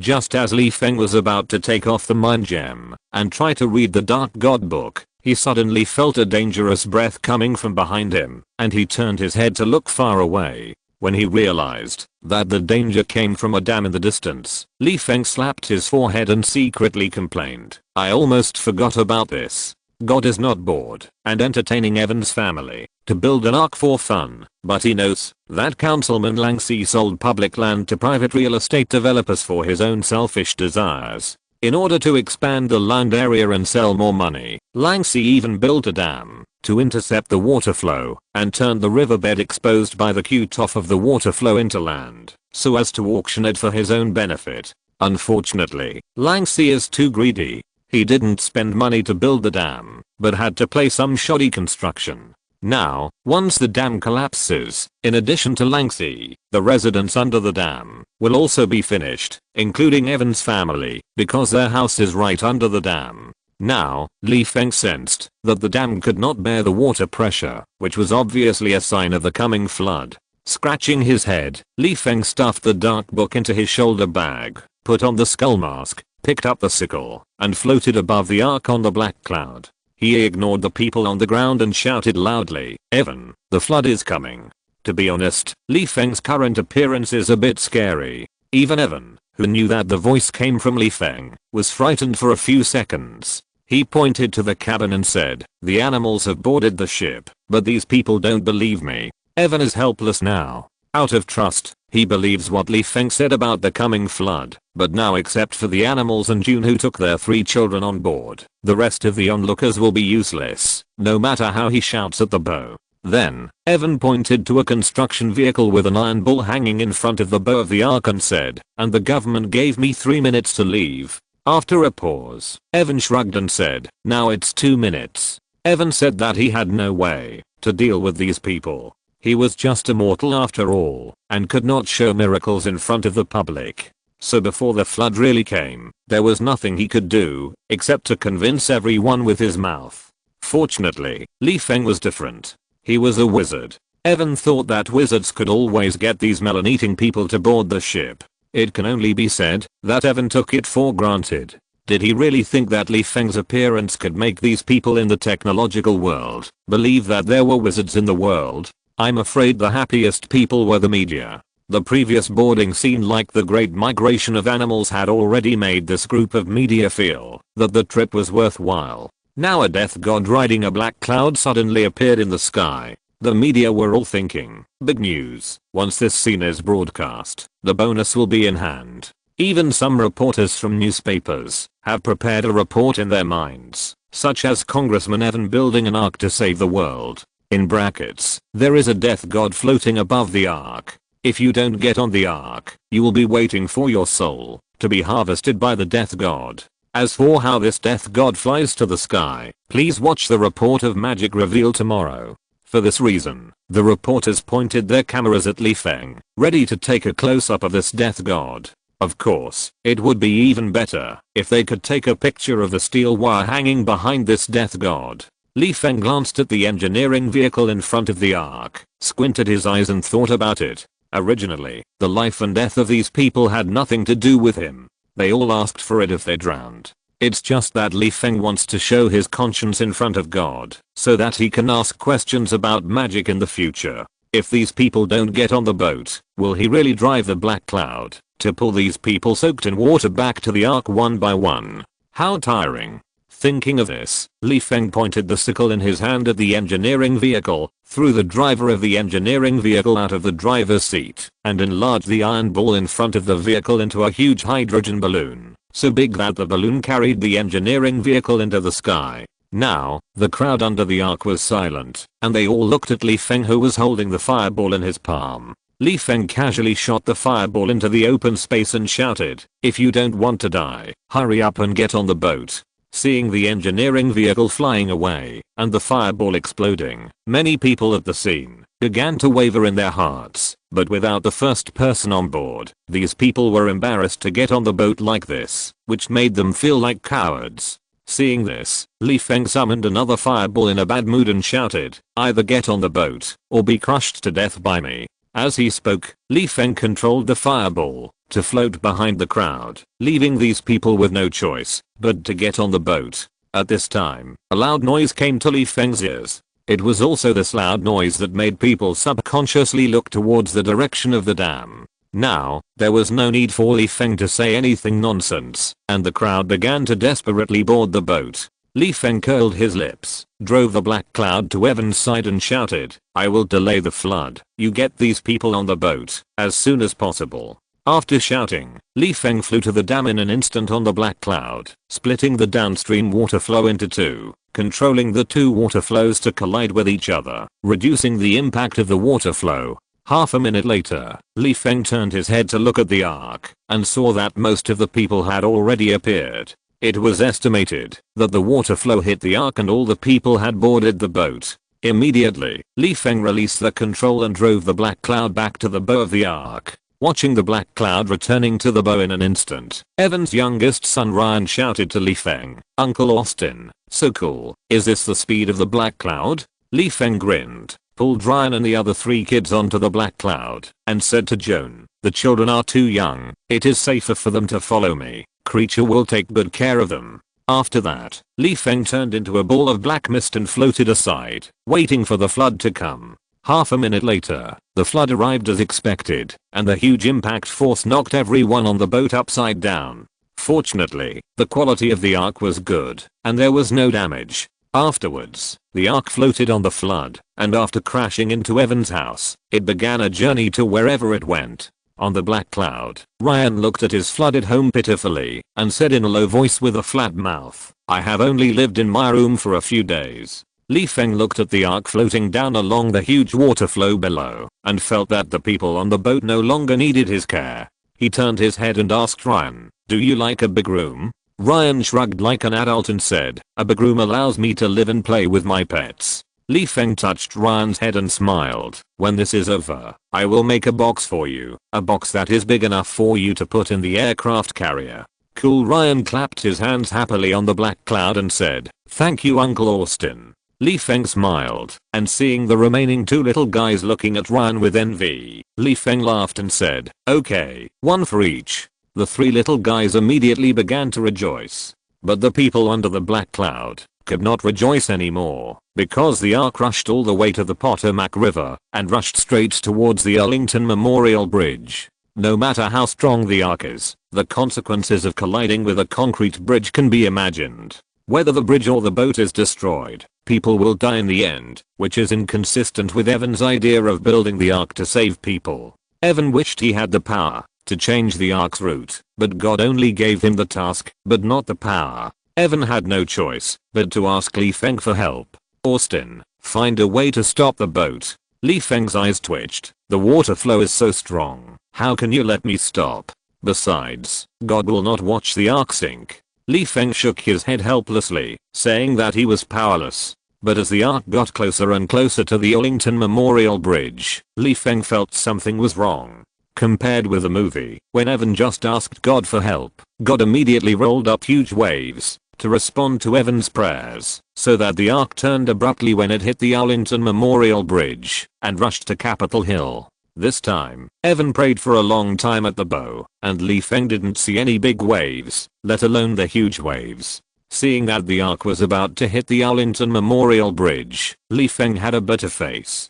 He vaguely understood what God wanted to do, which was to see if he would risk his life to save people. With a sigh, Feng, carrying a sickle, flew to the Arlington Memorial Bridge, stood on the bridge pier and cast a spell on the ark.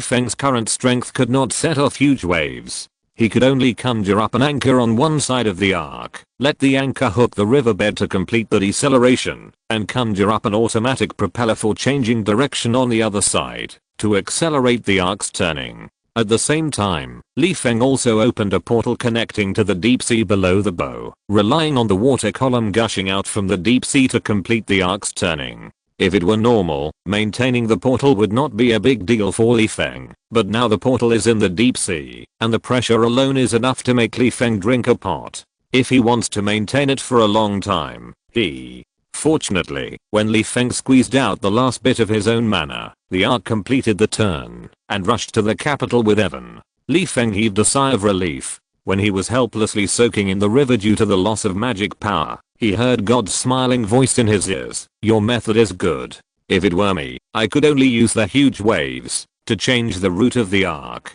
Li Feng rolled his eyes implicitly. I almost believed it. God folded his arms and said inexplicably, wolves eat sheep, not only because sheep are their food, but also because it is a need of nature. After all, sheep eat the grass that has been grazed, and no grass will grow. Wolves are evil to sheep, so aren't sheep also an evil to nature? Everyone has good and evil in their hearts, or everything has a dark side. God pointed to himself and said, for example, to some extent, I also have a dark side.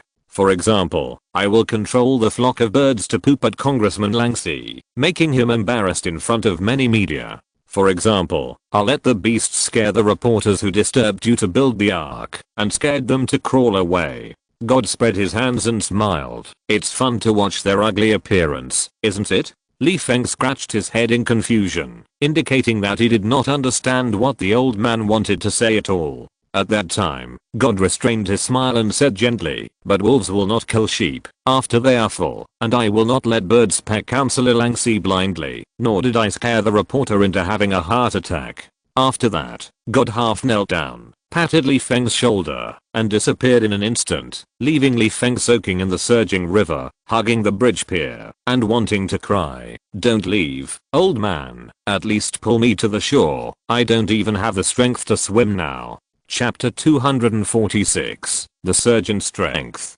After the flood receded, Evan took off his linen robe and cleaned up his beard and hairstyle. He drove home with his wife and children, looking at the wreckage with deep feelings. However, the long guns and short guns at the door of his house made Evan quite helpless. He knew that he was famous, and his fame had spread to the whole world. After all, there are so many people in the world, and there are 2.45 billion people who believe in God alone. But God did not find anyone but Evan to talk to him personally. Isn't such a person a rare species? Even the Pope did not get this treatment. Not only that, Evan was also designated by God as the second generation of Noah, so now the public's name for him has changed, and they just call him Noah. And the changes brought by fame are too many. First of all, the job that was suspended. The Congress pretended to restore Evan's status as a member of parliament. This is Noah, who dares to suspend Noah innocently. Is it to go against God, or what? Believe it or not, the believers demolished the Capitol Hill that day. In addition, the local bank immediately called Evan after learning that his house was destroyed, and expressed its willingness to personally provide interest-free loans. As for when Evan was going to pay back the money, the bank did not say a word. They hoped that Evan would not pay back, so that they could promote the fact that Noah had taken loans from their bank. If Evan paid back the money, such natural advertising would be gone. For this reason, the insurance company expressed dissatisfaction. Why do you want a loan? Our insurance company is willing to pay over the amount. As for the fact that there is no such clause in the insurance contract, it doesn't matter. The contract states that the final right of interpretation belongs to the insurance company. What's wrong with us being willing to pay? The only ones in Evan's family who were not affected were probably the three little guys. As for the reason, everyone on the Ark saw that the three little guys had a good relationship with the god of death. God knows whether being related to the three little guys will cause the dissatisfaction of the god of death. You know, many people saw the god of death throwing fireballs with their own eyes. I think this god of death would not have a good temper. Compared with Evan, who is obviously a righteous man of God, they are more willing to get close to Evan. Evan ignored his home, which had become a ruin. After motioning for Joan and the three little ones to stay in the car, he put on a baseball cap, walked alone to a tent in the distance, and said to Li Feng, who was lying on the grass basking in the sun, "We are going to go hiking. Do you want to join us?" Li Feng, who was wondering what God meant at the beginning, subconsciously said, "Going to see the old man? Together. Evan rolled his eyes and said speechlessly, I'm talking about going on a hiking trip and a picnic nearby. Li Feng turned over and stood up, casually patted the weeds on his body, and laughed. Same meaning. While speaking, Li Feng hooked Evan's shoulder and said, let's go. I'm so bored here that I'm about to get moldy. I might as well play with you guys. It's a pity that there is no beer. Evan saw the weeds on Li Feng's back and felt like his misophobia had come back. He pushed Li Feng away and shrugged and said, we had a few boxes of beer at home, but now we don't know where they are buried. There's beer under the ruins? Li Feng's eyes lit up and he grinned. You should have told me earlier. Watch me. As he spoke, Li Feng pointed at Evan's house and cast the spell of restore to the original state. After a while, Evan's house appeared intact in front of everyone. Now, the reporters surrounding Evan's house felt that their visit was worth it. Miracle, this is definitely God's favor to Evan. Evan stared blankly for a while, shrugged and said, okay, you are a magician. I have nothing to say.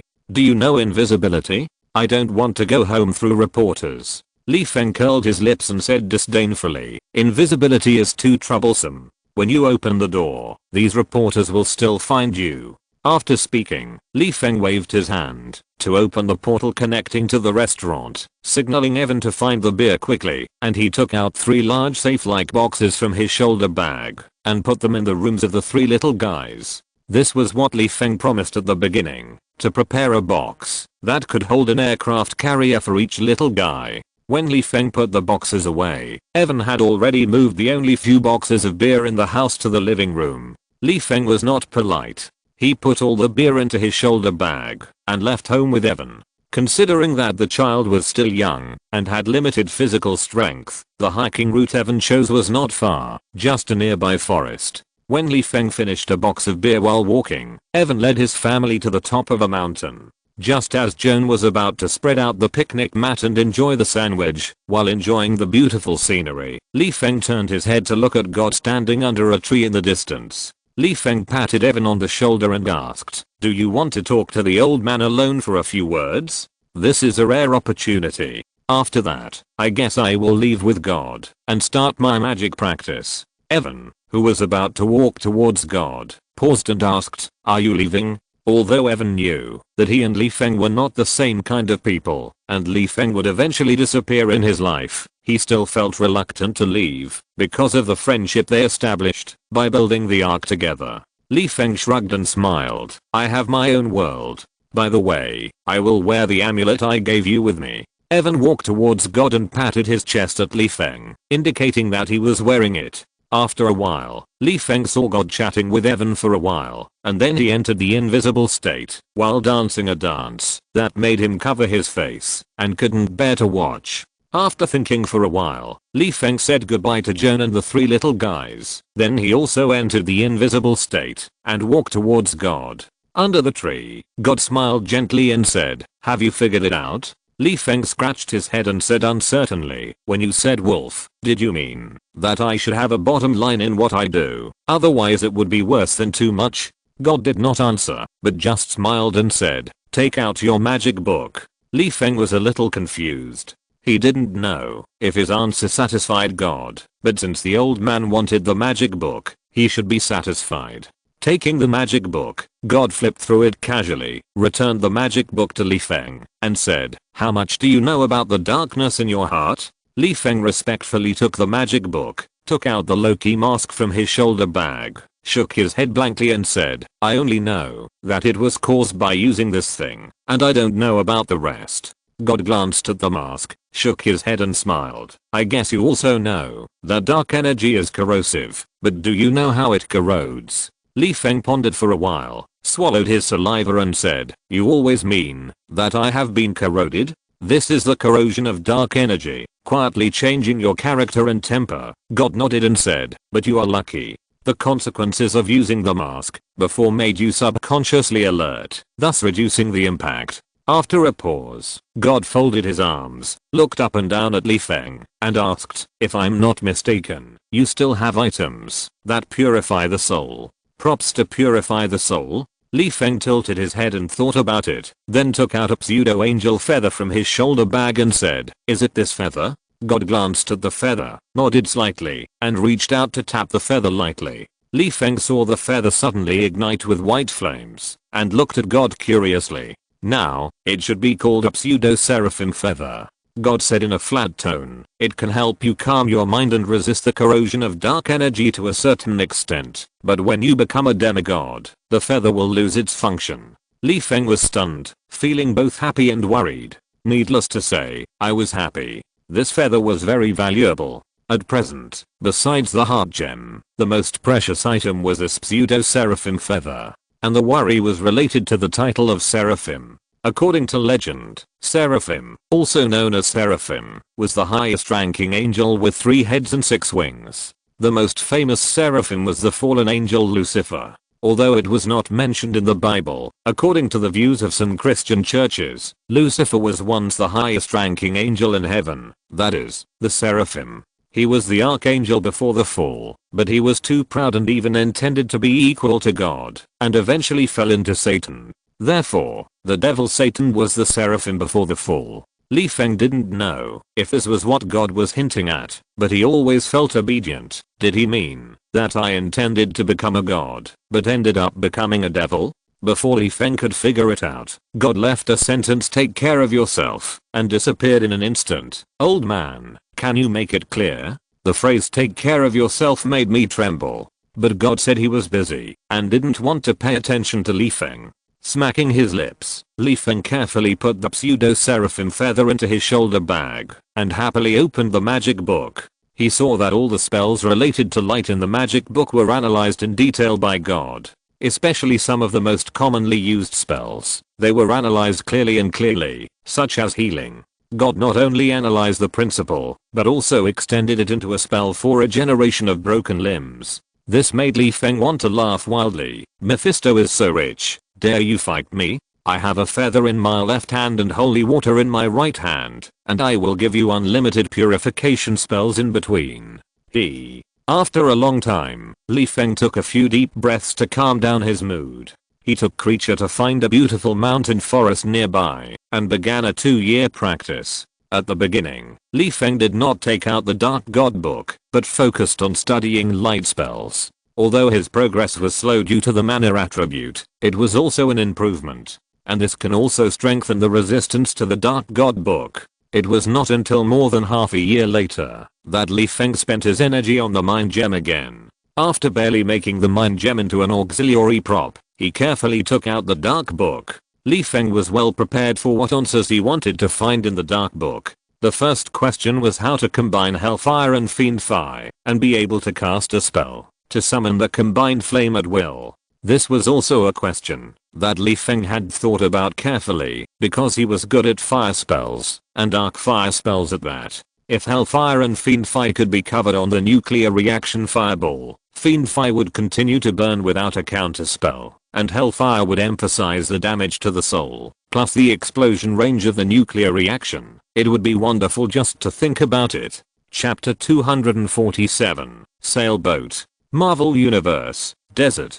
How long is 2 years? Just look at how Li Feng can easily hold up a ball of black flame. In the Dark God book and God's occasional chats with him, he has already completed the combination of Hellfire and Fiendish Fire. For this reason, Li Feng specifically named the spell Spirit Fire, which means a flame spell that burns the soul. Similarly, today, 2 years later, Li Feng's first reaction to the big white steamed bun was to lean on a tree and complain bitterly, eating steamed buns every day for strength. This is the end. Of course, there are many benefits to eating steamed buns every day. For example, Li Feng's first reaction after returning from the fake god world is not to restore quantum energy or contact the wife of the Pine family, but to sit cross-legged on the sand and start to advance to the realm of refining the soul and returning to the void. There is no way. The magic power contained in the god brand wheat is too magical, and his mana purity has long reached the promotion requirements. If Li Feng had not been cautious and had to grind his mana purity again and again in order to make it easier to upgrade to a demigod in the next step, he would have been a mage who had already refined the soul and returned to the void. After a long time, Li Feng, who had completed the general level, suddenly opened his bright eyes. On the side, Creature stared at Li Feng blankly, rubbing the corner of his clothes and timidly said, "Boss, your eyes?" Li Feng blinked inexplicably at first, then smiled as if he understood something. "My eyes are bright. This is a manifestation of my mental power skyrocketing, and I can't control it perfectly. It's okay, it will be normal in a few days." After that, Li Feng waved his hand to open the portal. Back at his home by the lake, Li Feng took out a large bag of God brand wheat seeds from his shoulder bag and handed it to Creature. He walked towards the lounge chair by the lake and said, "Leave half of the seeds for our use during the travel, and plant the rest in the herb garden." After a pause, Li Feng turned his head to look at Creature, pointed to the RV in a subtle way, and whispered, "This is a divine object, you take care of it yourself." Creature, who knew that Li Feng was worried that the abomination would mess up, patted his chest and abdomen and assured, "Boss, don't worry, Creature promises to take good care of the wheat." Li Feng smiled and nodded, indicating that he believed Creature could do what he said, and left a sentence of "have a beer," then turned and walked towards the lake. On the lounge chair, Li Feng, who was staring at the lake in a daze, drank beer from time to time, a bit bored. What should I do? After a long time, Li Feng, who was itching to use his hands, suddenly shouted, "Creature, bring me the phone." As soon as he finished speaking, Creature, covered in mud, appeared in front of Li Feng with a satellite phone. He handed the phone to Li Feng respectfully and then returned to the RV to continue his task of planting wheat. Although he got the phone, Li Feng scratched his head and thought for a long time, but couldn't remember Fury's phone number. Looking at the phone in his hand, Li Feng covered his face and thought, "What do I need you for? How can I call if I don't know the number?" Li Feng had no choice but to wave his hand to open the portal to Fury's office. Seeing Fury, wearing a black windbreaker, a black eye mask, and resting on the sofa with a shiny black head, Li Feng controlled the portal to move to the office silently, opened the office door, put his finger on his throat, activated the loud voice spell, and shouted, "Oh no, Director Fury died of overwork. Quickly contact the crematorium finance department and buy 2 strings of firecrackers to celebrate." After shouting, Li Feng instantly closed the portal, silently counted down the numbers in his heart, and held the phone quietly waiting for Fury's call. Before Li Feng could count down 5 numbers, the phone in his hand rang as he wished. "Look, I can ask someone to contact me when I need help. How smart. I really admire myself more and more." Grinning, Li Feng deliberately kept the phone away from his ear, pressed the answer button, and asked slowly in a tone of pretending to know nothing, "Hello, this is." On the other side of the phone, Fury, holding a pistol in one hand, stared at his bulging eye and roared, "You bastard, do you know that my ears are almost deaf?" "Oh, it's the boiled egg." Li Feng, who would never admit that he had done anything, asked in a confused tone, "You are deaf? No problem, my healing skills have improved rapidly recently, and I guarantee that I can heal you with one spell." Hearing Li Feng's tone of denial, Fury looked helplessly at the broken glass on the floor of his office. In fact, not only he understood, but all the agents who heard the sound in the entire building understood that the curse that the director was sent to the crematorium was definitely shouted by this wizard. Besides him, who else could shout so loudly that even a few pieces of glass could be shattered? But they had no evidence. Fury rubbed his swollen forehead and said weakly, "What do you want from me?" After a pause, Fury added, "It's still some time before I hand over the person. I've been a little bored recently, and I want to build a gallant battleship with an all-wood structure by myself." Li Feng said bluntly, "Please buy me the wood and a muzzle-loading artillery." Fury's face froze, and he said unhappily, "Does S.H.I.E.L.D. owe you anything? Go buy it yourself." Just as Fury was about to hang up the phone in annoyance, Li Feng's faint voice came to his ears, "Former S.H.I.E.L.D. Director Alexander Pierce." Fury paused. He didn't understand what Li Feng meant by mentioning Alexander for no reason. Did he know that the person who ordered the launch of the nuclear bomb was Alexander, or was Li Feng implying that he was secretly investigating Alexander? A few seconds later, Fury, who had been thinking for a long time, narrowed his eyes and asked, "What do you mean?" "I want to go." Li Feng smiled silently. "I just want wood and artillery." "This is fucking blackmail." Fury bit his back teeth and said, "I can ask Carlson to deliver it when the time comes." Carlson? Don't you want to give him long vacation? He has sacrificed his life for S.H.I.E.L.D. You are exploiting him. Before Li Feng finished speaking, Fury had hung up the phone, indicating that he didn't want to talk nonsense with Li Feng. Listening to the busy tone coming from the phone, Li Feng rolled his eyes and put the phone aside, stroking his chin and thinking, ask Carlson to deliver wood. This is interesting. Who is Fury? A person who would suspect whether a man is pregnant when seeing him vomiting would let the newly resurrected Carlson find Li Feng. Aren't you afraid that Carlson will be controlled by Li Feng and become a spy planted by him? Or did Fury analyze my attitude towards S.H.I.E.L.D.? Li Feng, feeling a dull pain in his head, put his guest behind him, shook his empty wine glass, and shouted, creature, have a beer, and clean up the cabin. I guess some guests will be staying here for a few days. The next day, a trailer slowly drove towards Li Feng's home. The trailer stopped steadily next to the RV. Carlson, dressed in a black suit and sunglasses, jumped out of the driver's seat, walked towards the RV, knocked on the door and shouted, Austin, are you home? Li Feng, who had just woken up, walked down the RV with a glass of beer and a fried dough stick in his mouth. He glanced at the wood on the trailer and said with a smile, you are efficient enough. The order was placed yesterday and the goods were delivered to the door today. Are you planning to squeeze out the express delivery industry? Carlson raised his eyebrows, shrugged and said, Fury owes a lot of favors for this batch of wood. Li Feng curled his lips in disdain. Do you think I will believe it? As the saying goes, if you are nice to someone without any reason, he is either a traitor or a thief.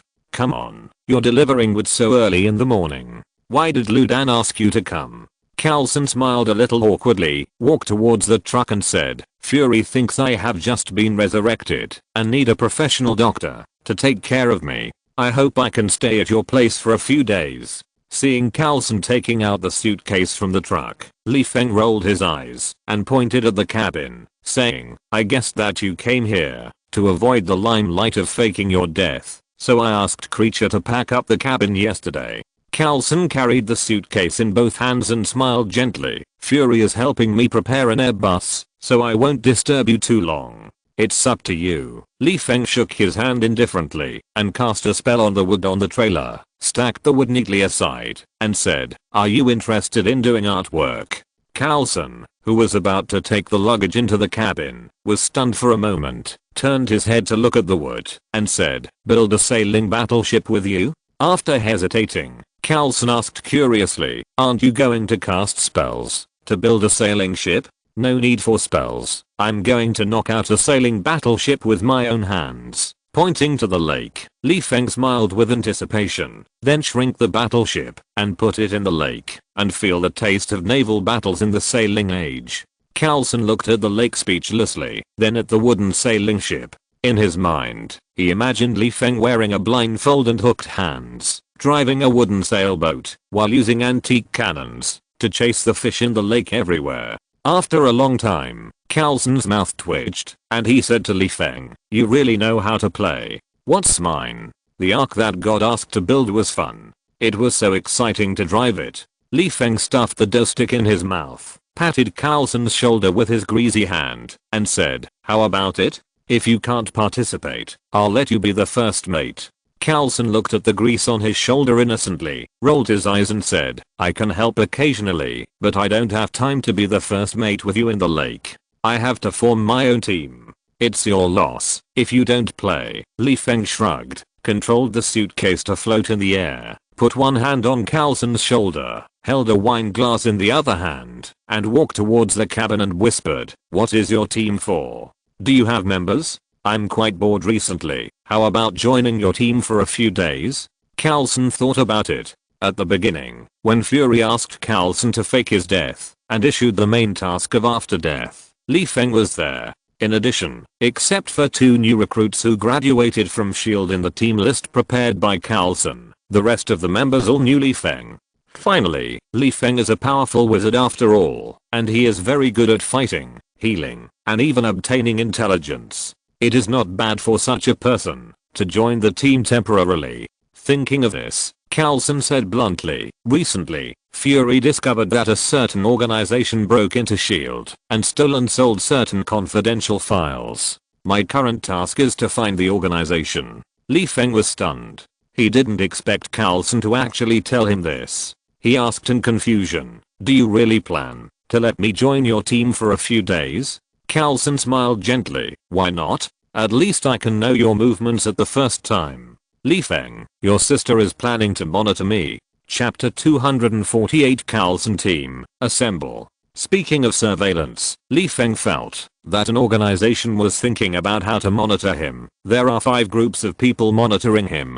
Kamataj was the first force to monitor Li Feng, but Kamataj had the big brother Guyi. Even if Li Feng knew that the other party was monitoring him 360 degrees without blind spots, he could not do anything. Not to mention that he was weak before. Even if Li Feng became a god in the future, what would happen? If he dared to breathe heavily in front of Guyi, he would still beat Li Feng to his knees and call mom. Then it was Stark. I don't know if he was curious or had paranoia, but he was the first guy to install a positioning device on the RV. But what if Stark put on his battlesuit? Li Feng has ways to deal with him. If Stark took off his battlesuit, Li Feng would not bother to deal with Stark's surveillance. Let's not talk about Fury. This guy has long wanted to monitor Li Feng, but it's a pity that the equipment and agents of S.H.I.E.L.D. are not powerful. Until now, there is no effective monitoring method. Instead, Li Feng has planted a lot of spies in S.H.I.E.L.D. That is to say, Li Feng does not have enough vengeful spirits, otherwise S.H.I.E.L.D. and Hydra will fight each other.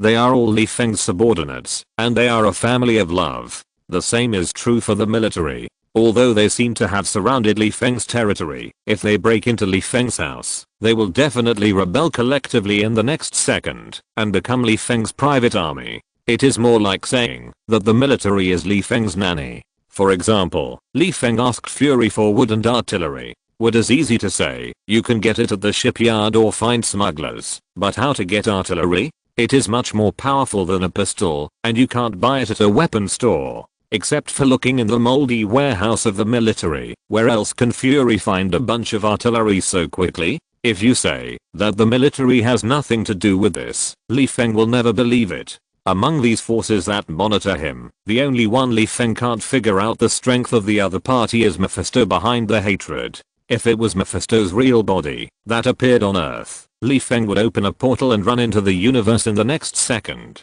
He couldn't beat him, so he would leave him as a snack for Mephisto if he didn't run away. But Mephisto's clone or projection was different.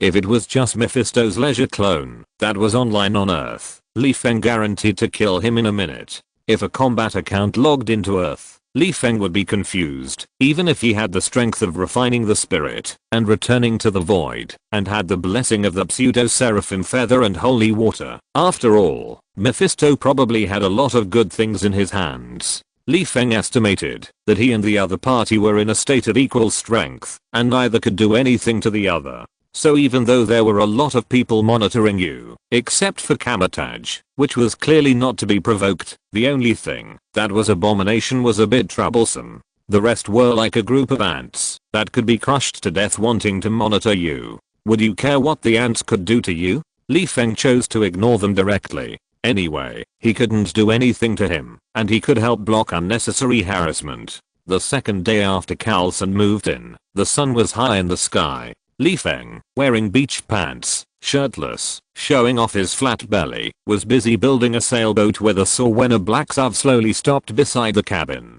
Carlson led a young man and a young woman out of the car and motioned for them to move their luggage into the cabin.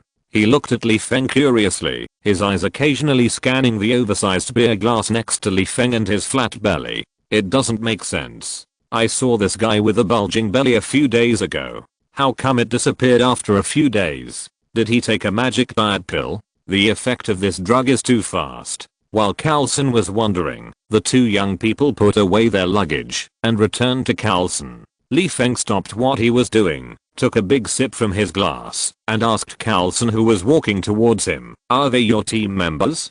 Carlson nodded slightly, pointed at the boy who was still shy and childish, and introduced him. "This is Leo Fitz, one of the best students in the S.H.I.E.L.D. Academy." After a pause, Carlson smiled gently. "Fitz is a mechanical engineer and an electronic engineer. Perhaps the sailing warship he helps you build can make the layout more reasonable and the speed faster. After hearing Carlson's introduction, Li Feng understood that Carlson asked Fitz to help build the sailboat, not only to let Fitz get to know him, but also to let him take care of the little guy. But Li Feng just wanted to laugh wildly in his heart now. He knew Fitz, and this guy's IQ was not low. It might help him understand some spells. Li Feng reached out his hand and shook hands with Fitz, saying, "My name is Austin. Nice to meet you, Mr. Fitz." Fitz smiled shyly. "Hello, just call me Fitz." When the two finished shaking hands, Carlson pointed to another lady who had been smiling all the time and introduced her. "This is Gemma Simmons, majoring in biochemistry. She can help you improve the gunpowder for your cannon, so that you can kill a school of fish with one shot." Fishing with a cannon? Simmons, who looked silly, glanced at Carlson blankly, shook hands with Li Feng and said, "Hello, Austin." "Hello, Simmons." Li Feng pointed to the pile of wood behind him and said, "Do you want to sweat a little?" Hearing that Li Feng was hinting at helping to build the ship, Simmons and Fitz subconsciously looked at Carlson, their eyes full of question marks. Carlson smiled gently at the two, turned his head, and said to Li Feng, "You won't let them help for free, will you? Do you want to ask for benefits so blatantly?" Li Feng rolled his eyes and shouted, "Creature, take 3 amulets." Instantly, the invisible creature appeared in front of Li Feng with 3 amulets. Li Feng glanced at Fitz, who was staring at the amulets floating in the air, tilted his head and thought for a while, then said, "Creature, show up and say hello." Creature showed up obediently, and at Li Feng's signal, he held up an amulet and handed it to Fitz. Fitz, who had been living in the normal world, was so scared when he saw the strange looking creature for the first time that he subconsciously raised his hands and hurriedly took a few steps back. When he realized that his superior was still there and the owner of the little monster was also there, he awkwardly and carefully took the amulet from creature's hand and asked curiously, "What is this?" Feeling that his question was a bit impolite, Fitz hurriedly changed the question and asked, "I mean, what species is it? A robot?" "It's him. This is Creature, Austin's servant." Carlson seemed to have just thought of something, pretending to be suddenly enlightened, and said, "I forgot to introduce them. Austin is a wizard, and Creature is the wizard's exclusive servant, belonging to the elves." Fitz, who still had an embarrassed expression on his face, looked at Carlson slowly, and said in his heart, "Sir, if you could hide the smile on your face better, maybe I would believe that you forgot to introduce it before." On the side, Simmons took the amulet, looked at Creature of the elf with shining eyes, and scared Creature so much that he handed the amulet to Carlson and hurriedly hid behind Li Feng. Seeing that Creature was scared away by him, Simmons regretfully touched the amulet in his hand, looked at Li Feng with a little excitement, and asked, "Are you the god of death?" Li Feng shrugged, looked at Carlson in confusion, and asked, "Didn't you say that not many people know my identity? How come this child knows who I am?" "Child?" Simmons looked at Li Feng's big face speechlessly, and then lowered his head to look at his energetic hands. "You may not be as old as me." Without waiting for Carlson to answer, Simmons explained with memories, "I'm a biology student, and I was fortunate to follow my teacher to dissect a Chitauri corpse." After a pause, Simmons asked curiously, "Austin, how did you make the Chitauri have no visible external injuries, but the internal organs went on strike instantly? What is the principle of this spell?" "You, a scientist, ask me about the principle of the spell." Feeling uncomfortable, Li Feng scratched his head and spread his hands and said, "Then you have to ask the dementors. After all, it was them who killed the Chitauri soldiers." Carlson rolled his eyes at Li Feng implicitly and explained to the curious Simmons, "Dementors, you can't see them at all without special instruments, and their language is different from that of humans. At present, except Austin who can communicate with them, no one can understand or hear what the Dementors say." While speaking, Carlson raised his hand to check the time and said as he walked towards the car, "Austin, Agents Fitz and Simmons are in your hands. I still have to pick up people from the Los Angeles branch." Li Feng waved goodbye to Carlson casually and said to Creature, "Prepare dinner. I want to eat roasted whole lamb." After a pause, Li Feng looked at Fitz and Simmons and asked, "Do you have any requirements for dinner?" Fitz and Simmons looked at each other, shook their heads and said, "No, you can arrange it." Considering that there were foreigners for dinner, Feng thought about it and added, prepare some salad. Creature nodded and disappeared in front of everyone in an instant. Feng handed the saw in his hand to Fitz and said, come on, let's do the artwork together. A few days later, Carlson returned to Feng's home with Melinda and Grant Ward. The two knew Feng earlier. After greeting Feng from a distance, they each moved their luggage into the cabin. Feng looked at Ward's back with a smile, poked Fitz who was helping him build a sailboat, and said, stay away from this guy in the future. Fitz looked at Ward in confusion, and asked in a low voice, is there something wrong with him? Feng nodded carefully, shook his head with a look of regret and said, he is a poor man. He was suddenly spotted by the devil. Although I'm a wizard, I can't help him. Fitz, who was convinced that there was magic, gods, and hell in this world, said with a blank face that he didn't understand. Until the night came, when a group of people sat around the campfire. Fitz took the opportunity of Wood going to the bathroom to approach Carlson and whispered, Sir, Austin said that Agent Wood was targeted by the devil. Before Fitz finished speaking, Carlson glanced at Feng unhappily and said, you should ask Agent Wood in person why Mephisto targeted him. Fitz was a little confused. Can I ask the master in person about such a thing? But it was also the case that Fitz was more curious about why Ward was targeted by the devil. After a while, Ward returned to the campfire. After thinking about it, Fitz mustered up the courage to sit next to Ward and whispered, Agent Ward, I want to ask you why the devil targeted you. Chapter 249 Post-Traumatic Stress Disorder. Why was Agent Ward targeted by the devil? This is a sad story. Perhaps Ward was not in the right position when he was reincarnated, which led to him being born into a family that liked to abuse others. This led to Ward having a miserable childhood, and it was destined that Ward's character would be affected by his family.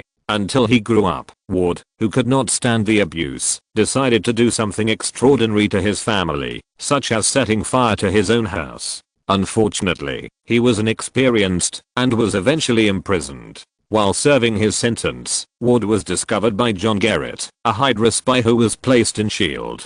After careful training by John Garrett, he became an expert killer who was a S.H.I.E.L.D. agent and a Hydra spy. Later, because of his outstanding gun skills, he was selected to perform the task of Wu Xinmo with Feng. Originally, this was nothing. It was just a bodyguard for scientific researchers. At most, he could shoot the devil a few times from a distance. So at the beginning, Ward said that apart from being a little scared when he saw what the devil looked like, there was actually nothing dangerous. But just as the mission was about to end, he had the misfortune to meet Mephisto, who came to collect the debt. Ward remembered until his death that Feng used his name and identity when introducing himself to Mephisto. This time, he was inexplicably remembered by Mephisto. You should know that more than one agent knew that he was recorded in the little notebook by Mephisto at that time, which led to his colleagues who performed the mission with him subconsciously staying away from him afterwards, and even secretly spreading rumors that he was actually a spy planted by Mephisto in S.H.I.E.L.D.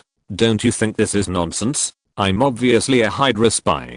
Originally, in order to prevent his identity as a spy from being exposed, Ward portrayed himself as an introverted big boy with a withdrawn personality and not good at teamwork and communication. This made him have few friends to communicate with in normal times. As a result, once the rumor spread, he had no friends to talk to around him. Even John Garrett, who discovered and cultivated him and raised him as a son, intentionally or unintentionally alienated him. You say this is so unlucky. Who did he offend? Now, when Ward heard Fitz asking him why he was targeted by the devil, he was so angry that he almost had a heart attack. However, Ward thought he couldn't beat Feng, so he could only stare at Feng with aggrieved eyes, biting his back teeth, and angrily said word by word, you ask him. Fitz was a little confused. What's going on? They ask me to ask questions one by one. Are they kidding me? On the side, Melinda, who also participated in the Witch Heart Demon mission, saw Ward looking at Feng with a twisted expression of grievance and anger at this time. She knew with her toes that this unlucky child was recalling the tragic past. Melinda looked at the heartless Li Feng speechlessly, shook her head slightly, got up and walked towards the cabin, and said, "Go to bed early, we still have to find the hacker organization that hacked into S.H.I.E.L.D. tomorrow." Carlson nodded, motioned Fitz and others to go back to the cabin to rest, and he continued to sit by the campfire. Obviously, Carlson had something to say to Li Feng, and it was a secret conversation that could not be heard by the team members. It was not until the team members left the cabin that Carlson leaned over and whispered, "Has Stark asked you for help?" "Ask me for help?" Li Feng was stunned, shook his head blankly to deny it, and asked curiously, "What happened to Stark?" Carlson hesitated and said, "Stark has recently purchased a large amount of materials for making battle suits. We currently estimate that at least 10 suits can be built." "Only 10 suits?" Li Feng waved his hand disapprovingly, pointed to the pile of wood behind him and said, "I have my own little hobbies. Don't you allow Stark to have his own hobbies? What's wrong with him having money and liking to play like this? Does it bother you?"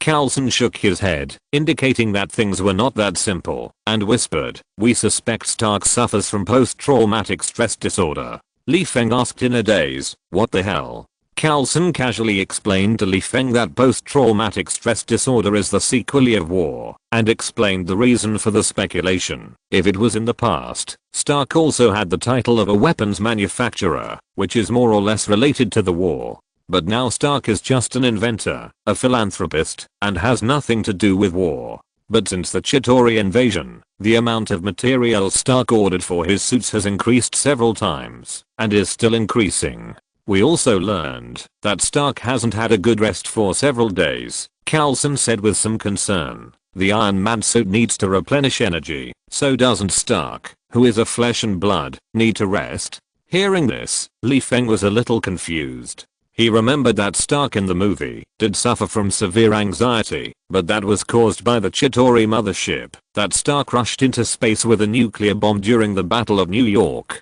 Now the invasion of the Chitauri has become a farce, and Stark is just a bystander in the war. How can this guy still suffer from anxiety? Isn't the power of the universe to correct the plot a bit too strong? This is cheating, isn't it? I'm afraid Stark's paranoia has been driven to the late stage by the Chitauri. Li Feng asked in confusion, "What does this have to do with me? I'm not a psychologist, and I don't have any magic to treat that disease." Post-traumatic stress disorder, abbreviated as PTSD. Carlson added. Li Feng spread his hands. "I just learned what PTSD is." While speaking, Li Feng suddenly realized that Carlson seemed to have other intentions in talking to him, and the so-called Stark seeking help was just an excuse. Looking at the sailboat behind him, Li Feng touched his chin and guessed, "Stark stays up all night to build his suit, and I'm building a sailboat here." After a pause, Li Feng said unhappily, "You don't think I have PTSD too, do you?" Seeing that Li Feng had guessed his purpose, Carlson no longer concealed it. Anyway, he was the only one at the scene, so it didn't matter, even if Li Feng had any extreme behavior. At worst, I can be resurrected again. Carlson nodded and said, "Natasha and Barton are both senior agents of S.H.I.E.L.D. who participated in the Battle of the Chitauri invasion. They have plenty of ways to quickly adjust their mindsets, and they can even go to work normally the next day. Thor, I don't need to say much. His living environment is destined to have nothing to do with PTSD. Perhaps Thor has experienced more wars than any veteran on Earth. As for Dr. Banner, the participant in the war was Hulk, and Dr. Banner was hiding in the big guy to take a rest. Maybe Dr. Banner doesn't know the details of the war at all, and he won't suffer from PTSD." After restraining his expression, Carlson looked at Li Feng seriously and said, "Only you and Stark are different. You two live in a peaceful era and have never seen the cruelty of war. Now Stark is showing symptoms of PTSD again, and Fury is a little worried about your mental health.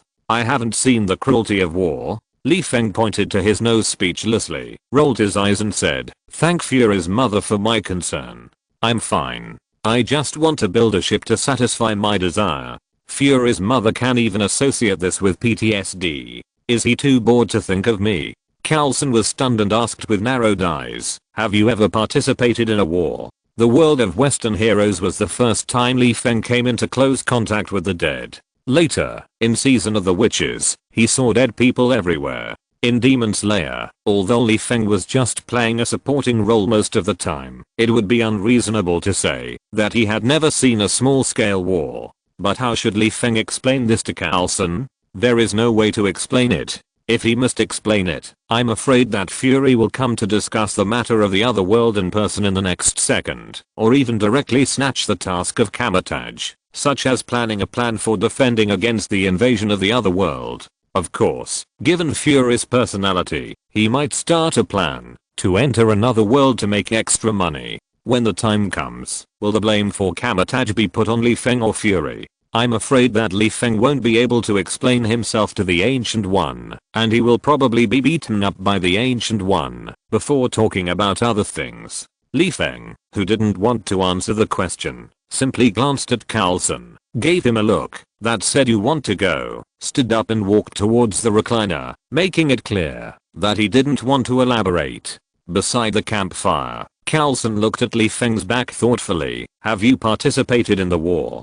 Whose war is it? The war in the wizarding world. After thinking about it, Carlson felt that the amount of information was a bit too much for him to handle, so he picked up his phone to contact Fury and said, "Sir, I don't think Austin has post-traumatic stress disorder. He may have participated in some wars." On the other side of the phone, Fury, who had listened to Carlson's report, rubbed his forehead as if he had a headache and said, "I see. Inform Austin that I will hand Alexander over to him tomorrow morning." Carlson's expression froze, and he said in surprise, "Sir, are you talking about Alexander, the former director of S.H.I.E.L.D.? "Yes, that's him," Fury said decadently, "but we have a small problem here." Before Carlson asked what the problem, Fury continued, "Alexander was attacked and killed tonight, and his body was blown to pieces. The most important thing is that no explosives were found at the scene, as if he was killed by magic." Hearing this, Carlson subconsciously looked at Li Feng and said, "Sir, I promise that Austin has not left my sight tonight, not even for a short while."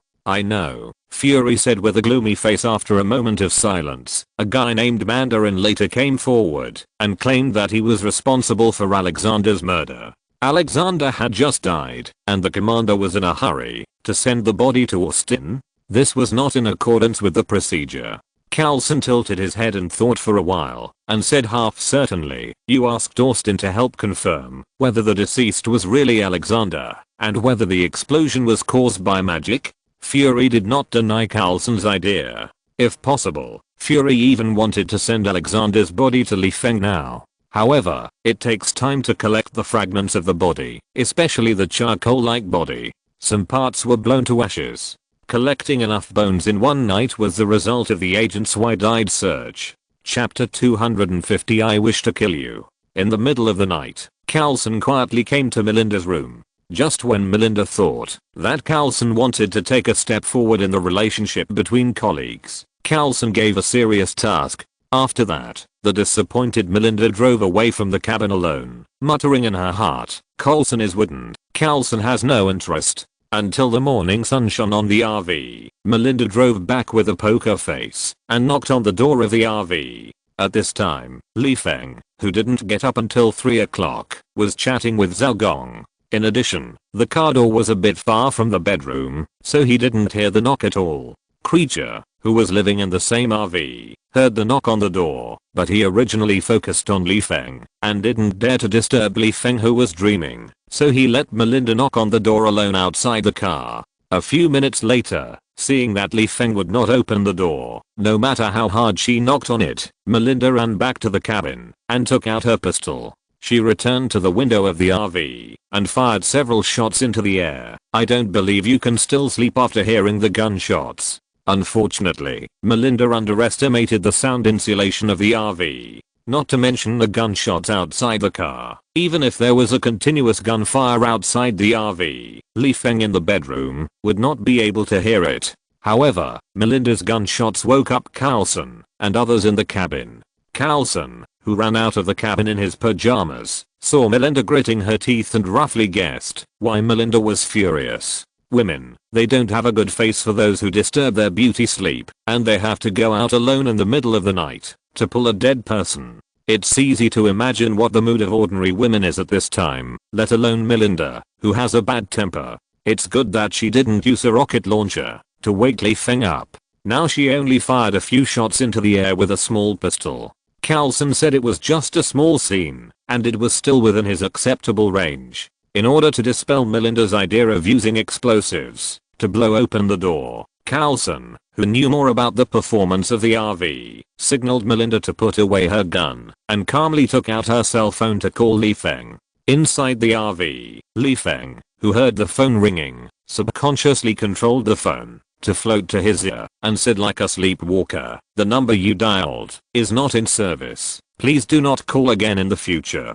Before Li Feng finished speaking, Melinda, who was full of anger, snatched the phone from Carlson and shouted in a cold tone, "Open the door. If you don't open the door, I will use the door breaker to break the door." Li Feng, who felt his hands and feet were cold for some reason, sat down at the head of the bed subconsciously and said blankly, "Melinda? It's me. Open the door quickly." Melinda said with her back teeth bitten. After a while, Li Feng, wrapped in a sheet, opened the car door and yawned, "Sister, is it necessary to disturb my sweet sleep?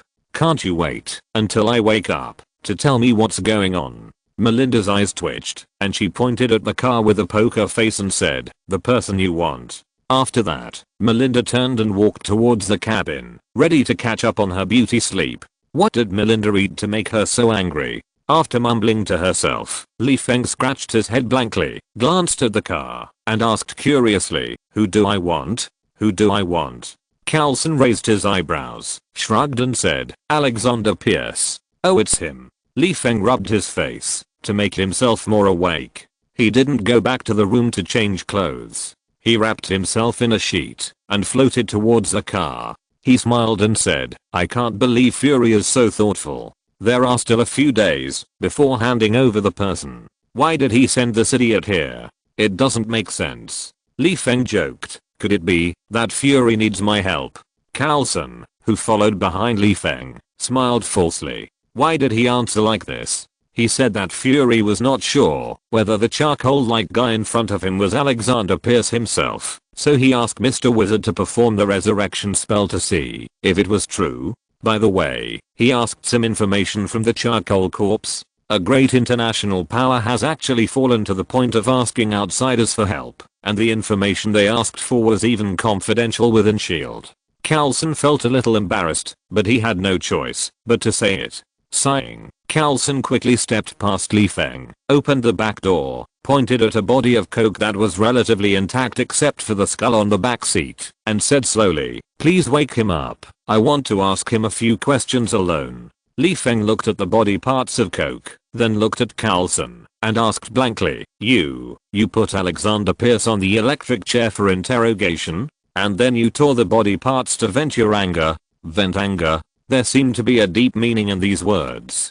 Carlson frowned slightly and asked, "What do you know?" Li Feng narrowed his eyes and looked at Carlson. After thinking for a while, he waved his hand to summon the projection of the corpse and asked in the language of the dead, "Who are you?" "Alexander Pierce," the charred skull said blankly. "Am I not dead?" Li Feng folded his arms and looked up and down at the charred corpse. Although the body was blown into pieces and then pieced back together, Li Feng could not see the body shape of the charred corpse before death and did not know what he looked like, but he was sure that the person in front of him was definitely not the former director of S.H.I.E.L.D. Alexander was cunning. How could he die so easily and die in this way without a complete body?